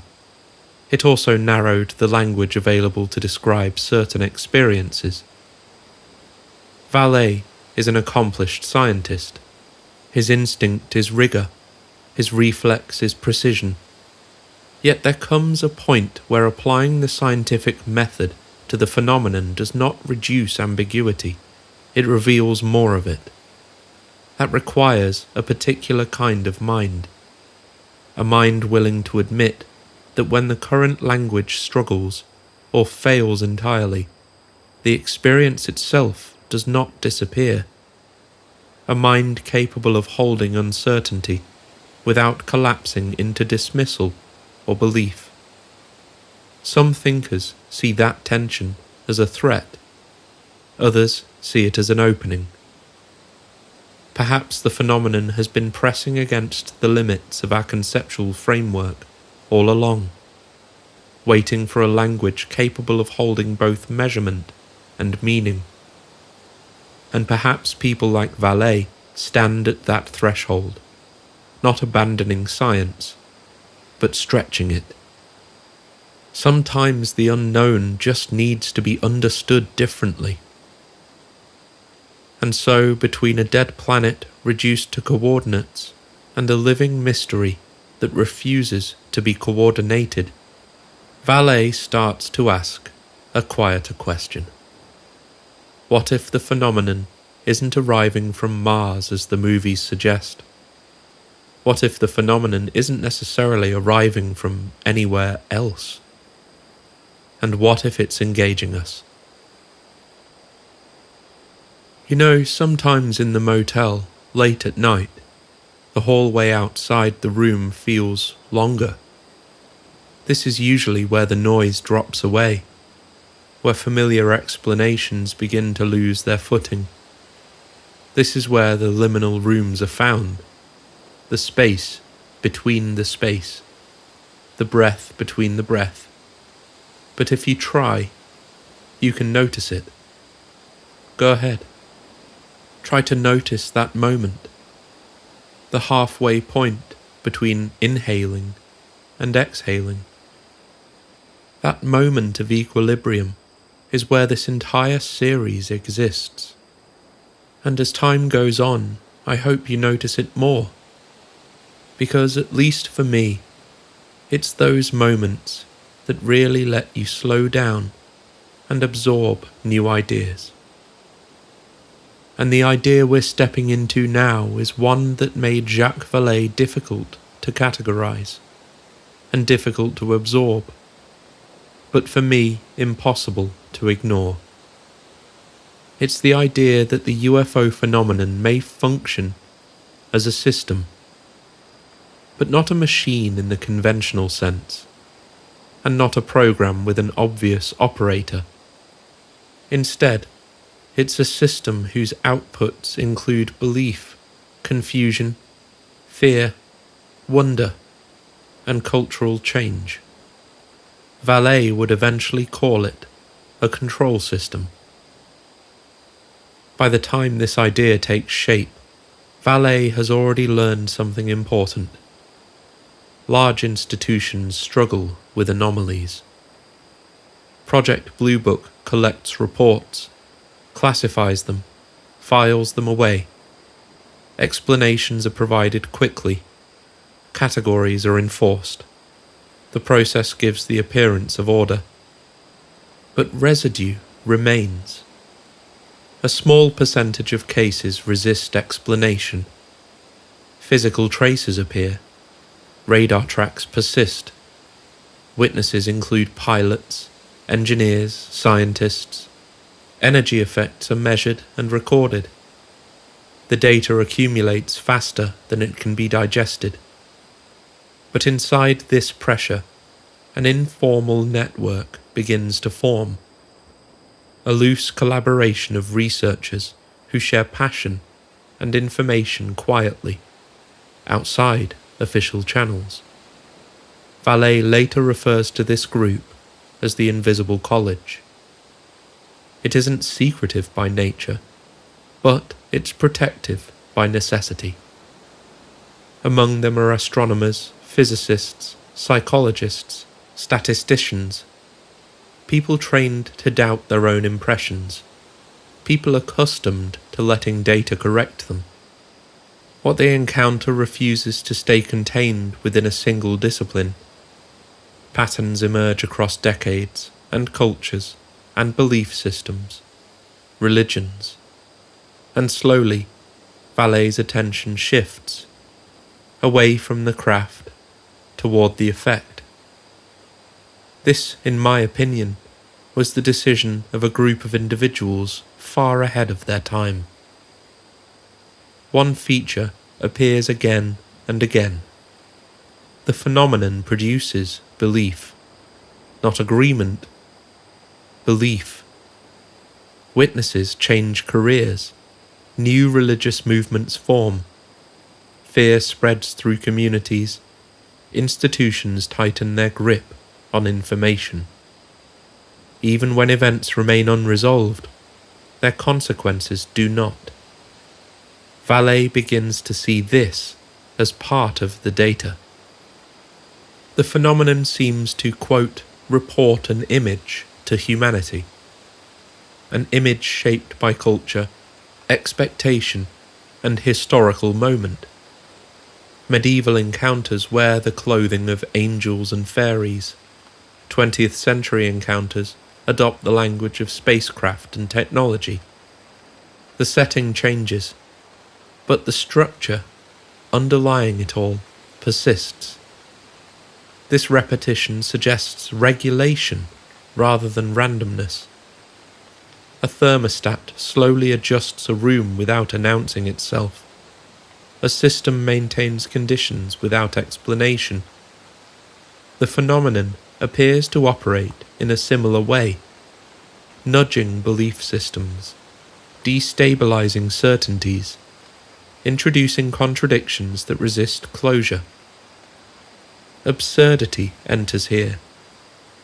Messages that contradict themselves, entities that deliver warnings and riddles, and objects that perform drastic maneuvers and then vanish. We've all seen it. These features survive scrutiny despite evidence, and they recur. They don't disappear as reporting improves. And as time goes on, the absurdity of it all begins to feel functional. Vallée doesn't treat this lightly. He looks for grounding, moments where the phenomenon leaves marks on the physical world. That's a good place to start. One such case unfolds in December of 1966, near the Louisiana-Arkansas border. A glowing object, roughly 3 meters in diameter, is observed at close range by Louis Galloway, a professor of atomic physics. The object pulses with light. Trees nearby are affected. Later analysis shows radiation recorded directly into the living tissue of the bark. Energy estimates reach levels comparable to industrial-scale power generation. The evidence exists, but the implications remain uncomfortable. The case is downplayed, filed away, minimized. For Vallée, this reinforces a pattern. Physical reality is present, institutional appetite is limited. The control system idea does not arise from mysticism. It grows from repeated encounters with data that produces effects far beyond its immediate appearance. Over time, Vallée notices something else. The phenomenon seems selective. Certain individuals are drawn in repeatedly. Certain regions experience waves of activity. Certain eras receive particular imagery. This selectivity shapes communities. It has an uncanny ability to sort people into believers, skeptics, authorities, and heretics. The system generates factions. In Vallée's view, the phenomenon's influence extends beyond the event itself. It alters how societies organize knowledge, authority, and meaning. Belief becomes central to the mechanism itself. So, if the phenomenon modulates belief, then it participates in shaping human culture. Its influence does not depend on consensus. Disagreement can still serve the process. The system functions whether people accept it or reject it. The motive, even today, remains unclear. Vallée cleverly never settles on a verdict. At times, the system appears corrective, interrupting rigid worldviews, preventing intellectual stagnation. At other moments, it feels destabilizing, even callous or cruel. Witnesses are left confused, careers suffer, communities fracture. But the system doesn't explain itself. This ambiguity persists across decades of data. Benevolence never settles firmly into place. Manipulation never becomes provable. Indifference never fully explains the intensity of engagement. The control system remains unreadable, encrypted. As the Cold War ends and technology accelerates, the data environment changes. After the early 1970s, the signals grow noisier. Classified aerospace projects, intelligence operations, and deliberate spoofing complicate all of the data and the landscape. Vallée begins to prioritize earlier cases, those captured before systematic interference became common in warfare. The continued underlying observation is that the phenomenon adapts to context. It mirrors the era's fears and aspirations. It borrows the language of the moment. It remains just beyond resolution.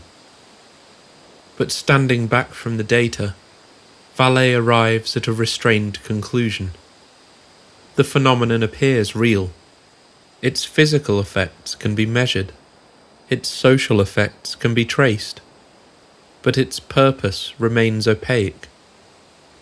For example, during the Cold War, UFO incidents at nuclear missile launch facilities included both a deactivation of active nuclear warheads and an activation of launch procedures, with events spanning both the USA and the USSR. Talk about ambiguity. We won't get into the details of those events here, but for those that want to read more, look up the 1967 Malmstrom UFO incident and the events of October 1982 at a nuclear missile base in Usovo, Ukraine. Intentions aside, across nuts and bolts, contact narratives, altered states, consciousness and experience, there is one thing that continues to bind all of this together, even here in 2026. Belief. The evidence has accumulated. The reports have been collated. the archives expanded, whistleblowers have come forward. And yet, we find ourselves in a familiar place, not far from where Jacques Vallée was standing when he first began asking his questions. The feeling persists that revelation is close, just around the corner. Decades pass inside that feeling. Frustration sets in, the conversation hardens, the subject turns into background noise, or irony, or spectacle.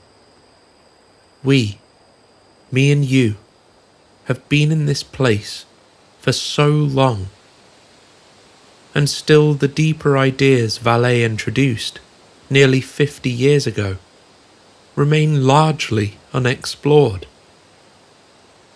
What if belief itself is part of the mechanism?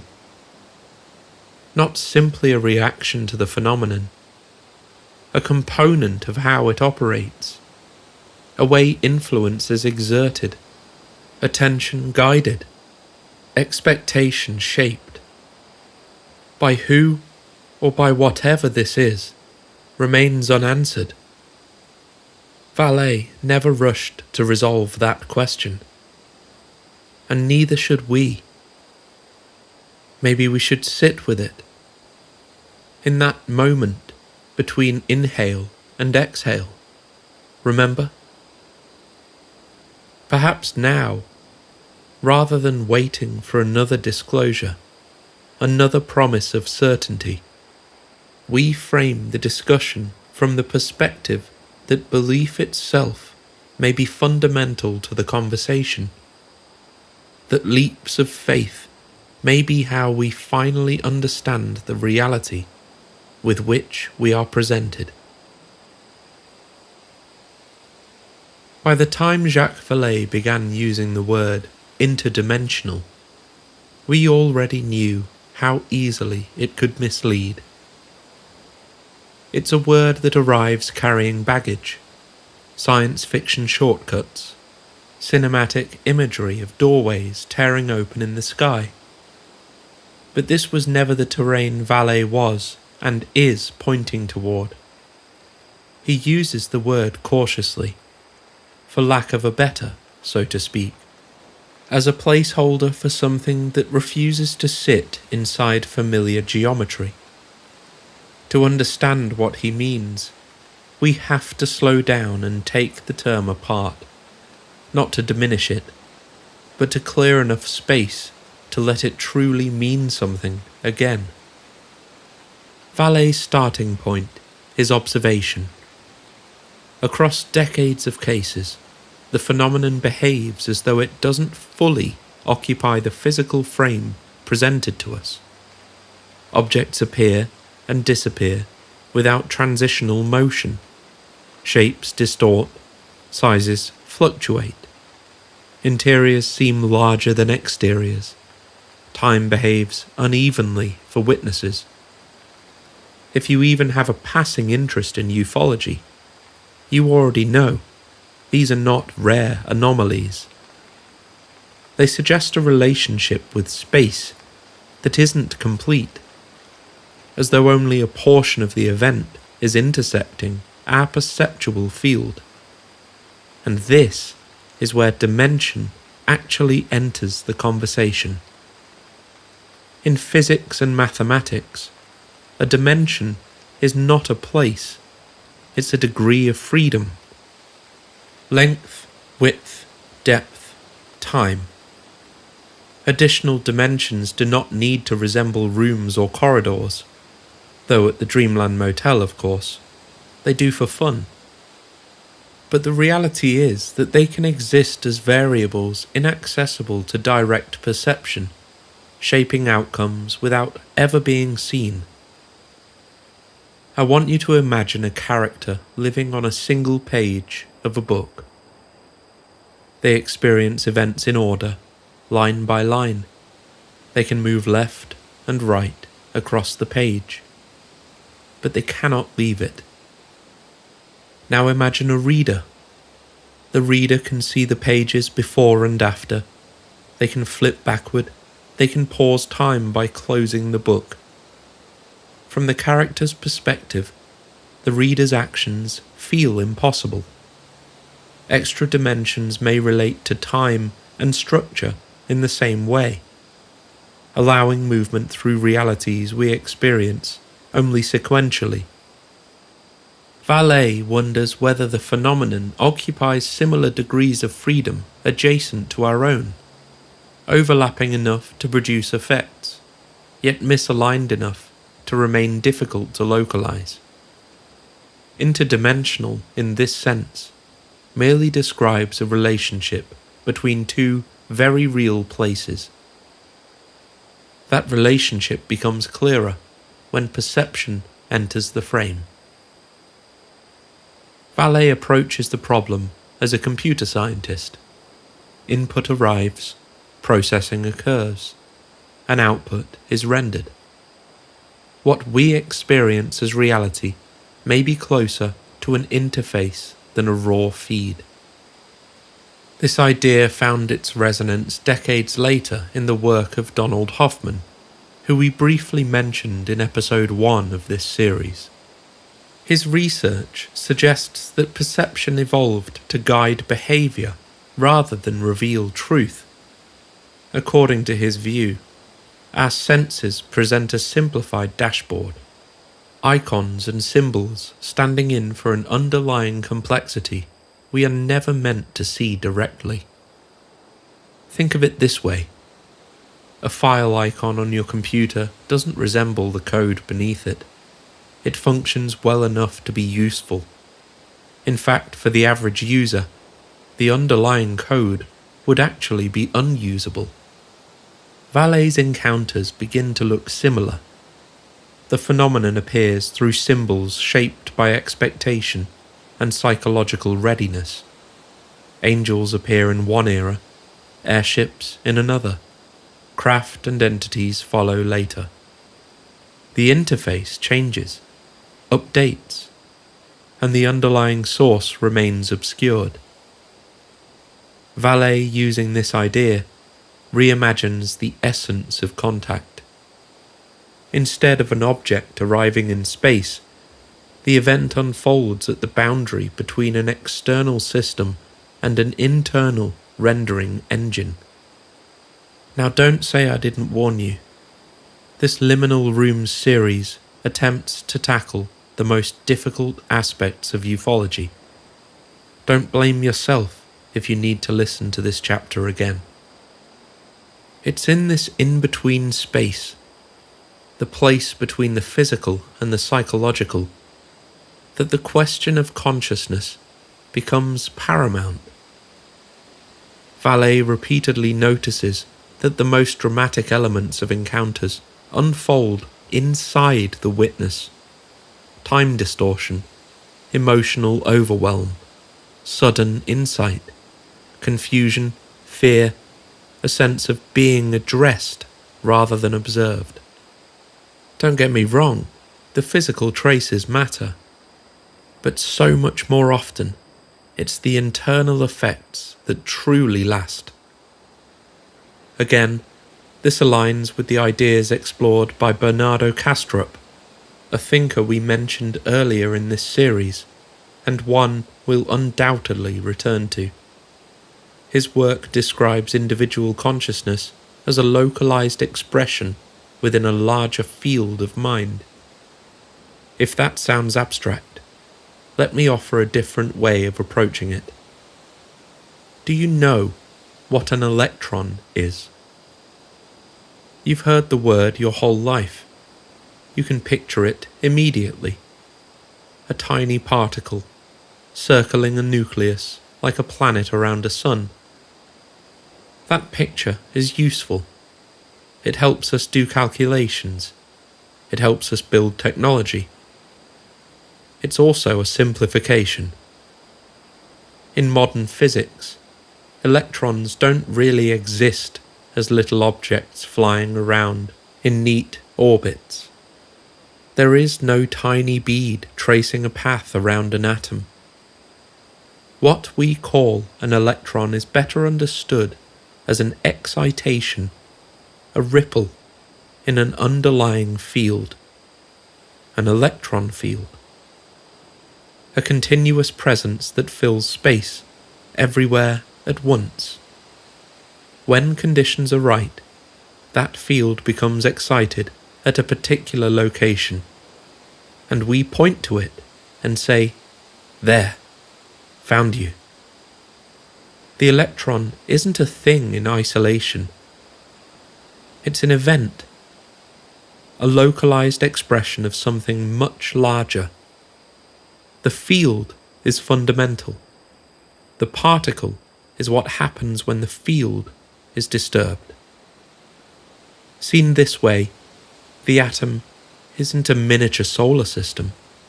It's a set of probabilities, a cloud of potential, places where interaction becomes more likely, not positions fixed in space. A ripple briefly taking shape. This is where the analogy with consciousness begins to feel less strange. If matter itself behaves this way, if what we experience as discrete objects are really localized expressions of deeper, continuous structures, then the idea that individual minds might be localized expressions of a broader field of consciousness starts to feel less like mere poetry and more like pattern recognition. Just a ripple. That's you. That's me. That's all of us. A reminder that reality may be quieter, deeper, and more interconnected than our everyday images allow. What if the brain functions less like a generator and more like a filter for these ripples, constraining a broader stream into something manageable? Vallée does not insist on this model, of course. He just notices how often the data seems to lean in its direction. What I mean to say is this: if consciousness participates in an encounter with the unknown, then the phenomenon's point of contact may not necessarily be a geographical one. It may be in some sense purely experiential. This is where altered states enter the discussion, briefly and with restraint. Vallée observes that contact experiences and psychedelic states share structural similarities. The symbolic intensity, fluid identity, non-linear time, and encounters framed as communication rather than observation. We've explored that overlap deeply in episode 1. Here, it serves a narrower role. Altered states appear to adjust the tuning of perception. They relax the filters. They allow different layers of experience to surface. Altered states, again, do not explain the phenomenon, but they may reveal how perception can shift. They offer a clue, at least, about accessibility. So, if perception functions as a rendering engine and consciousness acts as an interface, then interdimensional begins to point somewhere more specific. It describes interaction across layers of reality that do not share the same representational rules. The phenomenon does not need to cross distance in the way we imagine travel. More, it intersects. It overlaps. It intrudes at angles that feel wrong because our interface was never designed to display them. Vallée circles these ideas cautiously as exploratory space. In his stories, encounters overwhelm contactees by breaking the interface, flooding them with more reality than they can integrate. The metaphor of filtering mechanism holds. Too much signal collapses the framework of meaning that we develop throughout our entire lives. This may explain the symbolic nature of contact. the system compresses itself into forms the observer can survive. Interdimensionality has little to do with portals or spectacle. It has everything to do with limits, the limits of perception, cognition, and language. The phenomenon appears to respect those limits while pressing right up against them. It doesn't arrive fully formed. It arrives partially rendered, and the rest unfolds inside the witness. This returns us to Vallée's central tension. If consciousness participates directly in contact on a fundamental level, then studying the phenomenon requires studying the observer too. Physics alone, at least for the time being, becomes insufficient, but psychology alone remains incomplete and notoriously hard to refine. And so the experience, the interface itself, becomes the terrain of exploration.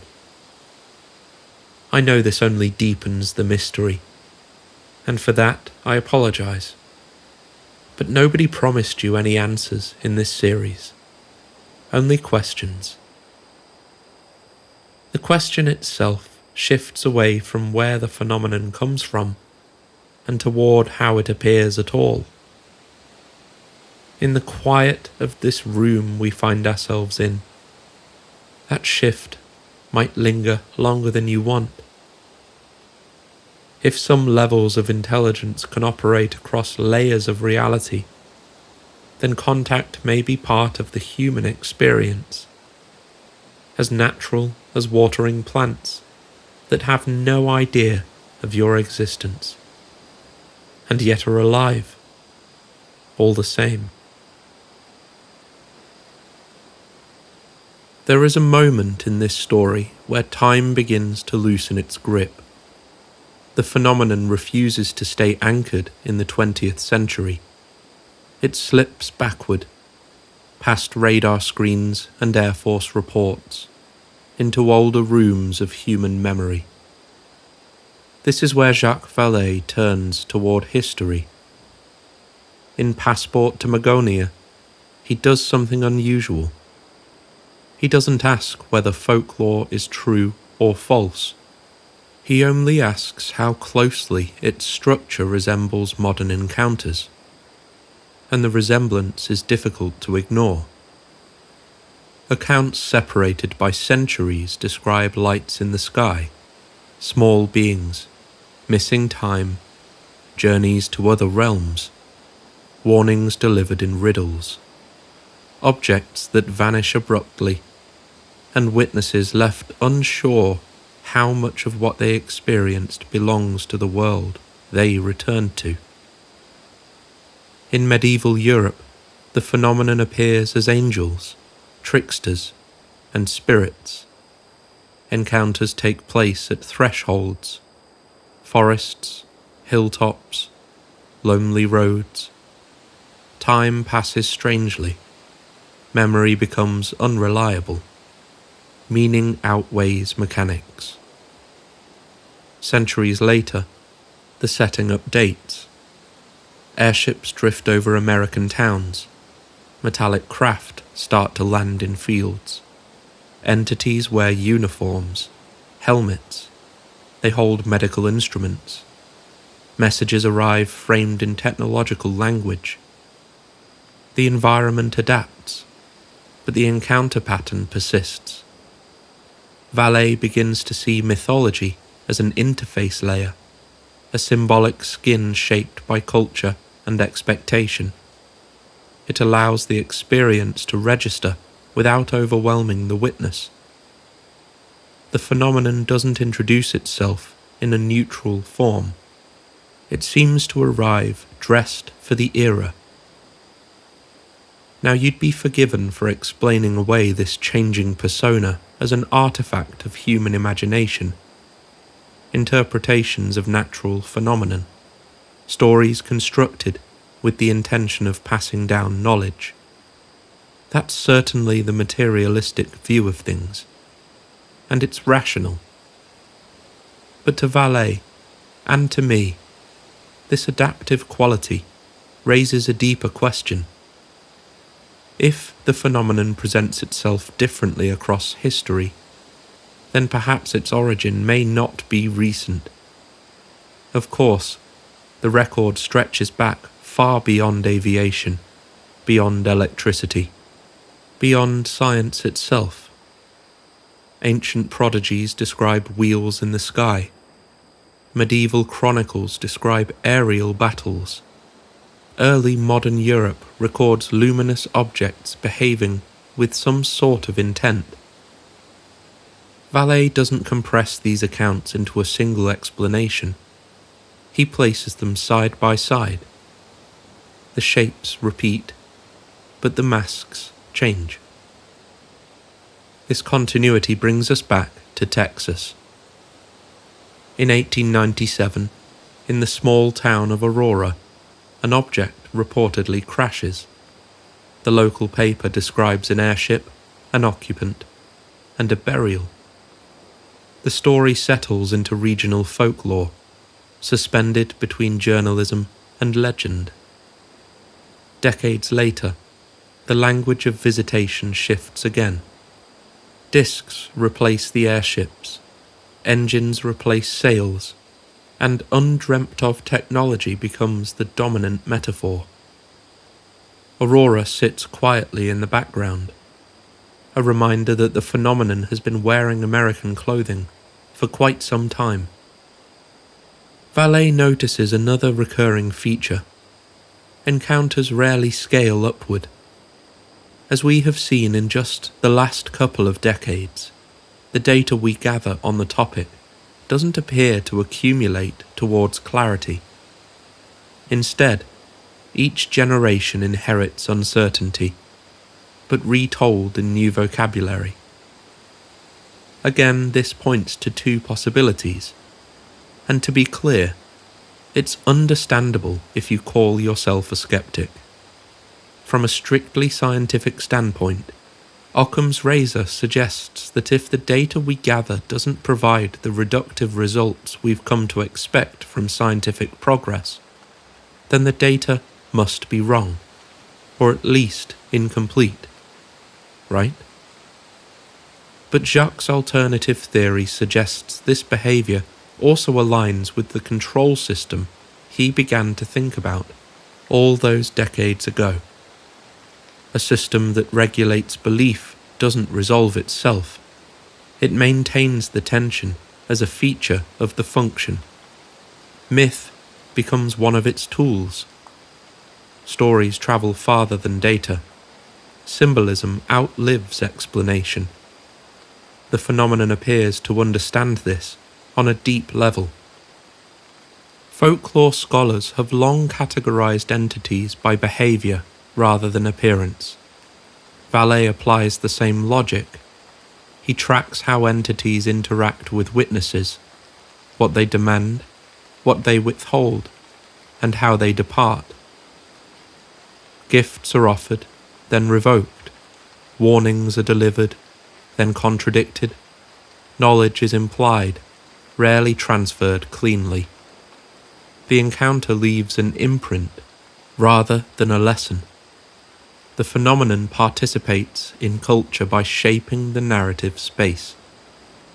Seen through this lens, maybe myth doesn't sit opposite science. The contradictions we observe may be surface level only. Myths store experiences that resist conventional measurement. They preserve encounters in a different, often more meaningful way. Vallée treats myth as data encoded symbolically, a long-term archive of interaction between humanity and this unresolved presence. This archive stretches backward further than technology allows us to follow. So, if the phenomenon has been present across recorded history, then it's possible humanity has never existed without it. Each era receives a version of the truth that it can tolerate. But maybe the phenomenon evolves alongside us, After all, why should an advanced civilization sit still technologically? The aesthetics of the craft we observe may simply be changing the way a 20-year-old Ford has evolved to what we drive today. The same principles of combustion, but a dramatically different object. In the Dreamland Motel, the rooms are much older than they look. They weren't always adorned in the beautiful wood cladding and floral sheets you see today. The stories we explore echo through walls that have been repainted many times. The furniture changes, but the layout stays familiar. Magonia is not a place on a map. It's a cloud realm, one where aerial sailors are said to have come from. It's one of hundreds, if not thousands, of iterations of the same idea. A place we can't go, and where they come from. Perhaps like felonious sailors, to smuggle in ideas under the guise of many different faces. This changing mask we've observed since history began continues to change. And perhaps one of the most important questions we can really ask is, where is it all leading? We've carried Jacques Vallée's ideas across decades, through dead planets, control systems, altered perception, and ancient masks. And now they arrive quietly in the present, without announcement, without revelation. Just a sense that the world has begun to resemble the questions he was asking all along. Here, in the mid-2020s, something subtle has shifted. For the first time, humanity is no longer alone in cognition. Artificial intelligence now processes information at a scale no human mind can inhabit. It sees pattern without intuition. It sorts signal from noise without belief or fear. It notices regularities where we see chaos. This matters to Vallée's work because his central frustration was never a lack of data. It was scale. Hundreds of thousands of reports, decades of sightings, patterns buried beneath cultural distortion and institutional filtering. The human mind struggled to hold it all at once. Now, it's possible that for the first time in human history, something can. As far as we know, AI doesn't concern itself with what the phenomenon means, but it can ask how often it repeats, where it clusters, and where it aligns. In that quiet analysis, structure begins to surface. We may, one day soon, be able to map the architecture of this alleged control system. At the same time, the scientific community has begun to admit the fact that physics is growing ever more unfamiliar and esoteric in its nature. We accept that most of the universe is no longer made of things we can see. Dark matter and dark energy dominate cosmological models, shaping galaxies while remaining invisible to direct measurement. We live inside a universe where the majority of what matters cannot be touched. This isn't fringe thinking. It's standard cosmology. Vallée spent his career pointing out that reality may operate in layers, with observable effects arising from hidden structures. That idea, at least to me, no longer sounds strange. In fact, it sounds current. Simulation theory enters the conversation here. The universe behaves increasingly like an information system. In such a system, appearances become interfaces, events become outputs, and meaning becomes contextual. Vallée never argued that reality was fake. Regardless of reality's true nature, he treated reality as just managed, a system where intelligence operates through constraints, symbols, and partial access. In that light, the phenomenon resembles a diagnostic process, probing, testing, adjusting, rather than an arrival. Consciousness research follows this same trajectory. The brain is no longer viewed as a simple generator of experience. It filters, it compresses, and it limits. Altered states reveal that experience can expand when those limits loosen. Identity dissolves, meaning intensifies. Vallée noticed that contact experiences often follow this pattern. Reality doesn't break, but the interface shifts. If consciousness participates in the encounter, then contact does not require proximity, only alignment. In recognizing that fact, it becomes an apt question to ask: what is the nature of the relationship between our consciousness and theirs? Quote, "The universe looks more and more like a great thought rather than a great machine." Sir James Jeans, physicist, mathematician, and astronomer. Taken together, these threads begin to converge. AI reveals patterns beyond human bias. Physics accepts unseen structures.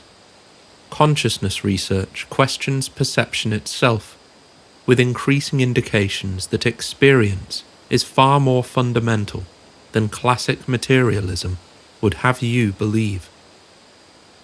This convergence, so far, doesn't as yet indicate the truth of the phenomenon on the horizon, but for the time being, it allows us to readdress fundamental questions that have existed since human thought began. The questions Vallée asked are no longer isolated within ufology. They echo across disciplines. What counts as intelligence? Where does information live? How much of reality reaches us unfiltered? Vallée never promised disclosure, but he suggested that the phenomenon might be communicating in ways that we're not equipped to receive. A conversation measured in centuries. And now, as non-human cognition joins the room, as physics grows comfortable with the invisible, as consciousness becomes a legitimate scientific variable, the environment he described begins to resemble our own. Humanity is changing. Does the convergence we appear to be witnessing signal that we're moving toward truth, or are we simply rearranging the furniture of mystery? There was a time when many of us felt certain the phenomenon represented visitors from another planet. The language was confident, the imagery was fixed. Craft, aliens, arrival. Now, in 2026, something subtler has taken hold. The vocabulary has once again shifted. Alien feels almost too specific. Even extraterrestrial carries assumptions. We speak instead of non-human intelligence, a phrase careful enough to avoid commitment, broad enough to hold uncertainty. It reflects something important. The closer we believe we're getting, the less precise our naming becomes. Is that progress? Or is it an admission that the terrain ahead refuses clean labels? Will the idea of aliens one day feel as mythic as fairies, leprechauns, or goblins? Will future generations look back on our current language as a necessary stage in a longer unravelling? And if we are unravelling something resembling truth, is that process linear? We tend to imagine discovery as a steady climb toward clarity, confusion giving way to resolution. Yet some thinkers have suggested otherwise. As Terence McKenna once said, "I think it's just going to get weirder and weirder and weirder. And finally, it's going to be so weird that people are going to have to talk about how weird it is. Because eventually people are going to say, 'What the hell is going on?'" There is a strange honesty in that. Perhaps the path forward does not narrow into certainty. Perhaps it expands into strangeness. Perhaps the convergence we're witnessing, AI, consciousness research, physics confronting its own blind spots, doesn't simplify the mystery. It complicates it. And as the edges blur, something else begins to dissolve. The confidence that we understand what understanding even means. I wish I could take credit for the following thought. Researcher and all-around intellectual badass Kelly Chase recently wrote, "If you liked ontological shock, you're going to love epistemic collapse." It's a sharp observation, delivered with a dry kind of courage. While ontological shock challenges what exists, epistemic collapse challenges how we know anything at all. As these disciplines converge, truth itself feels less like a destination and more like a moving boundary. The recognition of reality becomes unstable. Old frameworks strain. Definitions lose their grip.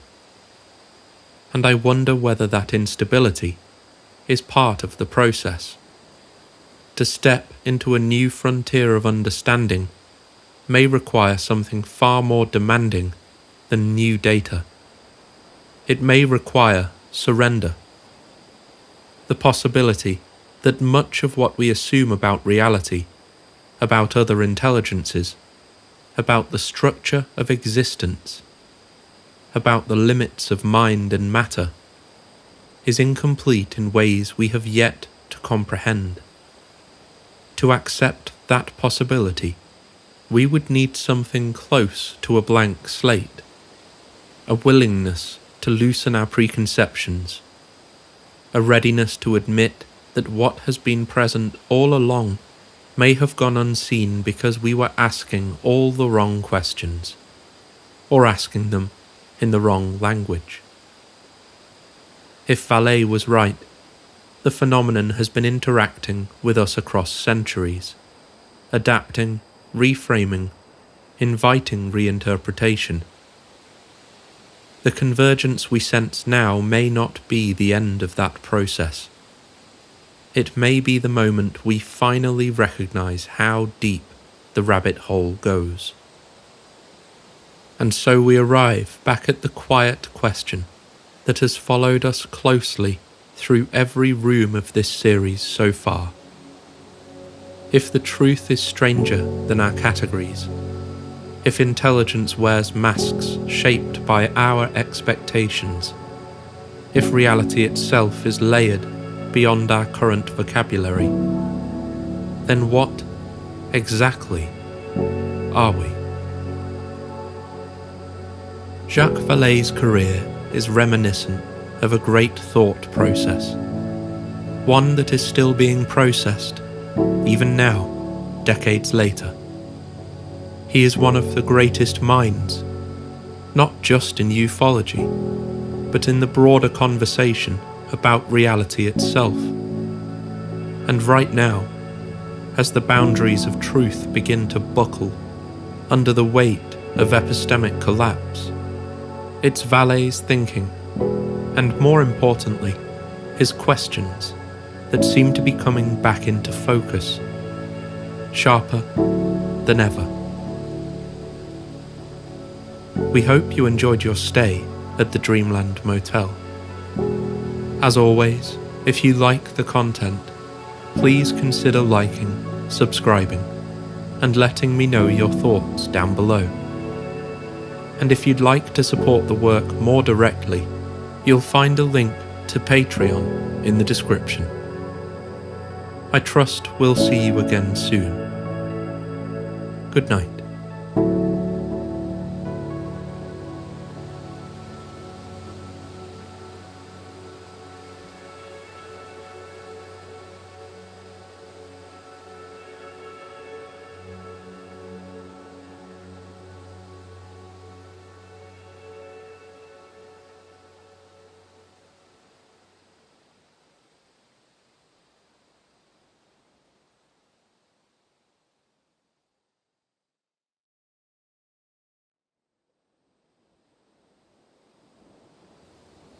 The incense burns quietly tonight, a thin ribbon of smoke drifting through the warm glow of the motel lamp, while the desert highway outside carries the occasional pair of headlights through the darkness.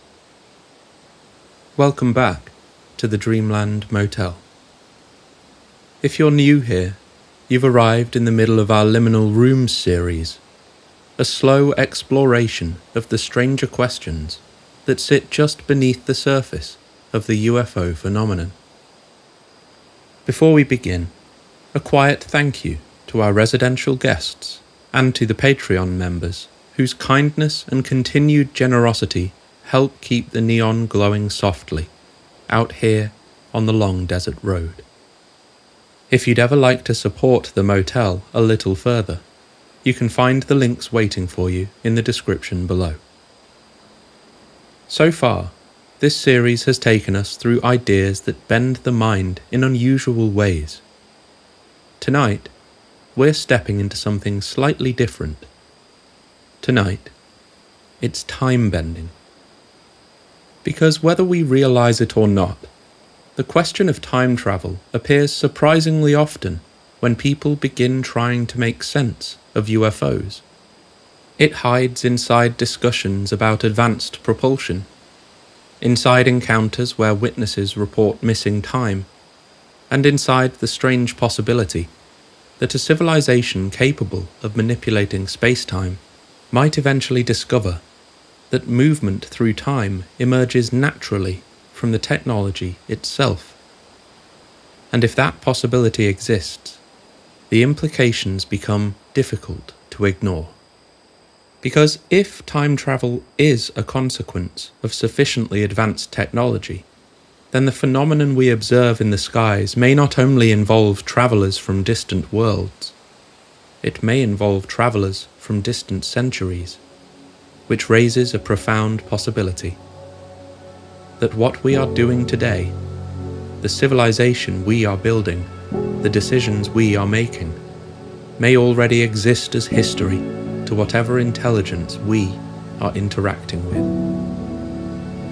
Tonight we're going to try to gently unravel that timeline, to explore what science actually says about time, whether travelling backward through it could even exist in principle, and why some researchers have begun wondering whether the visitors we imagine as extraterrestrial might instead be something far closer to home. Because if they are travellers, the final question becomes unavoidable. How? Why? And perhaps most intriguingly of all, who? Let's begin.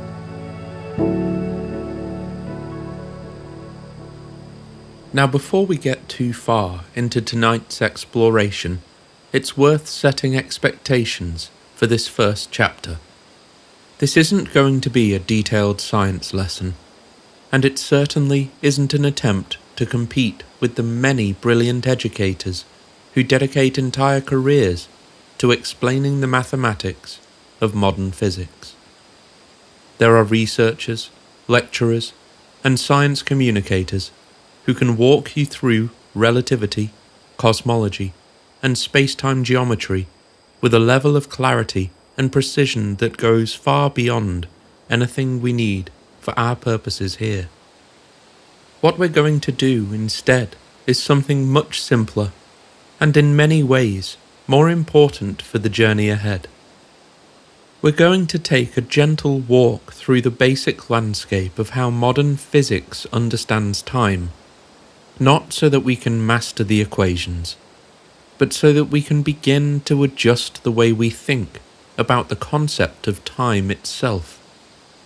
Because if we're going to explore whether time travel could exist, or why the UFO phenomenon sometimes seems to brush against that possibility, then the first step is loosening our intuitive assumptions about what time actually is. And that, as it turns out, is surprisingly difficult. Every human being experiences time continuously, from the moment consciousness begins. Your earliest memories sit somewhere behind you, your expectations stretch out ahead of you, and your life unfolds along what feels like a steady current, moving in a single direction. Seconds become minutes, minutes become years, and over time those years accumulate into the story of a life. We are so deeply immersed in this process that imagining a reality without time can feel almost impossible. If you pause for a moment and try to picture a universe where time does not pass, the mind almost immediately rebels against the idea. We instinctively begin arranging things into sequences, before and after, cause and effect, beginnings and endings, because the human brain is designed to think within time. It is the invisible framework that holds every experience together, the quiet structure beneath every memory, every expectation, and every thought you have ever had. From the moment you were born until this present second, time has simply been there, passing quietly in the background. Which makes it very easy to assume that time must be a universal feature of reality itself, something absolute and constant that ticks forward at the same steady pace everywhere in the cosmos. For most of human history, that assumption seemed perfectly reasonable. But in the early 20th century, physicists began discovering something rather strange. Time was not behaving the way anyone expected.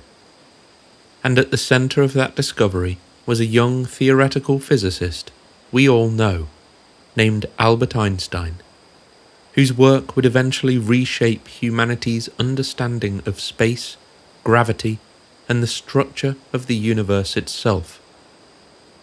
Before Einstein's theory of relativity emerged, scientists generally believed that time flowed at the same rate for everyone, everywhere, like a perfectly synchronized cosmic clock. No matter where you were in the universe, and no matter how you were moving, the seconds would pass in exactly the same way. Relativity, however, revealed something far more complicated. According to Einstein's work, space and time are not separate ingredients of reality, but part of a single four-dimensional structure known as space-time. Mass and energy distort this structure in subtle ways, bending it and stretching it, and those distortions influence not only how objects move through the space, but also how time itself passes. The deeper an object sits within a gravitational field, the more slowly time passes for it, relative to observers located farther away. Similarly, objects travelling at extremely high velocities experience time differently from observers who remain relatively stationary. These effects may sound abstract, but they are not merely theoretical curiosities. Astronauts aboard spacecraft, travelling at tremendous speeds relative to Earth, age ever so slightly more than the people waiting for them back home. The difference is tiny, far too small to notice during a single mission, yet it is measurable, and it has been confirmed repeatedly through precise experiments. Even the satellite systems that power modern global navigation rely on these effects.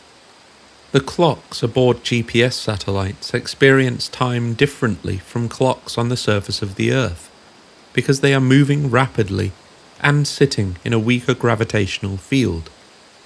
Engineers must constantly correct for these differences, otherwise the positioning information would drift dramatically, producing navigation errors that would accumulate by kilometers every day. In other words, time is not universal. Two observers moving through different gravitational environments or traveling at different speeds can genuinely experience time passing at slightly different rates. What feels like a single shared present moment from one perspective may unfold at a subtly different pace from another. That alone is enough to challenge the comforting image of time as a steady, universal river carrying everything forward, together into the future. But even once we accept that time can stretch and bend, another mystery remains. Because while relativity shows us that time behaves differently depending on motion and gravity, our everyday experience still suggests something else. The persistent sense that time flows in a particular direction. Forward. We remember yesterday, not tomorrow. We watch objects age and decay in ways that seem irreversible. A glass slipping from a kitchen counter shatters when it strikes the floor, scattering fragments across the tiles. Yet those fragments never gather themselves neatly back together into the original shape. Smoke drifting through a quiet room spreads slowly outward, dissolving into the surrounding air, yet it never spontaneously reverses course and condenses itself back into the burning incense stick. These one-way processes reveal something physicists call the arrow of time, and that arrow appears to be closely connected to a concept known as entropy. Entropy is often described as a measure of disorder, or more precisely, a measure of how many different ways a system can arrange itself. Highly ordered states have relatively low entropy, while disordered states tend to have a much higher entropy, because there are vastly more ways for matter and energy to distribute themselves in those configurations. Across the universe, systems tend to evolve from lower entropy toward higher entropy over time. Order gradually gives way to disorder, energy spreads outward, and complex arrangements slowly drift toward equilibrium. This statistical tendency creates the asymmetry we experience as time's forward direction. A shattered glass does not reassemble itself, not because the laws of physics strictly forbid the motion of every single fragment returning to its previous position, but because the number of ways for those fragments to remain scattered across the floor vastly exceeds the number of ways for them to reform into the original glass. The universe simply explores the more probable arrangements. So over time, entropy increases, and that increase gives us the familiar impression that time itself is moving forward, somehow. But this leads to a deeper and more subtle question. Does entropy actually create the flow of time?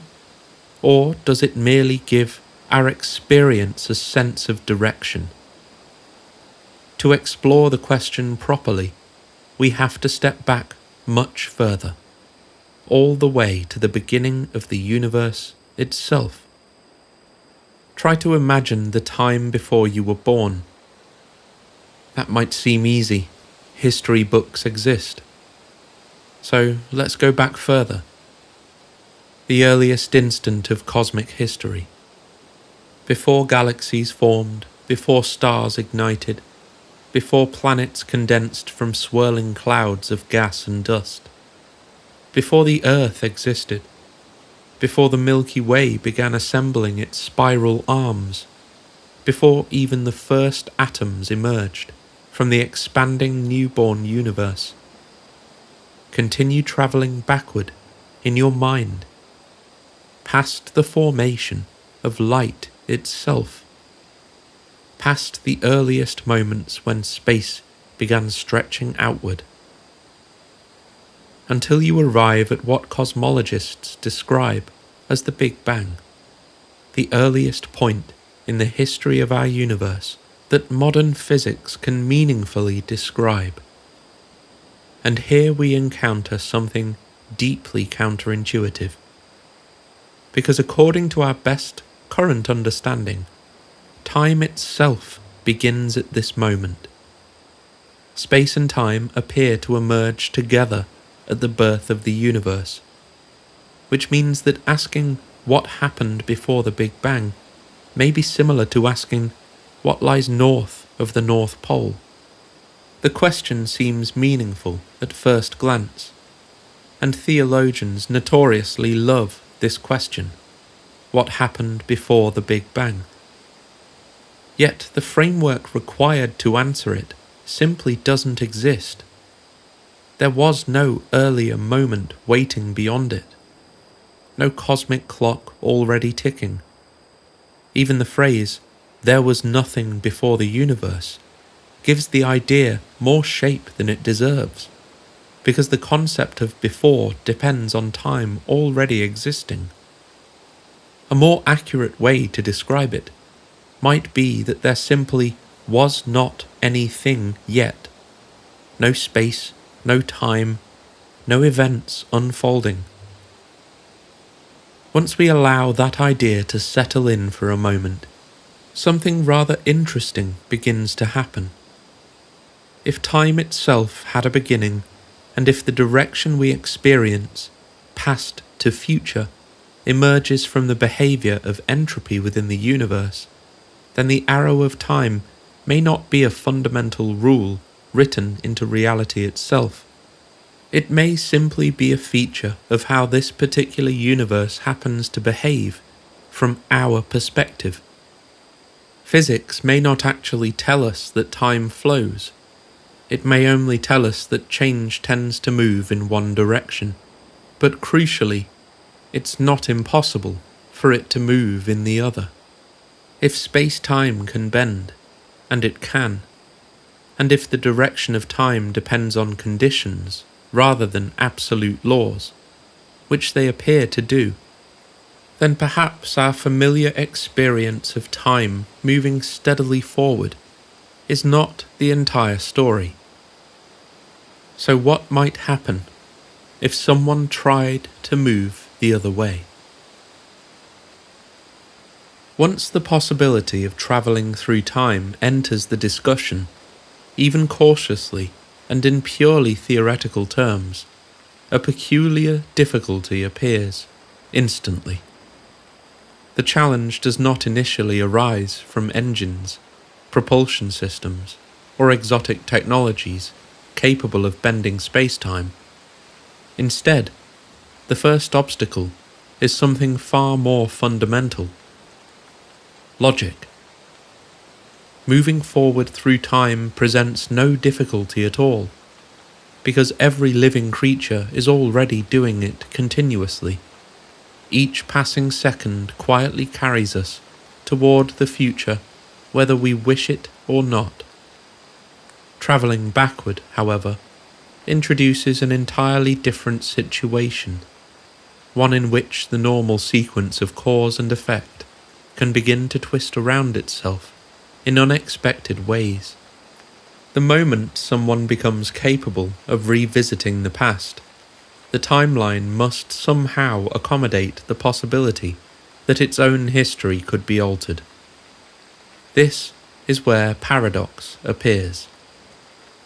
Most people first encounter this idea through the well-known grandfather paradox. Yet here, at the Dreamland Motel, we have encountered a slightly more practical version of the same logical problem, one that emerged during what should have been a fairly routine housekeeping shift. Our housekeeping staff have developed an unfortunate habit. We've asked them repeatedly to stop employing temporal paradoxes during their shifts, but they insist the method is considerably more efficient than traditional cleaning techniques. Last Tuesday, for example, Maria decided to address a problem involving room 12, rather than cleaning the room after a guest checked out, which would normally require fresh sheets, vacuuming, and a certain amount of patience.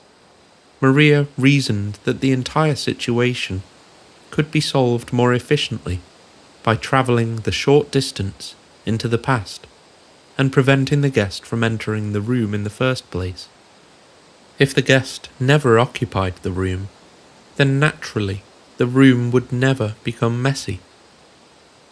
At first glance, the solution seemed elegant. Unfortunately, it introduced a complication. If the room was never messy, then there was never any reason for Maria to travel back in time to prevent the guest from entering.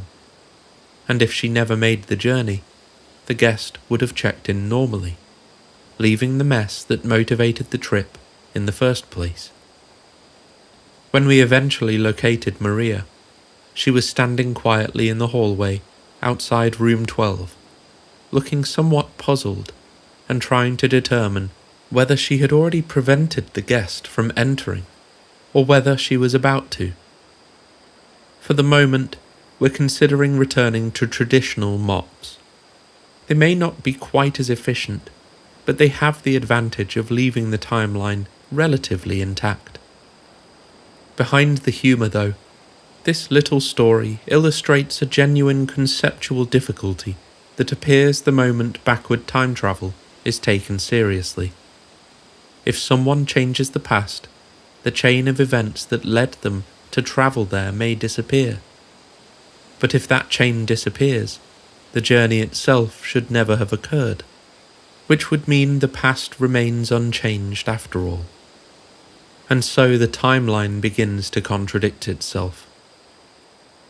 Physicists have spent many years thinking about this problem, partly because the mathematics of relativity allows certain unusual possibilities where space-time itself might curve in ways that reconnect with earlier moments. If such paths exist, the universe would somehow need to preserve logical consistency even when the events appear to circle back on themselves.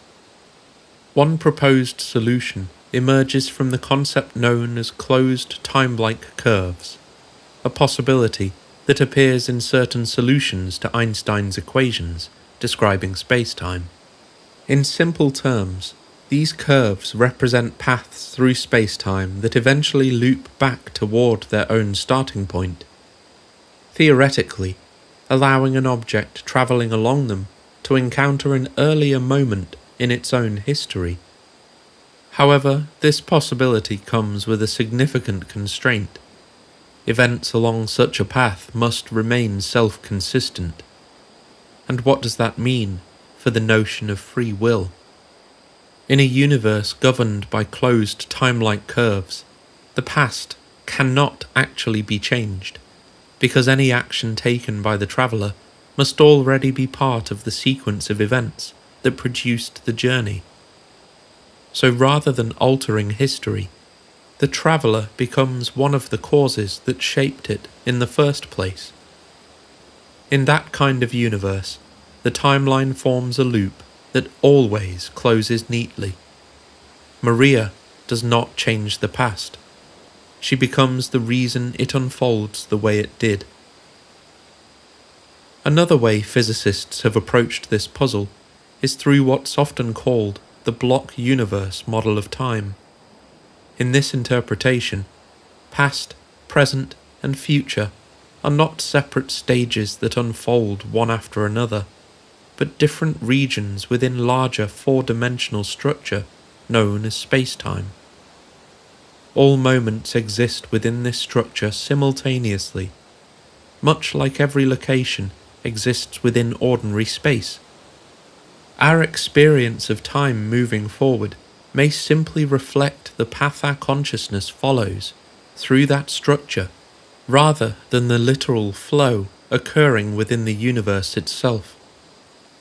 If this interpretation were correct, travelling into the past would resemble moving to another location within space-time, rather than rewriting events that have already occurred. The traveller does not change history. Instead, they participate in it, fulfilling events that were always part of the timeline. Again, for some people, however, this interpretation raises uncomfortable implications. If every moment already exists within the structure of space-time itself, then the future may be just as fixed as the past, woven into the geometry of reality long before we experience it. In such a universe, destiny would not gradually emerge through our decisions. It would just be the structure of reality itself. Not everyone finds that conclusion satisfying, and neither do I, which is why other theoretical ideas attempt to preserve a greater sense of openness in the timeline. One of the most widely discussed alternatives, particularly when it comes to ufology, comes from the idea of branching timelines, a concept that often appears in interpretations of quantum mechanics, suggesting that reality may divide into multiple possible histories whenever different outcomes become possible. In this picture, the timeline behaves less like a single thread and more like the growing branches of a vast tree. Each decision, each quantum event, and each possible outcome creates a new branch that continues forward alongside the others. If time travel occurred in such a universe, altering the past may not destroy the original history at all. Instead, the traveller's actions could generate a new branch, while the original timeline continues untouched. And so, in one version of events, the guest stays in room 12 and leaves a mess behind. In another, Maria quietly prevents them from ever entering. Both histories continue to exist. Closely related to this idea is the possibility that travellers appearing in our present might originate from parallel timelines, rather than our most direct future. In that interpretation, a visitor arriving in our past would not be interfering with their own history, but would instead be stepping sideways into a neighbouring version of reality. From our perspective, such visitors would appear to have come from the future. From theirs, they may simply be explorers crossing from one branch of history into another. Ideas like these illustrate the lengths physicists and philosophers have gone to in order to preserve logical consistency once backward time travel enters the discussion. Closed time-like curves preserve consistency by ensuring events always align with their own causes. The block universe describes a space-time structure in which every moment already exists. Branching timelines allow different versions of history to unfold simultaneously without collapsing the sequence that produced the traveller. Each of these proposals attempts to resolve the paradox problem in its own way, yet they all share the same purpose. They are attempts to imagine how reality might remain logically consistent if movement through time were ever possible. But speaking purely from a logical standpoint, one detail stands out to me. Only one of these options truly preserves the idea of agency. Models such as the block universe and the closed time-like curves do not technically forbid time travel. In fact, within their frameworks it may still occur. What they do enforce, however, is something even more restrictive. The past cannot be changed. And while it is often more comfortable to say that history is set in stone than to say that free will may not exist, the two ideas feel, at least philosophically, like different expressions of the same conclusion. One simply sounds more reassuring than the other.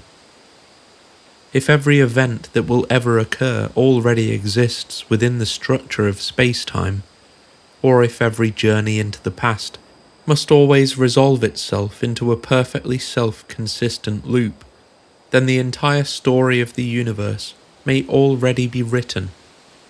Everything that has happened, everything that is happening, everything that will ever happen, determined. From that perspective, the feeling of making choices may simply be our experience of moving through a sequence of events that was always going to unfold exactly the way it does. There are, of course, other lesser-known models that attempt to navigate the philosophical tension. The growing block universe, for example, suggests that the past and present exist, while the future continues to form gradually as time advances. In that interpretation, the timeline expands forward rather than existing all at once. But in most versions of that model, the past still remains fixed, which means that even there, the ability to change earlier events remains extremely limited. And this is an episode about time travel, about visitors from the future. In all of these models, that possibility grows ever smaller as we explore the details.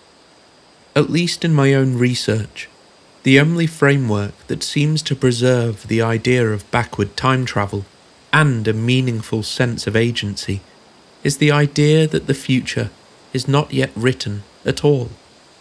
That interpretation leads naturally toward the picture of branching timelines, the many worlds, or many histories model, where the unfolding of events resembles the growing limbs of a vast tree.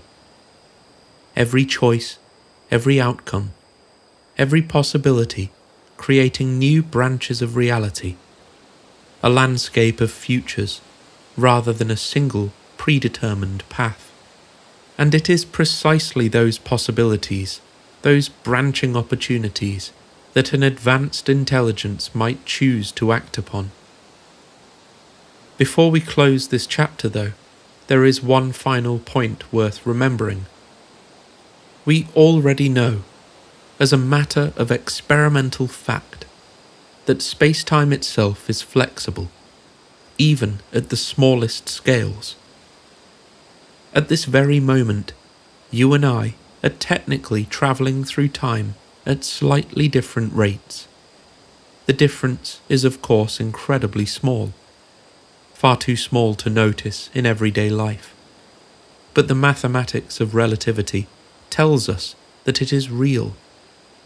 Differences in velocity and gravity mean that every observer experiences time at a slightly different pace, which means that in a very quiet and very literal sense, every human being on Earth is already a time traveller. We're simply doing it together, drifting forward through time at nearly identical speeds. What remains unknown is not whether time can stretch. We already know that it can. But how far that stretching might eventually be taken. How dramatically could the flow of time be altered by sufficiently advanced technology? What kinds of structures might allow space-time itself to bend in ways that we currently struggle to imagine?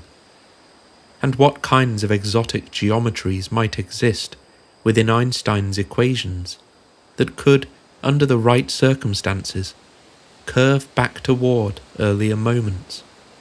Those possibilities, of course, remain deeply speculative. That's why we're here. But they are also part of the reason the conversation refuses to disappear. Because once the structure of space-time reveals even the smallest degree of flexibility, the idea of time travel stops being pure fantasy and begins to look more like a question of limits. Not whether it can happen at all, but how far the universe allows that flexibility to go.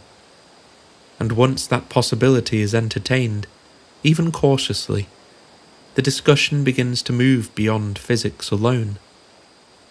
If intelligence ever learns to navigate time itself, then the travellers we imagine arriving from distant stars might turn out to be something far closer to home.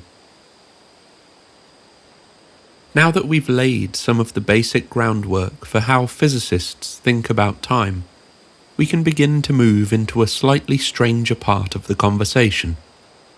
So, let's talk about aliens. Or perhaps not aliens. Perhaps we should simply say non-human intelligence, for the time being. Because the deeper we wander into this particular idea, the less certain those familiar labels begin to feel. For decades, the most common assumption within ufology has been that unidentified craft represent visitors from distant star systems. The logic behind that interpretation is clear and understandable. When something appears in our skies displaying technologies that seem far beyond our own, it's natural to imagine that the intelligence behind it must originate somewhere else in the vast expanse of the universe. But there is another possibility that has quietly circulated among some researchers, one that shifts the origin point of the phenomenon from space to time. Rather than asking whether the visitors come from another world, the question becomes whether they might come from another era. One of the most visible advocates of this idea is Michael P. Masters, a professor of biological anthropology, whose work sits at an unusual intersection between scientific inquiry and the broader mystery of the UFO phenomenon. Similar to Gary Nolan and Jacques Vallée, Masters occupies an interesting position in this discussion, coming from academia, and his background places him directly within the study of human evolution. Biological anthropology focuses on how our species has changed over time, how anatomy, behavior, and physiology evolve in response to environmental pressures and technological development. From that perspective, Masters approached the UFO question with a slightly different set of assumptions than many traditional ufologists. Rather than beginning with the idea that the occupants of unidentified craft must be extraterrestrial, he asked a simpler question. What if they aren't? In his book, Identified Flying Objects, and in a series of lectures and papers expanding on what he calls the extraterrestrial model, Masters proposes that at least some UFO occupants might represent future humans studying their own evolutionary past. The argument clearly doesn't claim certainty, and Masters himself presents the idea appropriately as a hypothesis rather than a conclusion. But the reasoning behind it draws on several observations that have circulated within UFO reports for many decades. One of the most frequently mentioned details in stories of encounters is the surprisingly humanoid appearance of many reported entities. Descriptions vary, of course, and not all encounters involve figures that resemble us. Yet, a substantial number of reports describe beings with upright posture, bilateral symmetry, forward-facing eyes, and body proportions that appear broadly similar to human anatomy. For those who favour the extraterrestrial hypothesis, this resemblance is usually explained as a coincidence of convergent evolution, the idea that similar environmental pressures on distant planets might produce organisms that evolve comparable body plans. Masters approaches the question from another direction. If these beings were not visitors from another biosphere, but descendants of our own species, then their general anatomical similarity would require no special explanation at all. They would share our evolutionary history because they would emerge from it. From the perspective of biological anthropology, that possibility opens an interesting line of speculation. Human evolution has already demonstrated certain long-term trends. Over thousands of years, technological development has gradually reduced the need for physical strength and endurance, while increasing our reliance on cognitive processing, visual information, and complex communication. Some anthropologists have suggested that this trajectory could eventually favour anatomical changes, such as reduced musculature, lighter bone structure, and increased cranial capacity. Adaptations that support a technologically dominated civilization. In Master's interpretation of this, the familiar image, often associated with the so-called greys, slender bodies, large heads, and prominent eyes, might represent an exaggerated projection of those evolutionary trends carried forward over vast stretches of time. Whether or not that interpretation proves accurate, it highlights an interesting point. If technological civilization continues long enough, humanity may eventually acquire the ability to manipulate space-time in ways that we currently struggle even to imagine. The same scientific trajectory that produced electricity, computers, and spaceflight within the span of only a few centuries could, over far longer periods, lead to technologies capable of exploring time itself.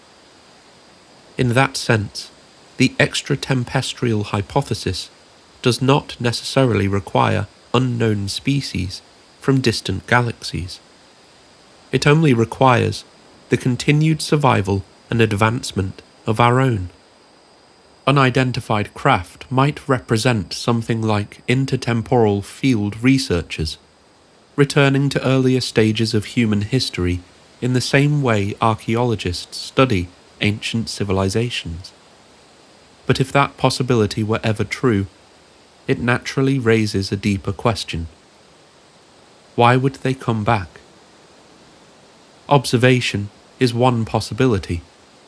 Future scientists might study their ancestors the way we study early human societies, gathering data about behavior, biology, and culture from periods long before their own time. Another possibility resembles something closer to archaeology, where the goal is not only observation, but preservation. Civilizations often attempt to document and understand their origins, particularly when those origins become distant enough to feel almost mythological. But a third possibility introduces a more complicated and, in my opinion, problematic idea: intervention. If the future remains connected to the past through the fabric of space-time, then actions taken in one era might influence conditions in another. Future humans studying their own history might therefore face a dilemma familiar to historians and scientists alike: whether the act of observation should remain purely passive, or whether certain moments in history might demand intervention.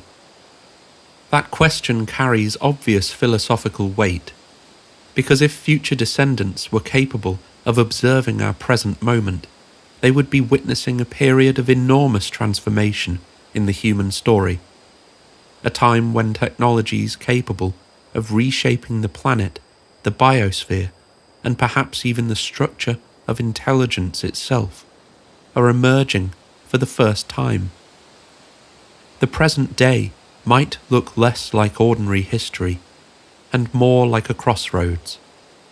And if the extraterrestrial hypothesis contains even a small fragment of truth, then the mystery surrounding unidentified aerial phenomena may represent something profoundly intimate, not just visitors arriving from distant stars, but descendants looking back toward the moment their own future began.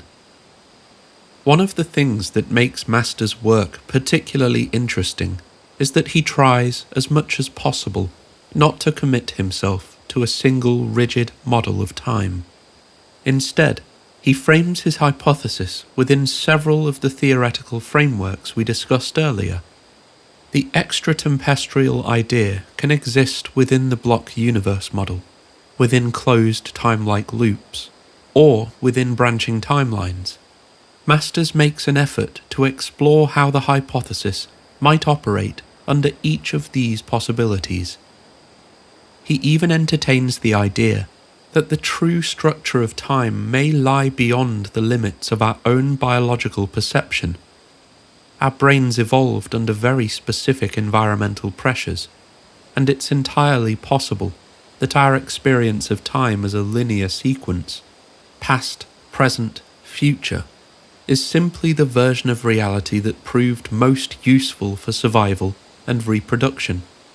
This mirrors the ideas of Donald Hoffman, someone we've already mentioned several times throughout this series. In Master's words, evolution may have quietly pigeonholed us into a particular way of experiencing the universe, not necessarily the only way, just the one that allowed our ancestors to survive long enough to pass their genes forward. But eventually, the conversation returns to the same question we faced in a previous chapter. How should we speculate? Because the answer depends heavily on which framework of time we imagine to be correct. If the block universe interpretation is accurate, then every moment of time already exists within the structure of space-time. The past, present, and future are all equally real, laid out across the four-dimensional geometry of the universe. Nothing can truly be changed.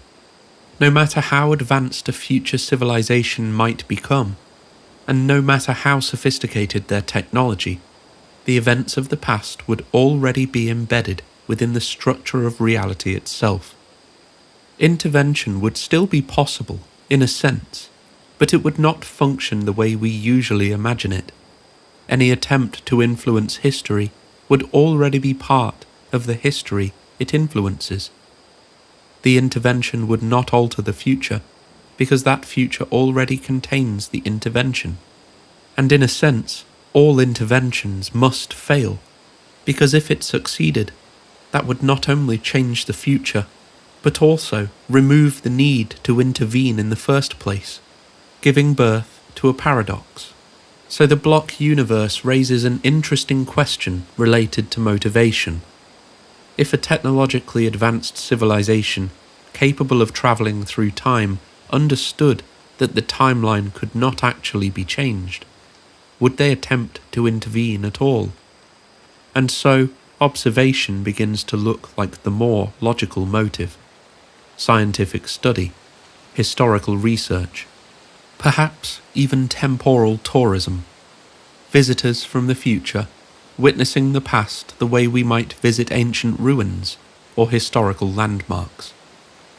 In practice, this picture begins to resemble a form of closed time-like loop, where events circle back into themselves, and every action ultimately reinforces the timeline that already exists. And in simpler philosophical terms, we may start to feel rather uncomfortable with this implication, because free will begins to look difficult to defend. If every event that will ever occur already exists within space-time, then the story of the universe may already be written in its entirety. Everything that has happened, everything that is happening, everything that will happen. Master's hypothesis can still operate within that framework, but personally, I find it creates a certain tension when placed alongside the broader body of UFO lore. Again and again, and counter-narratives include references to warnings, interventions, manipulations, or attempts to guide human behaviour in subtle ways. These themes appear across decades of reports, sometimes framed in environmental terms, sometimes in relation to nuclear technology, and sometimes in ways that remain difficult to interpret. Technically, such events could still exist within a closed time-like structure, but there is a logical difficulty hiding inside that idea. A civilization capable of travelling through time would have to decide when to intervene, while simultaneously knowing that whatever action they take cannot actually change the future they came from. And that begins to feel, at least to me, slightly incoherent as a motivation. Which brings us to the alternative framework. The possibility that reality behaves more like a branching system of timelines, where the future is not fixed, but continuously unfolding into new possibilities. In that picture, we are moving into the unknown along one branch of a vast tree of potential histories. Other branches may already have experienced events that lie ahead of us, and in principle, those branches could send travellers backward along neighbouring paths. You might ask why anyone would bother. After all, if those travellers originate from a different branch of history, then any intervention they perform here would not change the outcome of their own timeline. But consider the question in simpler human terms. If you saw another version of humanity heading toward a disaster that your own civilization had already endured, and you possessed the ability to help them avoid it, would you? The intervention would not change your past. Your world would remain exactly as it is. But the opportunity to prevent suffering somewhere else might still carry meaning. There is a small moment in nature that illustrates the dilemma rather well. Imagine walking quietly through a forest, enjoying the calm of the trees and the rhythm of the wind moving through the branches, when you notice a tiny bird that has fallen from its nest. The chick lies helpless on the forest floor, exposed to the cold of the coming night and to whatever predators might happen to pass by. You have a choice. You can leave it where it is, accepting the quiet brutality of nature, or you can gently lift it and place it back in its nest. Either way, your own life continues exactly as it did before. You return home, you eat dinner, you sleep in your own bed that night. The outcome of your day remains unchanged, and yet most people would still reach down and help the bird. Not because doing so benefits them personally, but because empathy often motivates action even when no direct reward exists. If the extraterrestrial hypothesis is correct, and if the intelligence interacting with humanity represents a technologically advanced version of our own species, then that emotional connection might become an important part of the picture. Future humans would not be studying an alien civilization. They would be studying their own ancestry. Helping modern humanity might not always be a calculated act of self-interest. It might sometimes be something closer to compassion. Of course, our species has never been a single unified perspective. Human societies contain enormous diversity of belief, motivation, and temperament, and it's entirely possible that a future civilization descended from us would reflect that same diversity. Some might observe, some might preserve, some might simply visit out of curiosity, and others, perhaps, might choose to intervene. For me, the branching timeline model preserves something important. It keeps the idea of agency alive, and within the strange landscape of ufology, imagining reality as an ever-growing tree of possibilities opens the door to some extraordinary ideas and stories. So for a moment, let's follow that branch a little further. Every so often, within the long and tangled history of the UFO phenomenon, a story appears that shifts the conversation away from sightings in the sky and towards something much, much stranger. Communication. Not the familiar exchange of signals between antennas or satellites, but the idea that certain individuals may have served as intermediaries between humanity and an intelligence that experiences reality very differently from us, an intelligence that might not be bound to the linear passage of time in quite the same way. One of the more unusual accounts connected to this idea comes from a former United States Air Force intelligence specialist named Dan Sherman, whose testimony describes his alleged involvement in a classified program known as Project Preserve Destiny.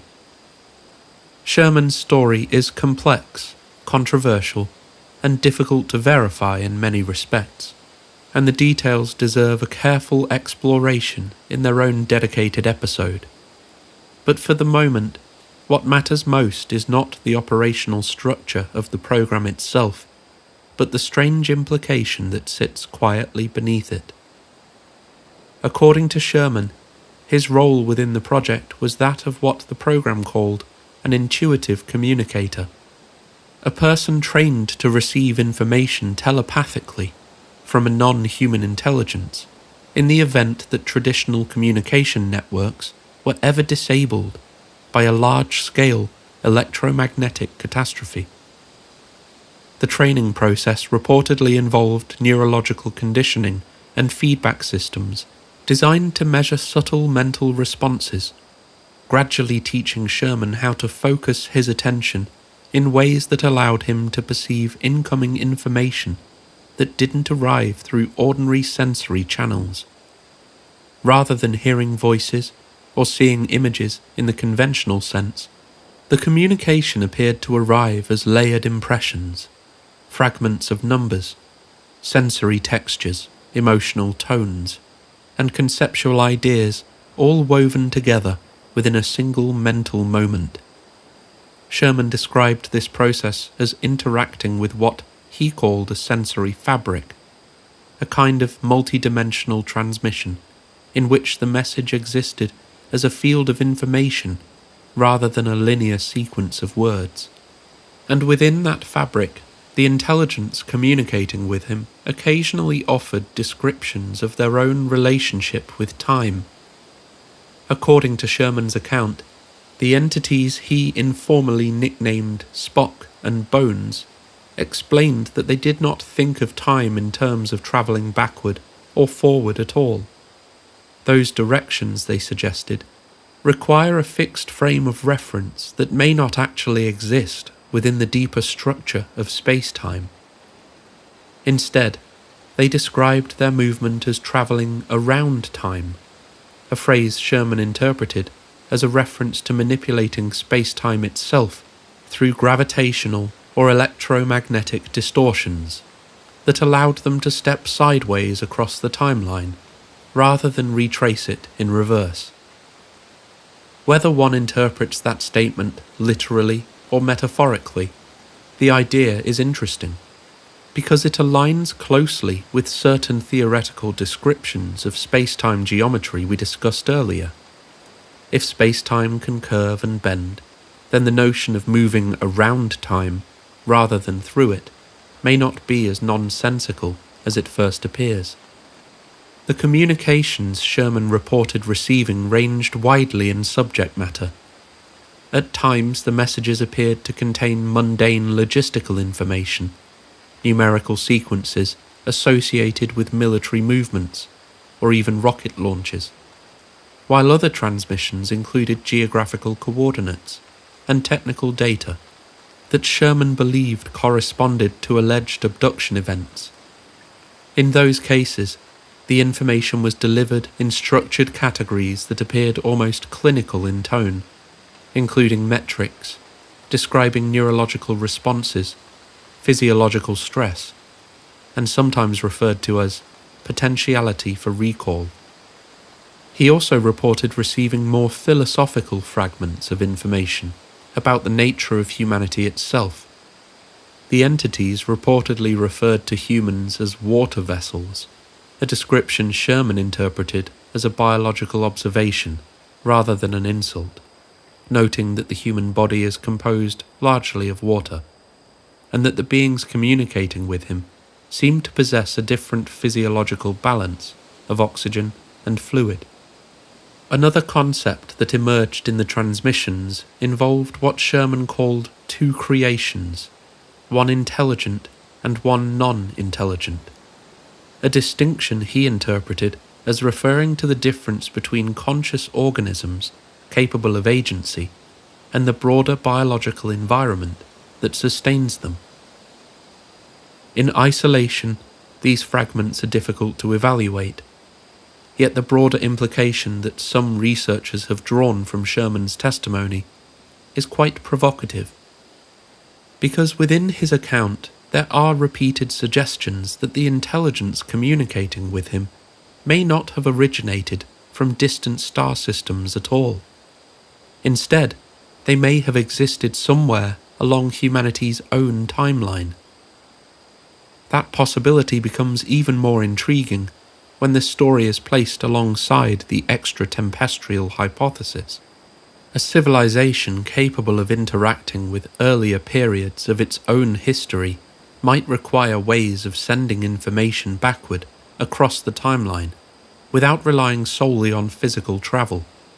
Subtle communication channels, perhaps mediated through consciousness itself, could serve as a far more efficient way to influence events. And in Sherman's case, influence is exactly what he believed was happening. Some of the transmissions he received suggested that his role as an intuitive communicator was not limited to the years of his military service. He was told that he would be needed again at some point in the future, implying that whatever system he had been trained to operate was designed for events that had not yet unfolded. Sherman never received a clear description of what the future moment might involve, but he believed the program existed in anticipation of a global electromagnetic disruption. And curiously, the entities he communicated with also spoke about the sun in striking terms, suggesting that humanity was only beginning to understand its significance, and that our future civilization would eventually learn how to harness its energy far more profoundly. Taken together, those fragments leave little to the imagination. If the intelligence communicating with Sherman truly existed in an adjacent future human timeline, then some of the information he received may not have been predictions at all, but memories of a future we have not yet reached. This is where another unusual account begins to intersect with the same general theme. A man who originally published testimony under the pseudonym Martin, later identified as Skywatcher's Jordan Jacques. He described experiences that revolve around something he calls seeding. According to Jacques' account, seeding involved entering altered states of consciousness and constructing what he described as a layered mental grid composed of specific points known as nodes. Within that structure, the task was to place markers above these nodes, an act he believed influenced the probability of certain future outcomes. Rather than physically altering events in the past, the process was described as interacting with probabilities before they collapsed into a single observable timeline. In simpler terms, the goal was not to change history directly, but to encourage particular futures to emerge more reliably than others. If reality behaves like a branching system of probabilities, a constantly unfolding tree of possible timelines, then small adjustments at critical moments might guide which branches eventually become dominant. Seeding would resemble something like planting a marker in the landscape of possibility, encouraging the timeline to grow in a particular direction. Another way of visualizing this that I find useful is imagining this as a railway track stretching forward into the distance. Imagine that somewhere ahead, beyond the horizon we can currently see, the track splits at a junction. Perhaps there are those who can see further down the line than we can, individuals or intelligences capable of recognizing that a fork in the track is approaching. That junction would represent one of the nodes we spoke about earlier. Now imagine that by planting a small seed of probability at just the right moment, the weight of that seed might influence which way the train moves when it reaches the switch. A tiny adjustment made far enough in advance could determine whether the train takes the safer track or the one that leads somewhere far less forgiving. The idea fits rather neatly with the many worlds interpretation of reality. All possible outcomes may indeed exist, explored and realized across a vast branching structure of timelines. Yet it is still conceivable that certain intelligences might possess the ability to look a short distance ahead along those branches and guide events toward the path they consider most stable. Not changing the past, not rewriting history, simply ensuring that our particular train takes the track that turns right, rather than the one that carries it quietly toward the cliff. If descendants from the future are capable of interacting with the present, whether through physical travel, subtle communication, or the manipulation of probabilities, then humanity may possibly survive long enough to become them. Our species would not vanish quietly into extinction. We would endure. Long enough to develop technologies that reshape our relationship with space-time. Long enough to look back across centuries toward the fragile moment in history we currently inhabit. And if those descendants are attempting, even gently, to guide the path that leads from here to there, then it suggests that the future watching us may have learned something troubling about the road ahead. Not certainty, but at least a warning. And if those warnings are real, even in the faintest sense, then the present moment may be more important than it appears. Not only for us, but for the generations that eventually grow out of the choices we're making now. If communication across time were ever possible, we probably should not expect it to arrive neatly packaged. Messages sent across centuries, or even across different branches of a timeline, might appear fragmented, symbolic, or strangely indirect. They may not all come from the same entity. Early attempts at such communication could be particularly difficult, especially if the technology responsible for transmitting those messages was still in its infancy. It's worth remembering that if time travel ever became or becomes possible, the earliest experiments would almost certainly be imperfect. Signals might distort, context might be lost, and fragments of information might arrive in unusual places. There may even be a language barrier. From our perspective, we would receive those fragments all at once, without any sense of the technological progress that produced them. In other words, the earliest messages might not look like messages at all. They may indeed look like puzzles.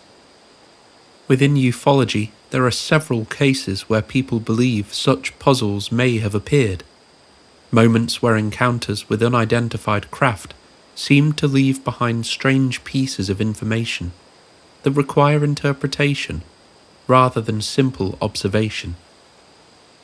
One of the most frequently discussed examples occurred in December of 1980, in the forest outside RAF Woodbridge and RAF Bentwaters, in Suffolk, England, an event now widely known as the Rendlesham Forest Incident. I have a full episode on it, linked in the description. Often described as Britain's Roswell, the incident involved multiple US Air Force personnel stationed at the nearby Cold War air bases, who reported observing unusual lights moving through the forest, and, in at least one case, a craft resting briefly among the trees. Among the witnesses was Jim Penniston, who later claimed that during his close encounter with the object, he experienced something stranger than the sighting itself. According to Penniston, after touching the craft, he began receiving a sequence of binary numbers, mentally, as though the information had been placed directly into his mind. Penniston wrote down the binary sequence he believed he had received and worked with researchers to translate it. The resulting text, if the decoding is accurate, produced a message that has since circulated widely in discussions of the case. The phrases reportedly included, "Exploration of humanity continuous beyond 8100. We returned to warn. Advance or perish, the choice is now." If those words were ever intended as a message, they're certainly cryptic enough to invite speculation.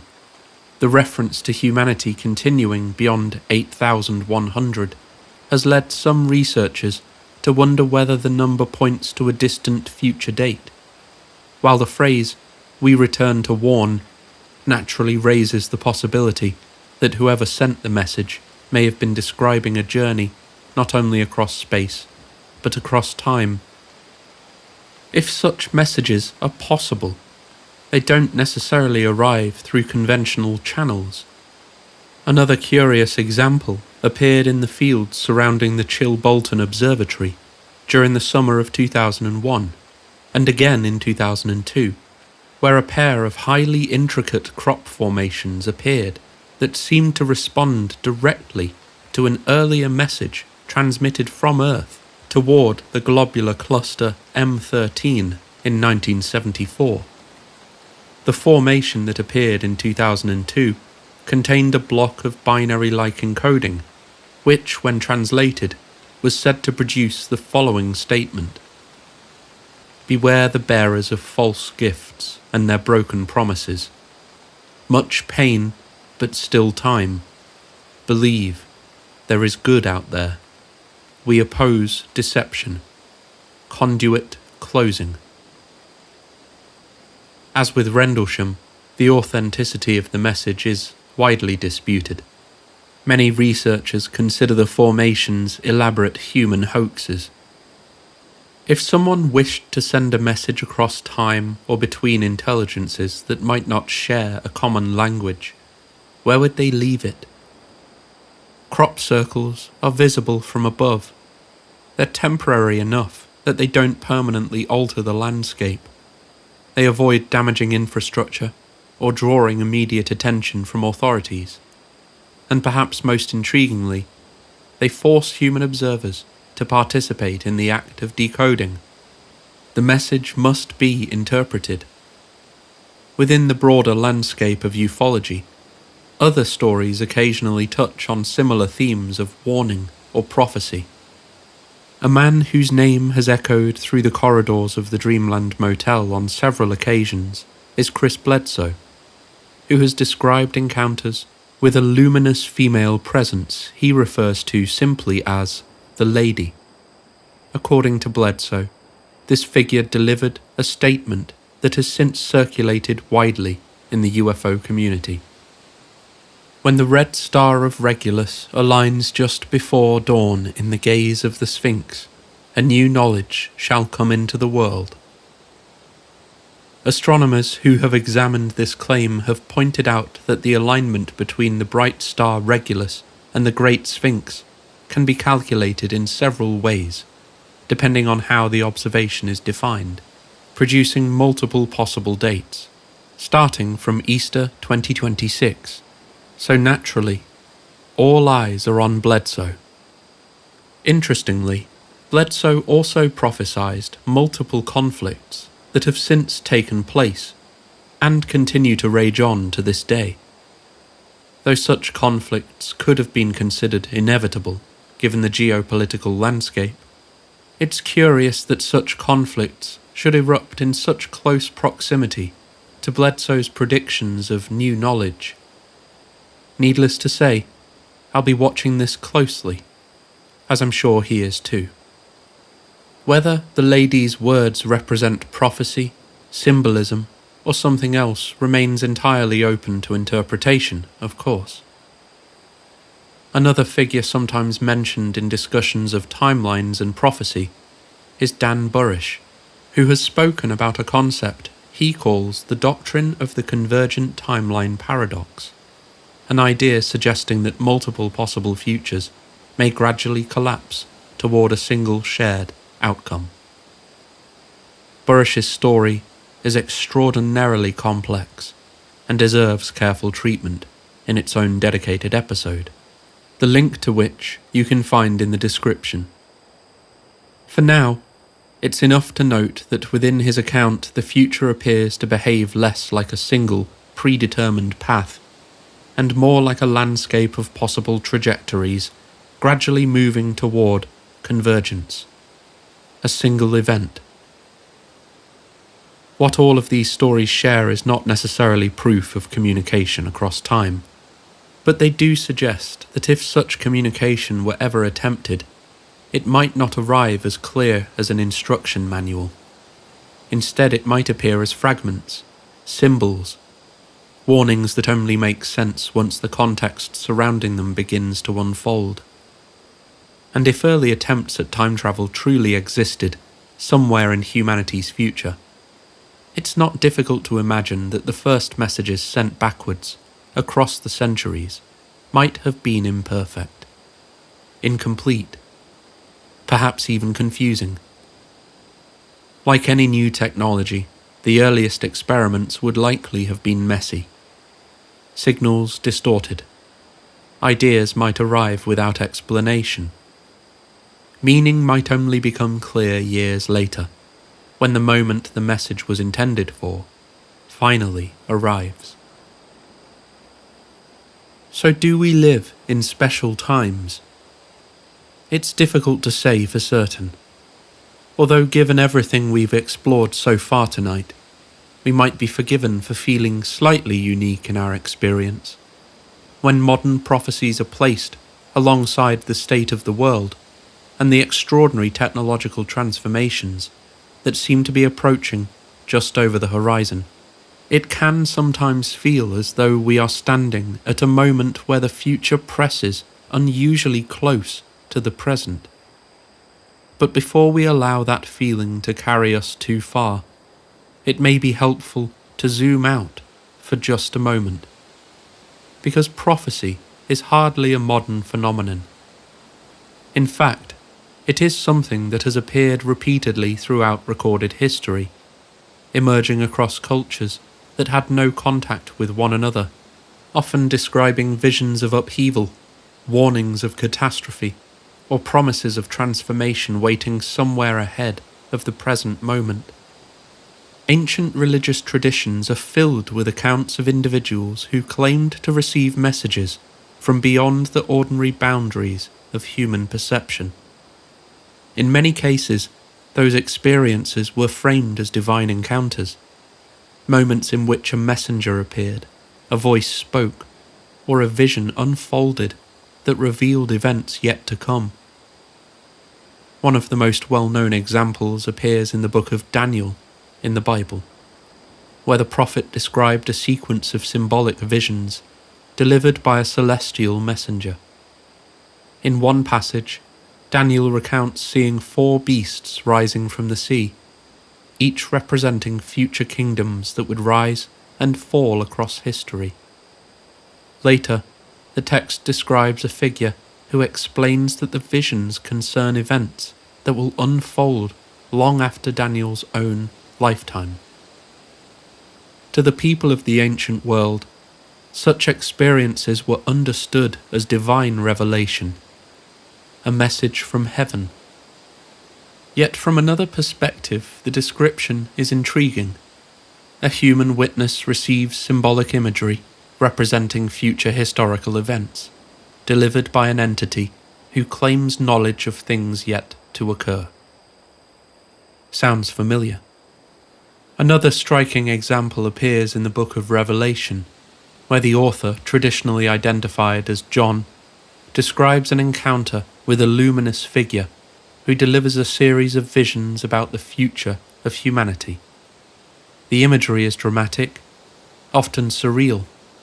Stars falling from the sky, a beast rising from the sea, a period of global upheaval followed by the emergence of what the text calls a new heaven and a new earth. Sounds familiar. Whether interpreted spiritually or metaphorically, the structure of the narrative is notable. A message appears. The witness is shown visions of events that have not yet happened. The message is recorded, so that others might interpret it later. From within the religious framework of the time, these experiences naturally became part of a spiritual tradition. The language used to describe them reflected the cultural understanding available to the witness. A medieval monk might describe an angel. An ancient prophet might describe a messenger of God. A modern witness, living in a technological society, might describe contact with non-human intelligence. But the underlying experience, the sense that information about the future has somehow been delivered into the present, remains remarkably consistent.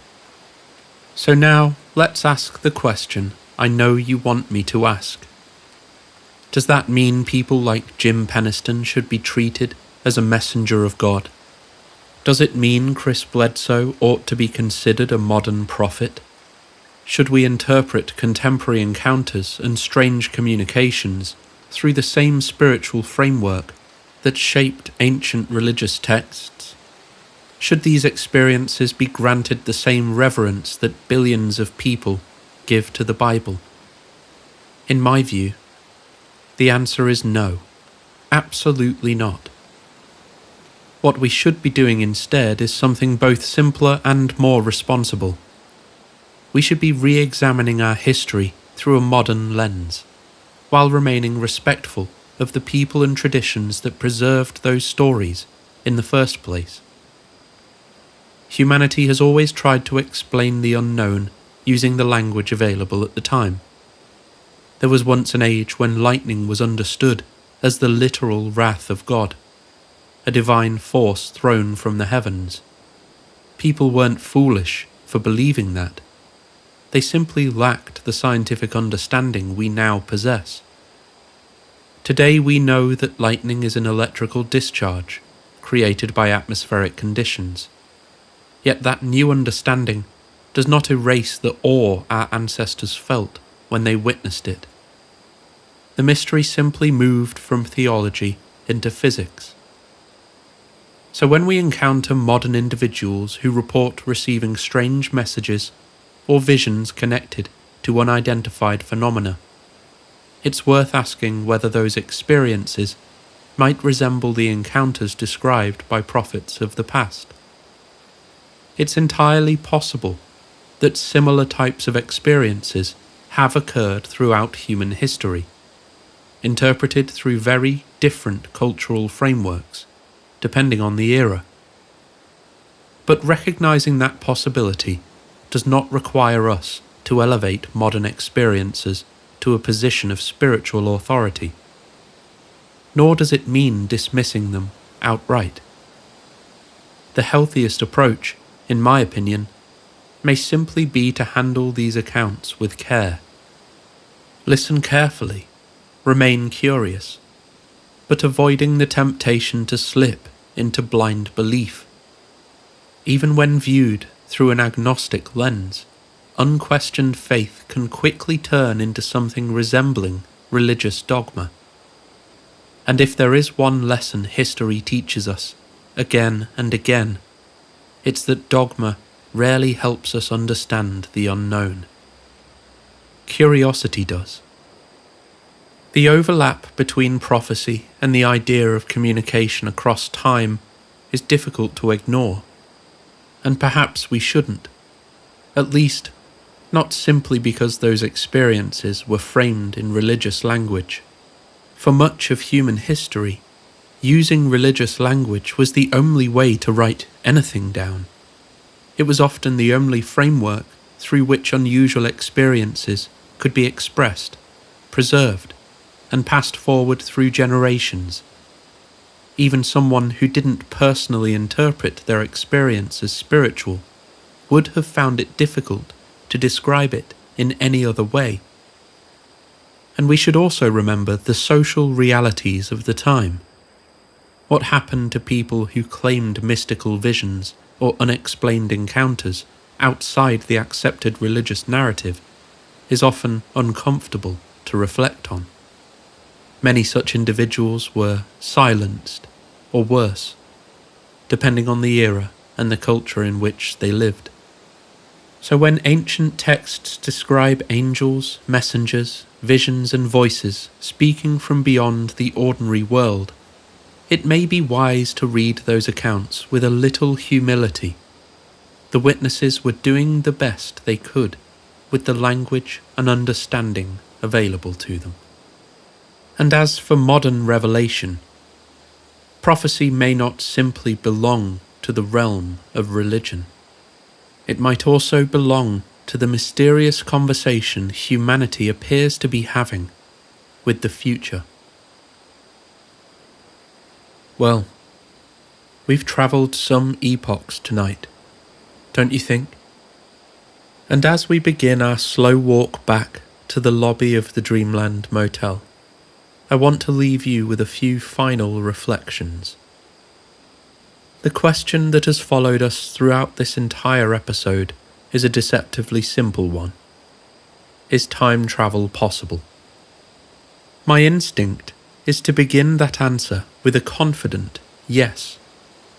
But almost immediately, that answer demands a companion. Yes, but.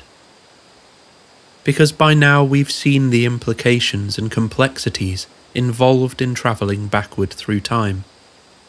If such a thing is possible, then we must confront the strange philosophical terrain that comes with it. Personally, I find it difficult to imagine a universe where time travel exists, but agency does not. Not because of any deep desire for control or self-determination, but because when we look at the stories that circulate through ufology, stories that so often involve warnings, nudges, and subtle interventions, we're almost forced to imagine that the future must remain, in some way, malleable. If intervention exists, then the timeline must still be capable of bending. That doesn't mean everything is uncertain. Some things appear inevitable. One day, I will die, one way or another. Someday this planet will no longer support life in the way it does now. Entropy moves forward, whether we like it or not, and civilizations, like stars, eventually reach the limits of their lifespan. If that sounds morbid, I apologize. But perhaps we are travelling along a track that contains certain unavoidable destinations. Perhaps we can choose whether the train turns left or right along the way, but the broad direction of the journey remains the same. And I can't help but think again about something that appeared quietly within the story of Dan Sherman. The suggestion that at some point in our future, Earth might experience a significant coronal mass ejection from the Sun. Such an event would not represent the end of humanity, but it would certainly represent a moment powerful enough to reshape the technological civilization we've built around ourselves. a solar storm strong enough to disrupt satellites, communications, and electrical infrastructure, could silence the electromagnetic chatter that now surrounds our planet like an invisible cloud. In a sense, Earth already exists inside a kind of protective shell. Our magnetosphere shields us from dangerous radiation and cosmic particles, forming what you might loosely think of as a natural Faraday cage around the planet. Inside that protective field, however, we have filled the atmosphere with signals, radio transmissions, wireless networks, satellites whispering constantly back and forth across the sky. Our civilization hums with invisible noise. And I sometimes wonder if all that noise were the problem. I sometimes wonder what would happen if that noise was suddenly interrupted, not by catastrophe, but by silence. Imagine a coronal mass ejection powerful enough to temporarily strip away the electronic infrastructure that we rely on, yet gentle enough to leave humanity intact. Imagine the moment when the signals stop, when the satellites go quiet, and when, for the first time in generations, the airwaves fall still. What might we discover about ourselves in that long-forgotten silence? Perhaps nothing. Or perhaps something entirely different.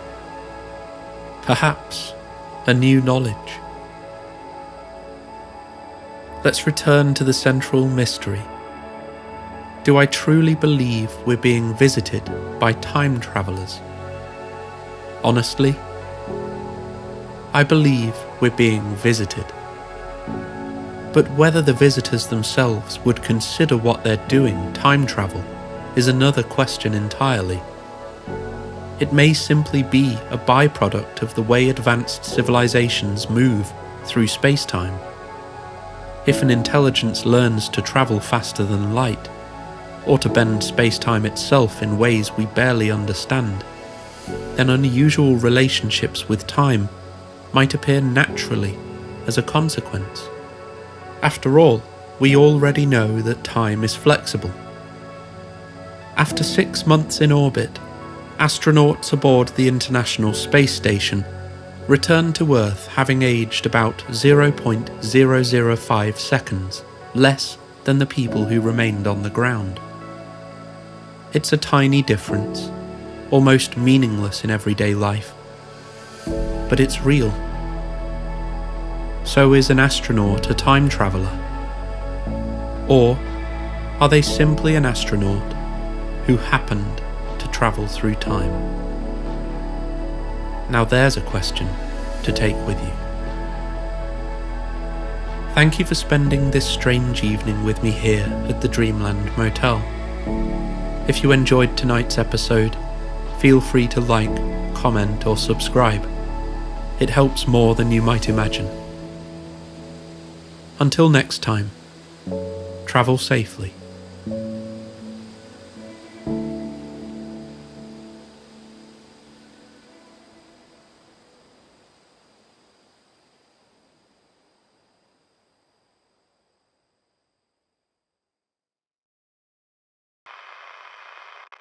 The Book of Enoch is nuts. I That's talked the to myself Giants about one. it. That's the Giants It's one, not right? just the Giants, it's aliens. It's about the Watchers. What does the Book of Enoch hold in terms of relevance for our life and our world today? Certainly appears that they have been here for most of recorded history. Certainly multiple factions of the same species, if not multiple species.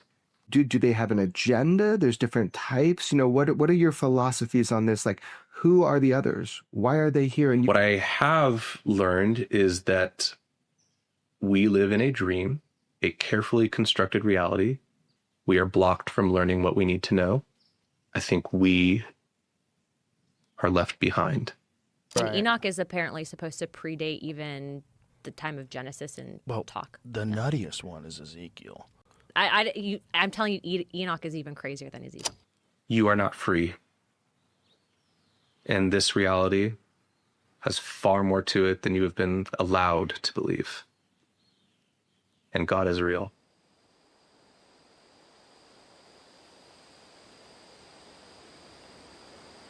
Okay.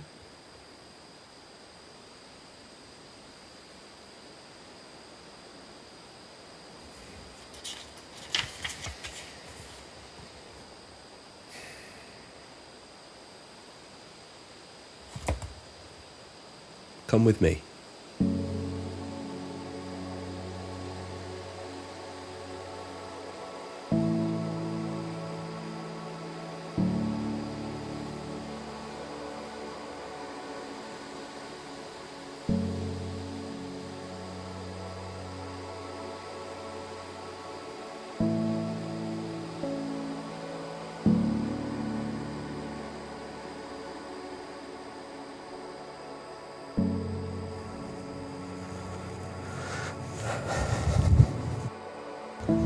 I'm here to share an observation with you.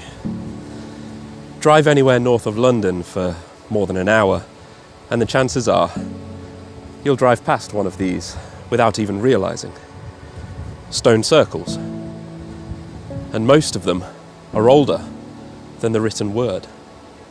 This one in particular, Arbor Low, is between 4,500 and 5,000 years old, which makes it older than the New Testament. Older than the Old Testament.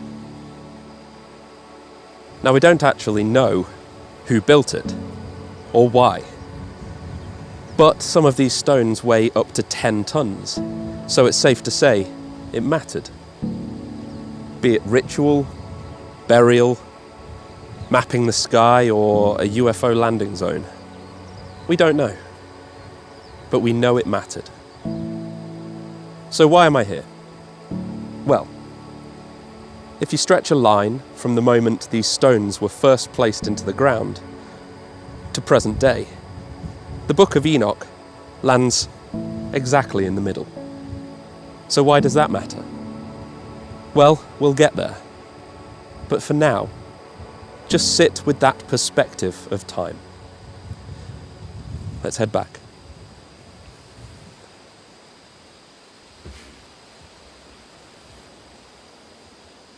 Thanks for indulging me on that short trip. It's nice to get away from the sound of the ice machine every now and then. The Book of Enoch has become something of a quiet signal lately. As conversations around disclosure continue to grow, certain voices, people who claim to have access to information we don't yet fully understand, have begun pointing backwards, not forwards.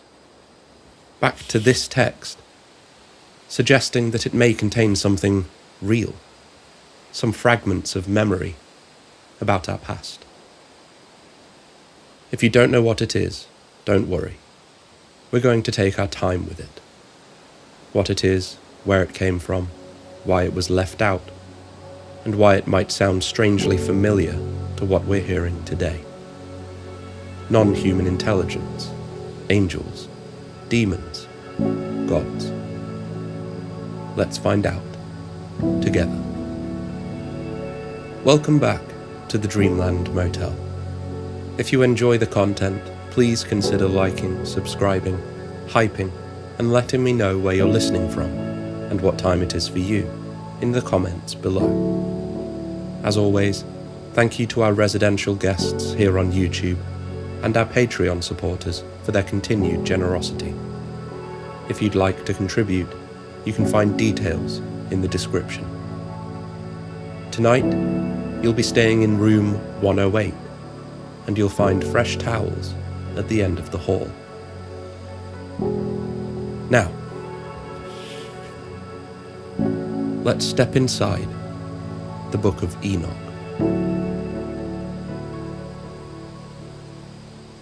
Before we get too far into this, I should probably say one thing. I'm not religious in the traditional sense, but I'm also not someone who dismisses these ideas outright.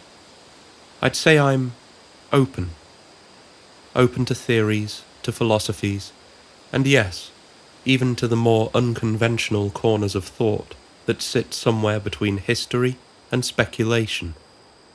But it's important to be clear about something. This isn't going to be a sermon. I'm not here to preach, and I'm not here to present any of this as divine truth.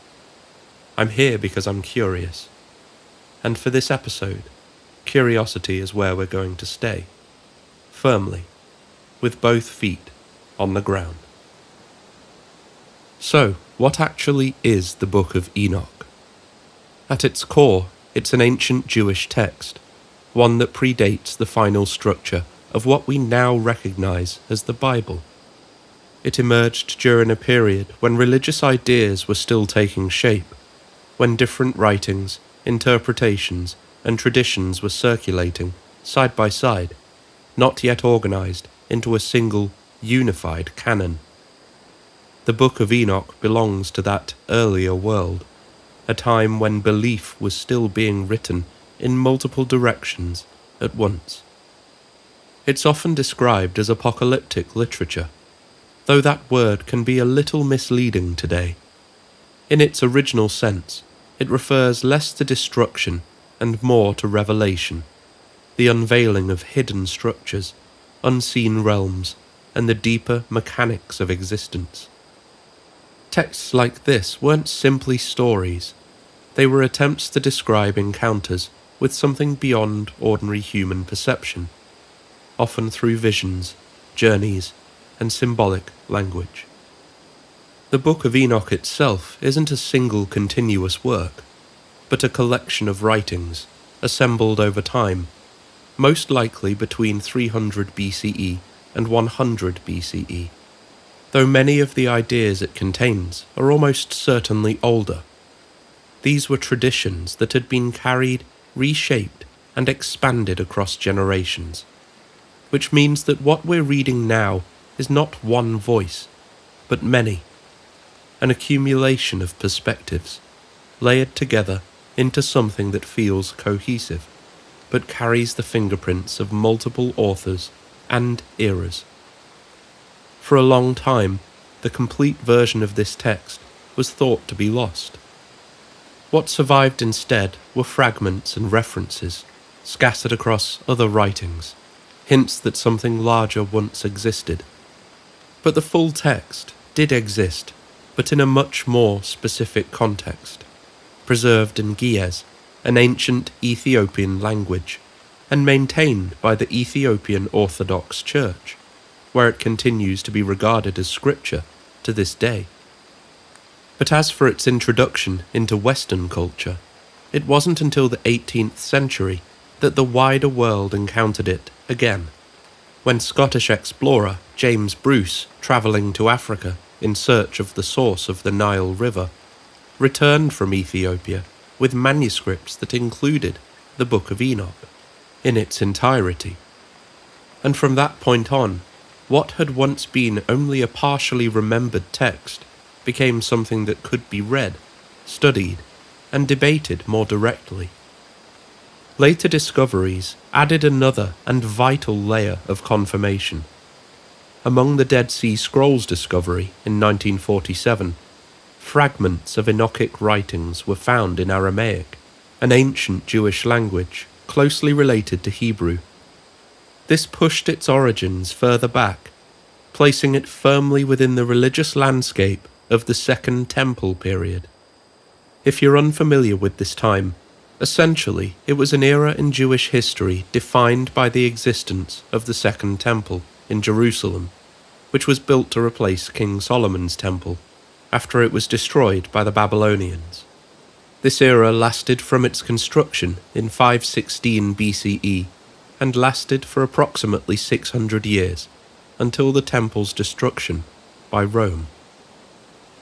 It's important to point out that during the Second Temple period, Judaism wasn't a single unified system of belief, but something much more fluid. Different groups held different ideas about the nature of the divine, the structure of the universe, and humanity's place within it. There was a kind of creative tension in the air, a sense that people were actively trying to understand something that felt just out of reach. And if that sounds at all familiar, that was intentional. New interpretations were forming, older traditions were being reworked, and alongside that, entirely new ways of thinking were beginning to take shape. And it's within that environment texts like the Book of Enoch start to make a lot more sense. You see, it doesn't appear as an outlier, or as something dropped into history from nowhere. It was one part of a wider conversation that was already unfolding at the time, a text that circulated among communities and helped shape how they understood the world, the heavens, and whatever they believed might exist beyond them. And yet, despite that, it didn't become part of most biblical traditions that followed. Now, in today's society, it's very tempting to refer to the Book of Enoch as the banned part of the Bible, the secret kept from you to ensure that you don't inherit its power. But I respect you as a guest far too much to feed you that kind of sensationalism. The reality is, there wasn't a single moment where it was formally removed, nor a dramatic decision that pushed it aside. Instead, as religious canons gradually formed, certain texts were included, and others were left out. Over time, consistency became more important, and writings that introduced complex or divergent ideas were less likely to be carried forward into the final structure. The Book of Enoch expands on themes that are only briefly mentioned elsewhere. It explores the nature of angels in far more detail than most canonical texts, and it builds a cosmology that doesn't always align neatly with later theological frameworks. As those frameworks became more defined, texts like this became more difficult to place within them. Allow me to diverge for just a moment. You might be surprised to learn that the term scientist wasn't actually coined until the 19th century. But that doesn't mean science wasn't being practiced for thousands of years before that. It just went by a different name. For most of history, it was known as natural philosophy. Even Isaac Newton was considered a natural philosopher. And within that tradition, mathematics, physics, philosophy, and religion weren't treated as separate disciplines in the way we tend to divide them today. They were explored together as part of the same attempt to understand reality. For many, mathematics was a way of describing the structure of creation itself, and in that sense, a way of getting closer to God. So while it might sound unusual at first, the formation of the Bible as we know it today may have followed something that loosely resembles this kind of process. Different texts were considered, compared, and gradually organized into something that felt cohesive. Over time, ideas that aligned more closely with the emerging structure were carried forward, while others, those that introduced too much tension or contradiction, were set aside, not necessarily because they were wrong, but because they didn't fit cleanly within the framework that was taking shape. But even so, the Book of Enoch didn't disappear entirely. It did leave traces behind, small but notable, including a direct reference in the Epistle of Jude. Quote, "See, the Lord is coming with 10,000s of his holy ones, to execute judgment on all, and to convict everyone of all the deeds of ungodliness." End quote. This draws almost exactly from the Book of Enoch in a way that suggests it was known and taken seriously within early Christian circles. That alone is enough to show that the ideas within it were not hidden or forbidden, but part of the intellectual and spiritual environment of the time. So as we move forward and look at the Book of Enoch itself, it's essential we don't incorrectly assign to it the weight of secret knowledge or forbidden writings. It wasn't buried away as a relic that holds a singular definitive truth, but as one of many attempts to describe a reality that people at the time were trying to understand. It sits alongside other writings, part of a wider effort to interpret experiences that were then, as now, difficult to fully explain. So why in recent memory has it become such a writing at the centre for renewed discussion and consideration? Because the questions it raises and the way it attempts to answer them no longer feel entirely distant. Not when placed against the kinds of conversations we're having today.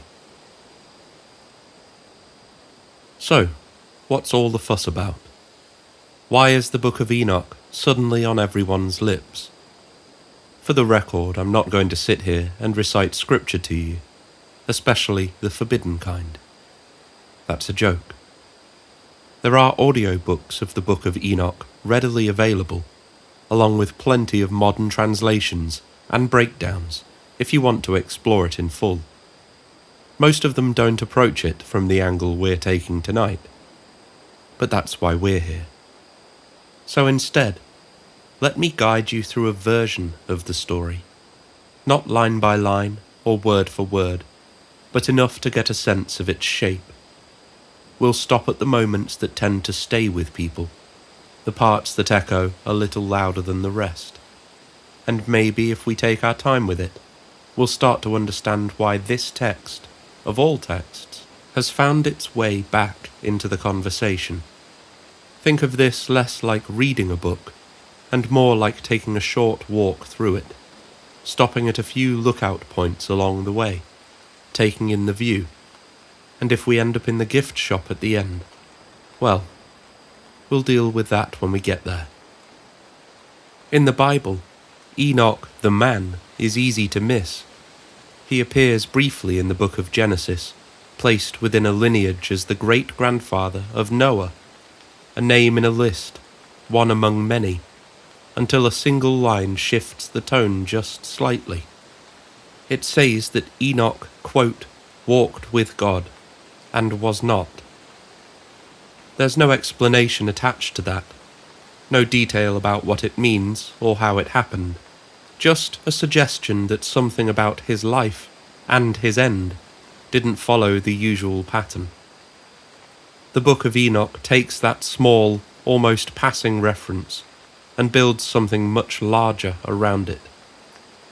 Here Enoch becomes central, a figure placed at the meeting point between humanity and something beyond it. Someone who moves between those two states and carries information from one to the other. It places him at the centre of something far larger than the few lines he's given elsewhere. It's also worth saying clearly, the Book of Enoch wasn't written by Enoch himself. The text was composed centuries later by authors who chose to tell the story through his perspective. That approach was common at the time, using a recognized figure as a way of exploring ideas that carried weight. So what we're reading isn't a direct account. It's a story told through a voice that people would have recognized. And that story is divided into several parts. The Book of Enoch isn't a single continuous narrative. It's made up of distinct sections, each approaching the same underlying questions from a different angle. The first of these is known as the Book of the Watchers, which forms the opening portion of the text. This is where the story of the descending beings, the Watchers, is laid out, along with Enoch's journey beyond the ordinary world. Following that is the Book of Parables, which shifts toward ideas of judgment and introduces the figure of the Son of Man, exploring what happens at the end of the current age. Then comes the astronomical book, a detailed account of the movement of celestial bodies, calendars, and the structure of the heavens. It reads almost like an attempt to map the sky itself, to bring order to something vast and difficult to fully grasp. The Book of Dream Visions presents symbolic accounts of history, including the flood, told through layered imagery and allegory.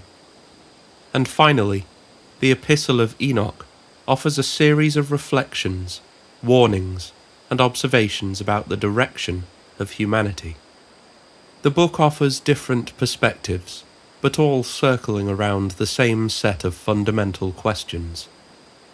For what we're exploring tonight, most of the focus tends to settle on that first section, the Book of Watchers, because that's where the story begins. And it begins with a decision. There is, in the text, a group referred to as the Watchers. They are described as beings who exist above the world of humans, observers by nature, defined by their distance from the world below.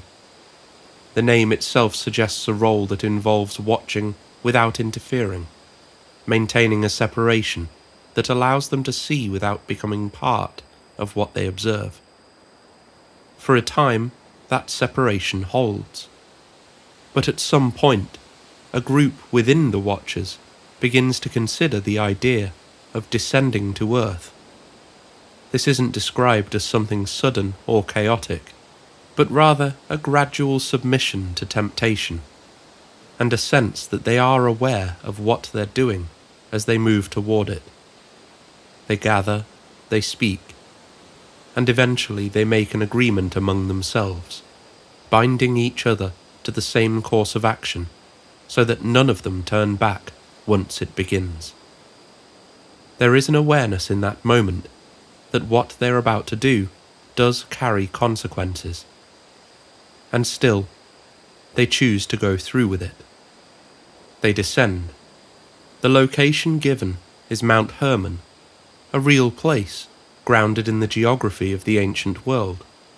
The story anchors itself there. Pointing to something tangible is a literary technique as old as writing itself. But what was this temptation that overcame them? Human women. They had watched humanity propagate throughout the planet from the heavens and had developed a lust that they could no longer resist.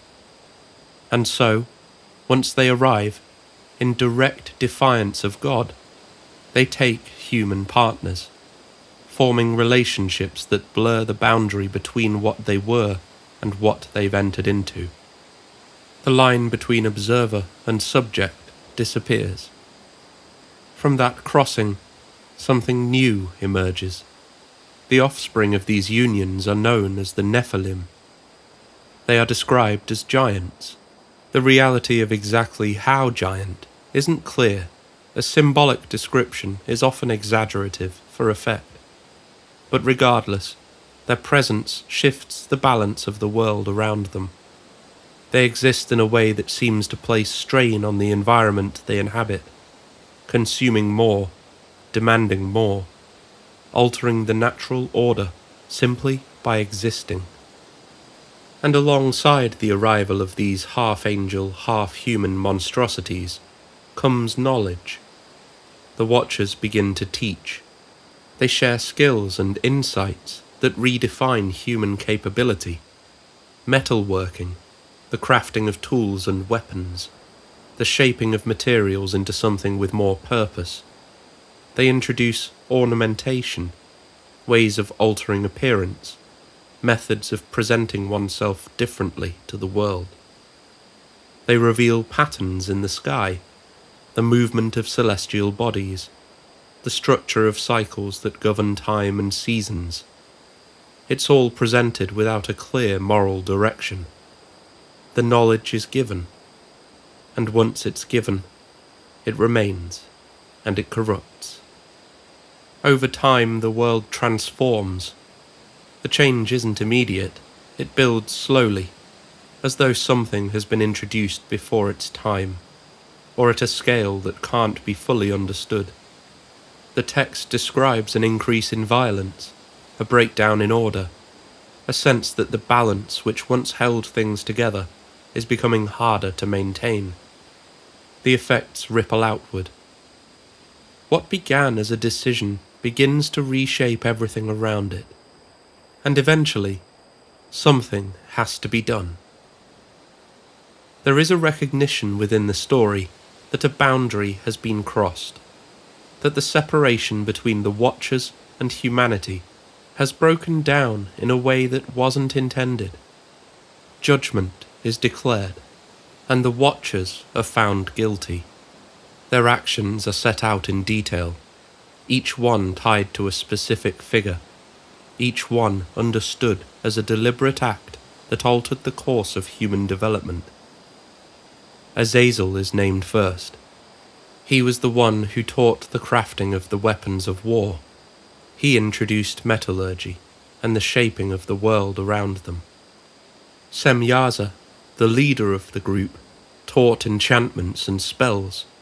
He introduced the use of roots and plants in controlled ways, moving beyond simple medicinal use and into something more akin to sorcery.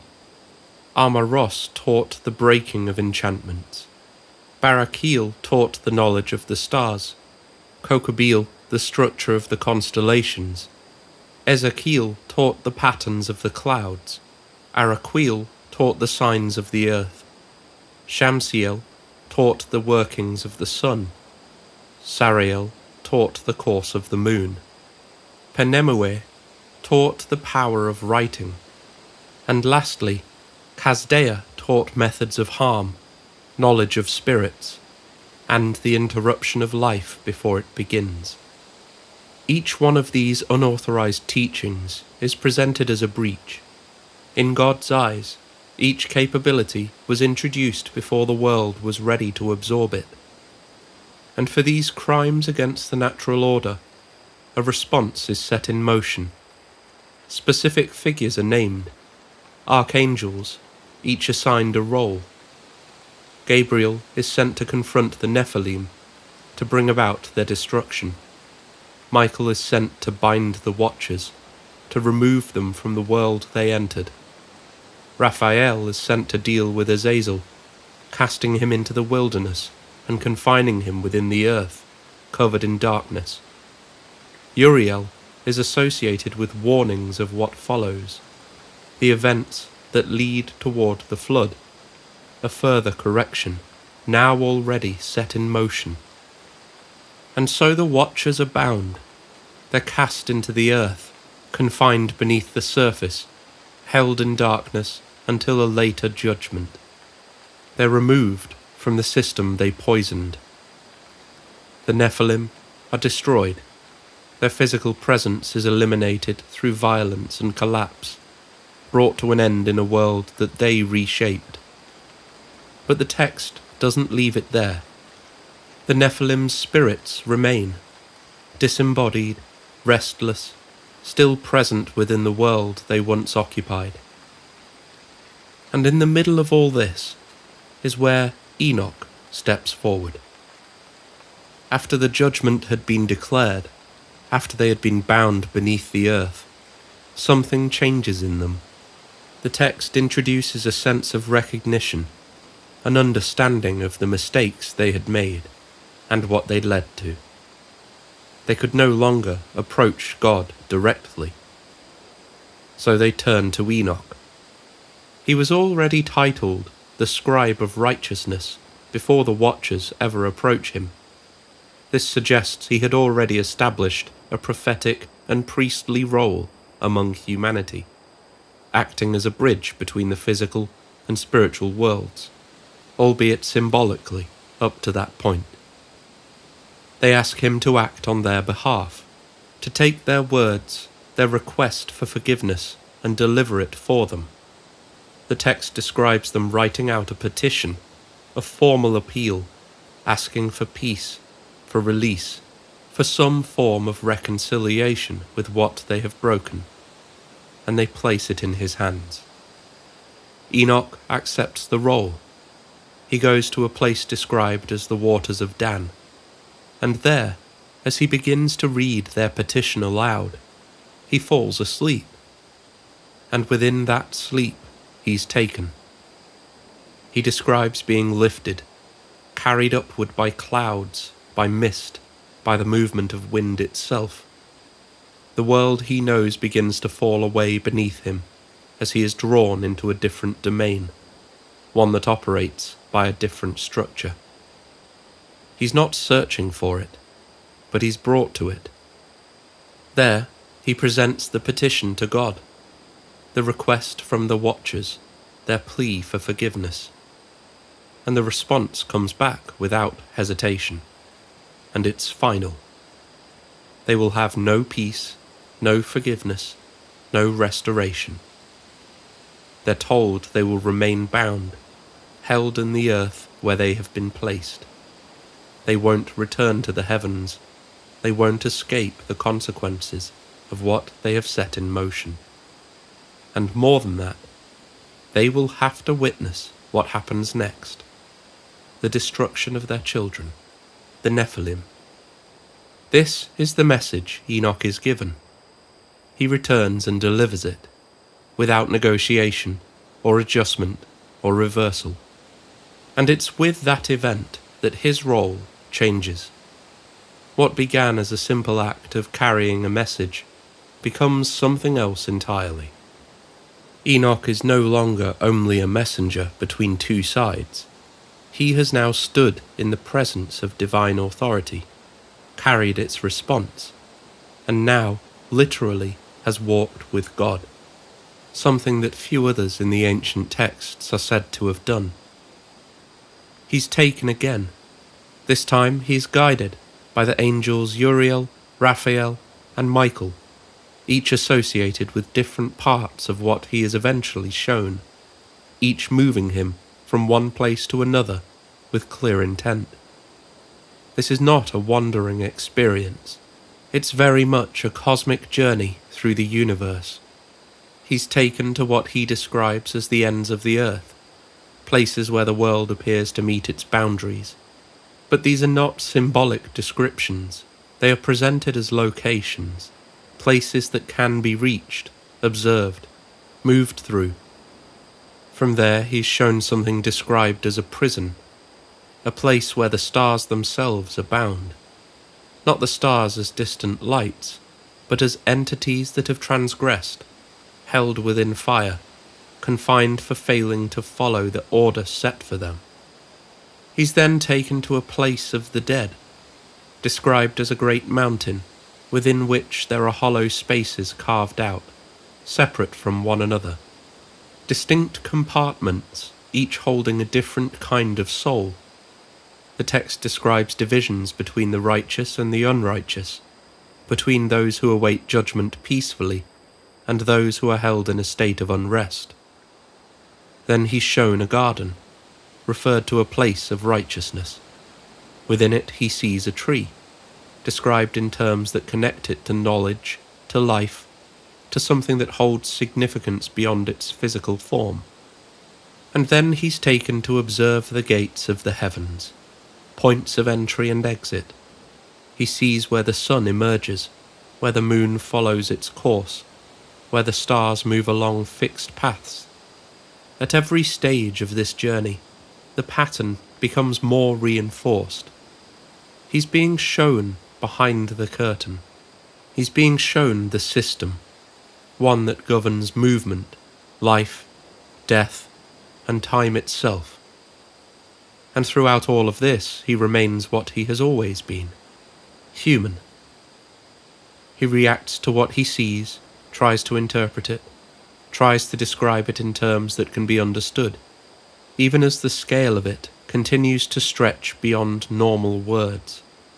Fire, crystal, gates, valleys, they fall short of fully capturing what is being presented. And with the majesty of divine creation laid out in front of Enoch, that's where the first part of the Book of Enoch comes to a close, the Book of the Watchers. So let's just pause there for a moment. I know that's a lot to take in, especially if you don't come at this from a religious perspective. But let's remind ourselves briefly, why did we just travel through that story? Because for one reason or another, this text holds a certain weight within modern discussions around the phenomenon. It's referenced by people who allege they've been exposed to information that extends beyond the public's current understanding. People who claim to have seen parts of a bigger picture, layers of secrecy that most of us never get access to. Now, whether or not that's true is something we can set to one side for the moment, but the fact that this story continues to come up is worth paying attention to. Because, as we moved through it, there were moments that felt strangely familiar. Certain descriptions, ideas, structures, and I'm sure I'm not the only one who noticed. So, as mythological as it might sound on the surface, it's at least worth asking the question: is there perhaps more to this story than meets the eye? Time to make those connections. If you're thinking that this recent attention around the Book of Enoch is just a passing trend, something that has surfaced briefly and will disappear just as quickly, it's worth reconsidering that idea, because the kinds of themes we've just explored have a habit of reappearing in unexpected places, often embedded in the thinking of people working at the very edges of knowledge, long before the text itself was widely available. In fact, the long-standing interest in Enoch as an historical figure with divine knowledge is something that may well have had an impact on those with modern interest, especially when you consider the kinds of people that have held such an interest previously. To see how far back this obsession goes, you have to return to Elizabethan England, the 16th century, to a man named John Dee, who was anything but an outsider in his time. Dee was a mathematician, an astronomer, and a trusted advisor to Queen Elizabeth I, deeply involved in navigation, timekeeping, and the kinds of intellectual pursuits that would eventually evolve into what we now recognize as modern science. He was another natural philosopher, if you will. At the same time, his work extended into an entirely different domain, one that focused not on measuring the world, but on attempting to communicate beyond it. Working alongside him was Edward Kelly, a figure who claimed to receive information through scrying, a practice that involved gazing into reflective surfaces in order to access something beyond ordinary perception. Together, they conducted a series of sessions in which they believed they were establishing communication with non-human intelligences, documenting what they received in a way that suggests they experienced it as methodical rather than spontaneous, like they were being taught something. What makes this particularly interesting is the timeline. During Dee's lifetime, the Book of Enoch had not yet been rediscovered in Europe, and so whatever he and Kelly were engaging with was not influenced by direct access to the text. Now at the time, there was indeed a legend that such a book had once existed, the lost texts that would reveal Enoch's divine secrets. But as we've discussed, the book was not brought back into wider awareness until the 18th century by James Bruce. So there is no straightforward line of transmission here, no simple explanation that connects the two through shared source material. And yet, what emerged from those sessions was something that later became associated with Enoch regardless, a structured system of language complete with symbols, sounds, and internal consistency, something that allegedly wasn't invented, but instead received. It came to be known as Enochian, and it was treated by Dee as a gift, a framework for communication that existed independently of his own thinking. When you place that alongside what we see in the Book of Enoch, the comparison becomes difficult to ignore. Within the text, the Watchers are described as teaching humanity specific forms of knowledge, the metallurgy, the astrology, the enchantments we've mentioned previously. And it's interesting that Dee, with no knowledge of the content of a book that wouldn't be rediscovered for another 200 years, chose this method of transmission. The the idea that certain kinds of understanding arrive from somewhere else and are then translated into human terms. Now that doesn't mean that Dee and Kelly rediscovered something directly connected to Enoch, and it doesn't require that conclusion in order to be interesting. What it does suggest is that both accounts, separated by centuries and with no clear link between them, are circling a similar idea, that knowledge in certain traditions is not always uncovered through gradual discovery, but sometimes experienced, like Enoch's journey throughout the cosmos itself, something revealed, something external to the person encountering it. But the pattern doesn't end there. If you move forward a few centuries into the early days of modern rocketry, you find another figure whose life seems to follow a similar configuration. Jack Parsons was one of the pioneers of rocket science and a co-founder of what would later become the Jet Propulsion Laboratory, directly involved in the development of technologies that would eventually allow humanity to leave the Earth. His work was practical, measurable, and grounded in the physical realities of propulsion and engineering. Yet alongside that work ran a parallel line of inquiry that pointed in a very different direction. Parsons was deeply involved in the teachings of English occultist Aleister Crowley, working within a system of Crowley's creation known as Thelema, which combined ritual, symbolism, and attempts to engage with non-physical intelligences. This wasn't a passing interest or a private curiosity. It formed a significant part of Parsons' life, existing alongside his scientific work rather than in opposition to it. Crowley adopted John Dee's Enochian language and its complicated mathematical magical system as a cornerstone of Thelemic magic. One of the most well-known examples of this is the series of rituals known as the Babylon Working, which were conducted with the intention of initiating contact or manifestation, an attempt to reach something beyond the limits of the physical world. What stands out here is not the claim that these efforts succeeded or failed, but the configuration itself. Here is someone working at the forefront of humanity's attempt to reach beyond the Earth in a physical sense, while simultaneously engaging in practices designed to reach beyond it through entirely different methods. The direction is the same, even if the approach isn't. When you step back and look at these examples together, it's easy to realize that this obsession with Enoch has had a direct impact on the progression of humankind, and the wider pattern comes into view.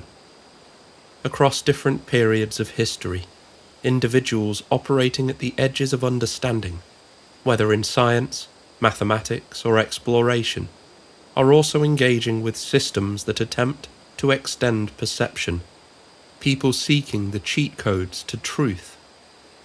In one case, it appears as structured language said to be received from an external source.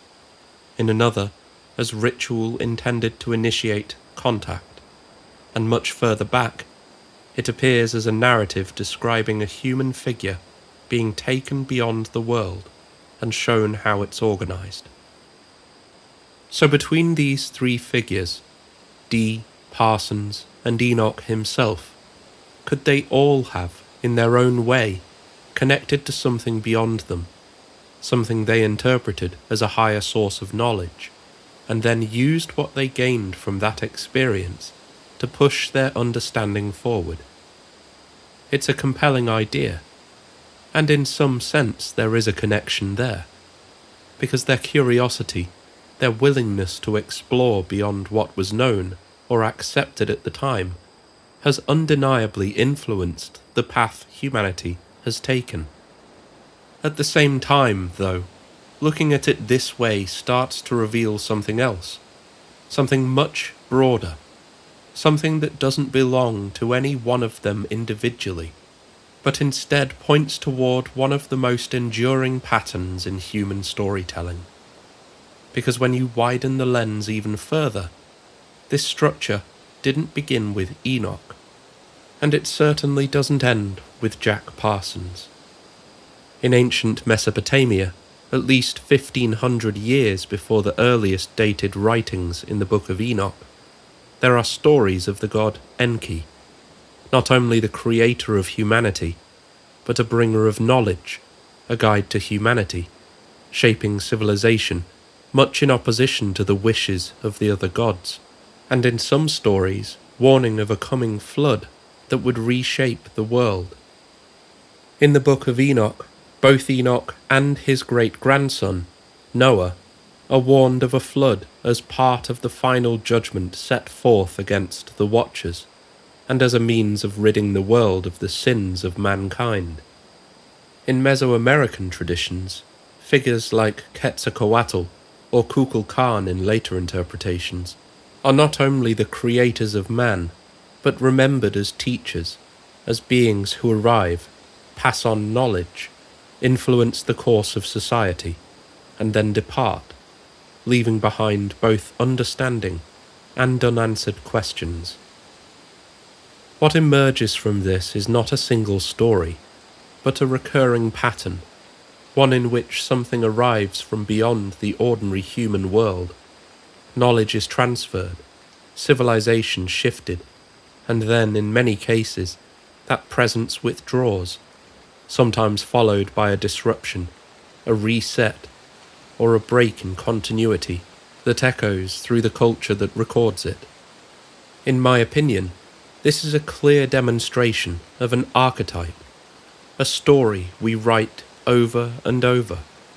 So while it's tempting to draw a line between figures like Dee, Parsons and Enoch, and suggest they were all directly connected to the same source, it may be useful to recognize that what they share is something slightly different, something more fundamental. They sit within a much older framework, one that has been repeated in different forms for as long as humans have been trying to make sense of their place in the world, and whatever might exist beyond it. Now, we're in the mid-2020s, and whether you've been following this subject for years, or you've only recently found yourself drawn into it, there's a sense that something has changed. Conversations around UFOs, non-human intelligence, aliens, and even interdimensional ideas have moved out of the shadows and taken a more central position, discussed more openly, taken more seriously, and approached with a level of curiosity that feels very different to how things were even a decade ago. And in the last year or two, the Book of Enoch has begun to surface more frequently within those same conversations, referenced not as a religious curiosity, but as something that might contain fragments of a much older way of describing the same underlying phenomenon. So having taken the time to walk through the story in detail, to understand its structure and its language, perhaps it's more obvious now why we ask the question, why does this text, of all texts, continue to appear in discussions that on the surface seem entirely separate from it? Because when the two are placed side by side, not with the intention of proving anything, but simply to compare and see what emerges, the parallels appear instantly. If we tell the story from a slightly different angle, it sounds like a familiar narrative. The story begins with an arrival. The Watchers descend from the sky, crossing a boundary that had previously separated them from humanity, and choosing to enter the world directly. Need I point out the connection here? The language has barely changed, and already we're telling a story we were talking about on AboveTopSecret.com 20 years ago. From that initial moment of arrival, the story of Enoch moves into something more complex, and this is where the idea of hybridization begins to surface. the Watchers take human partners, and from those unions emerge the Nephilim, described as beings that are neither fully one thing nor the other, existing in a state that disrupts the balance of the world around them. Now, there are a few areas of ufology that I struggle to step into. The theatrics of the information involved is, in my opinion, a big pill to swallow. But I have to admit, in recent years, my perception of the phenomenon itself has changed so much that at this point it wouldn't be fair of me to ignore certain information simply because I'm uncomfortable with it. So, in the interest of presenting you with the fullest picture of the ideas surrounding this subject, let's talk about giants for a moment. Within certain interpretations of both ancient history and modern ufology, there is a recurring suggestion that beings of unusual size may have existed alongside early human civilization. These ideas often appear in connection with megalithic architecture, where the scale of certain structures, places like Tiahuanaco, Baalbek, or even the Great Pyramids, has led some to question how such immense stones were moved and positioned with the precision that we observe today. Similar threads appear in regional traditions. On the island of Sardinia, for example, there are thousands of ancient stone structures, including what are known as the tombs of the giants, which are tied to local accounts describing unusually large skeletal remains and burial sites, built on a scale that feels disproportionate to typical human use. In North America, records from the 19th and the early 20th centuries describe the discovery of large skeletons within burial mounds, sometimes said to reach heights of 10 to 12 feet, occasionally accompanied by references to armor or artifacts. More recent claims move into a very different context altogether, with anecdotal reports emerging from military circles describing encounters with unusually large humanoid figures. One of the more widely circulated examples is the so-called Kandahar Giant, a story originating from Afghanistan in the mid-2000s, which described an alleged encounter with a humanoid figure said to stand between 10 and 12 feet tall. The details vary depending on the source, and of course the account remains heavily contested, but it continues to be referenced within certain communities, often alongside suggestions of secrecy and the removal of physical evidence. I think it's fair to say that these accounts sit at the outer edge of what could be treated as reliable information. But then again, at some point, time-travelling humans from the future became a reasonable point of discussion, and just a couple of years ago, I'd have said that is too far off the edge. When we view these stories of giants in the context of the Book of Enoch, they begin to echo a very specific idea: a hybrid presence, beings that don't sit cleanly within the human category, whose scale, form, or origin places them somewhere in between, and whose existence is tied in one way or another to an interaction between humanity and something beyond it. And of course, in modern ufology, particularly within certain strands of abduction narratives, there are recurring references to genetic programs, to the creation of hybrid beings, to interactions that focus on biology, reproduction, and the merging of different forms of life. These accounts were once controversial, but now form part of the zeitgeist regarding interactions with non-human intelligence. Even people who previously held highly respected positions within the US government are now talking about the alien-human hybrid reality that we face. It's now up to us as to whether we believe them or not. Alongside this, the theme of knowledge transfer becomes increasingly prominent.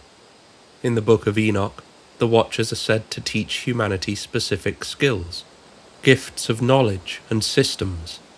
The text presents this not simply as learning, but as something introduced at a point where it alters the trajectory of development.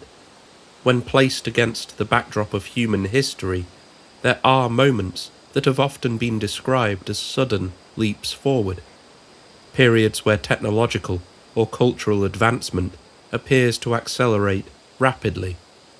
And within ufology, there are of course discussions about the possibility of external influence, about whether certain breakthroughs may have been informed, directly or indirectly, by something beyond conventional human discovery. Colonel Philip J. Corso, a high-ranking US Army intelligence officer, claimed in his 1997 memoir, The Day After Roswell, that he himself was responsible for managing, quote, seeding and reverse engineering extraterrestrial technology recovered from the 1947 Roswell crash. In her book, American Cosmic, religious expert Diana Pasulka was allegedly informed by an inside contact at NASA, Tyler, who we now know to be Timothy Taylor, a NASA mission controller during the Space Shuttle program, that the locations where much of these materials are recovered are even referred to as donation sites, alluding to the idea that craft are abandoned intact or intentionally crashed in specific zones, presumably to aid humanity in their technological progress. Aside from physical material allegedly gifted to us, there are countless stories of people receiving downloads of telepathic knowledge directly from interactions with the beings themselves, sometimes during abductions, sometimes by touching exotic material, notably Jim Penniston during the 1980 Rendlesham Forest encounter, and even the late advisor to President Kennedy, Harold Malmgren. As the story progresses, the consequences of that interference led to a form of containment.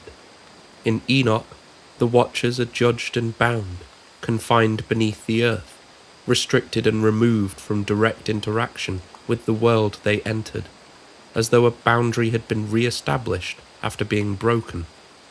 In modern discussions, there are popular ideas that surface, conditions governing the interaction between non-human intelligence and humanity, a sort of prime directive.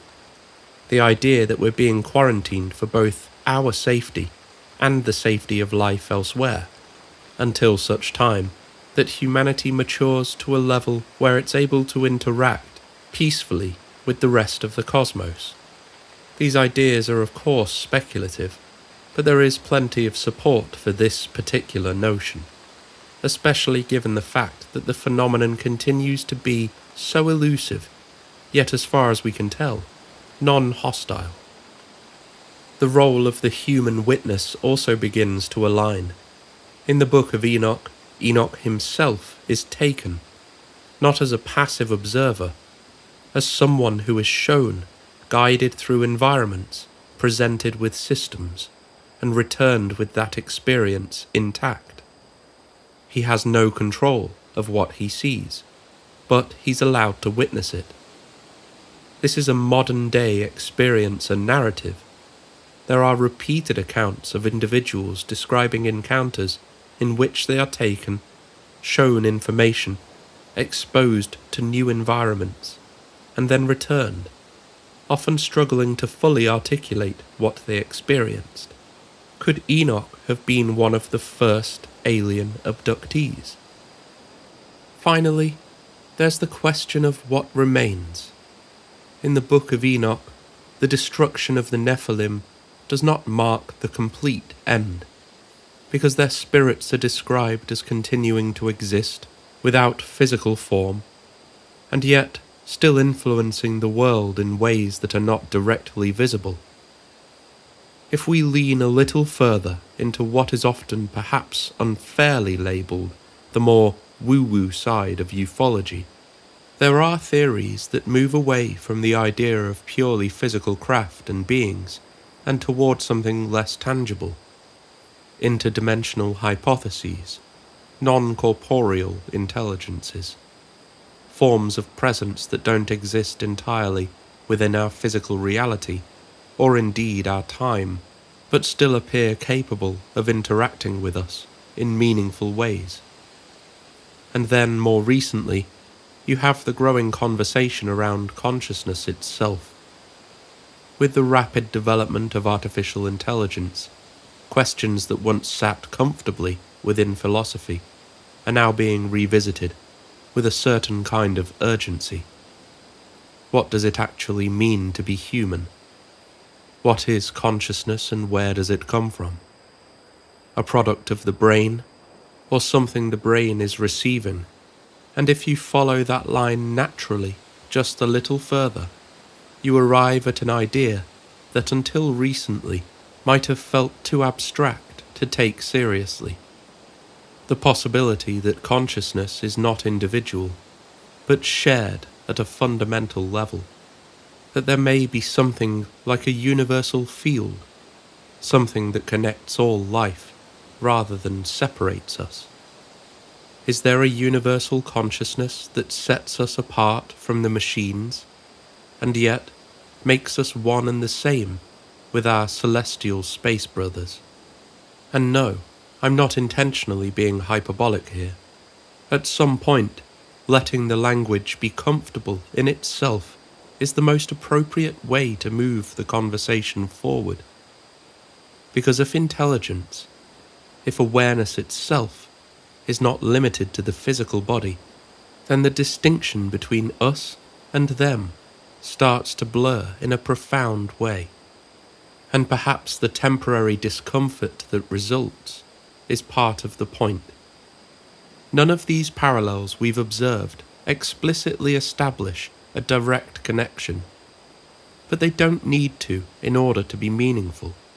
In my opinion, what they begin to suggest when viewed together is that the Book of Enoch may represent an early attempt to describe experiences or ideas that continue to surface in different forms, shaped by the language and understanding of the time in which they appear.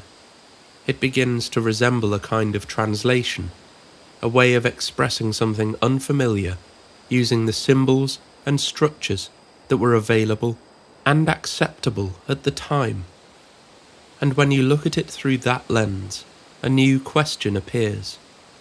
One less about whether the Book of Enoch is literally describing the same phenomenon that people discuss today, but more about why the same patterns, the same narrative structures, and the same underlying ideas continue to appear, separated by thousands of years, yet still recognizable when placed side by side. And when I think about it, instead of being pushed further from considering the Book of Enoch as a literal text, it brings me closer to the fundamental truth that may lie at its heart. Perhaps this ancient writing isn't an isolated account, and more like one expression of a story that's been told many times before, each version shaped by the language, culture, and understanding of the people telling it. Now I think we can finally start to answer the question, why is the Book of Enoch on the tip of everyone's tongue? Why this text specifically? Why not the Sumerian poem of Enki and the World Order? Why not any number of other ancient stories that speak of gods, creation, and contact? Why not something entirely modern? Why not The Lord of the Rings? The answer, at least in part, lies in where the Book of Enoch sits within history. It's a Jewish text, written during the same broad period as the latter parts of the Old Testament, and around the same time that many of the ideas found in the New Testament were beginning to take shape.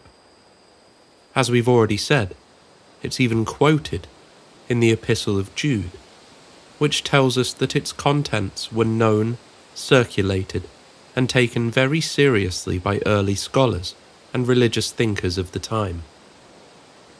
Given how widely these writings appear to have circulated during the Second Temple period, it's quite possible that figures within that world, even including Jesus himself, were familiar with its themes and ideas.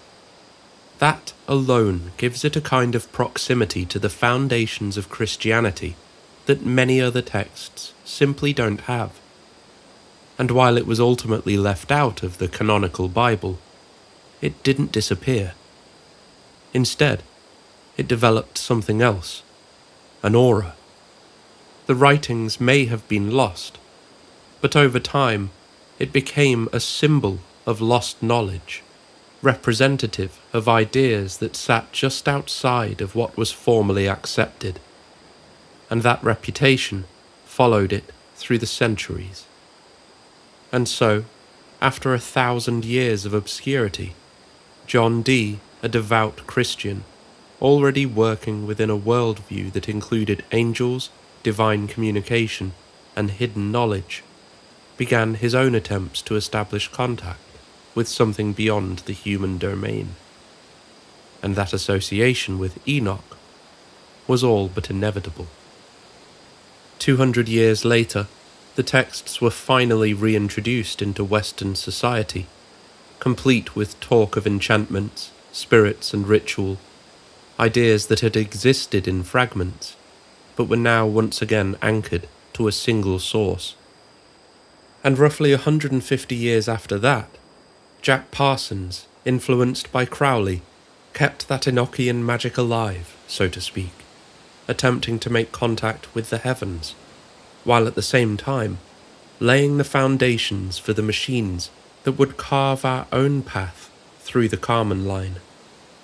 And perhaps, almost poetically, just a few short years before his death, the Book of Enoch was found, nestled among the Dead Sea Scrolls, offering a kind of confirmation of its age, its place within the ancient world, and perhaps even its divinity. And now, nearly a century later, here we are again, revisiting the same line of inquiry, asking many of the same questions. And this is where the modern context becomes important. Because for all the global discussion around the phenomenon, much of the momentum behind what we call disclosure has been centered in the United States, a country whose cultural and political foundations are deeply intertwined with Christianity. That doesn't mean every single individual shares those beliefs, but it does mean that the language, the symbolism, and the underlying frameworks are already there, shaping how any new information is interpreted. If you already have a framework, you may only see what fits inside it. So when people begin to encounter something that appears non-human, something that behaves in ways that challenge conventional understanding, there's a tendency to reach for familiar categories: angels, demons, good, evil, concepts that provide immediate structure, even if they don't fully capture what is being observed. And in that context, the Book of Enoch becomes a natural reference point, because it already contains a narrative that feels close enough to map onto the unknown. It offers the language, the imagery, and a storyline that can be used to interpret something that might otherwise feel completely incomprehensible.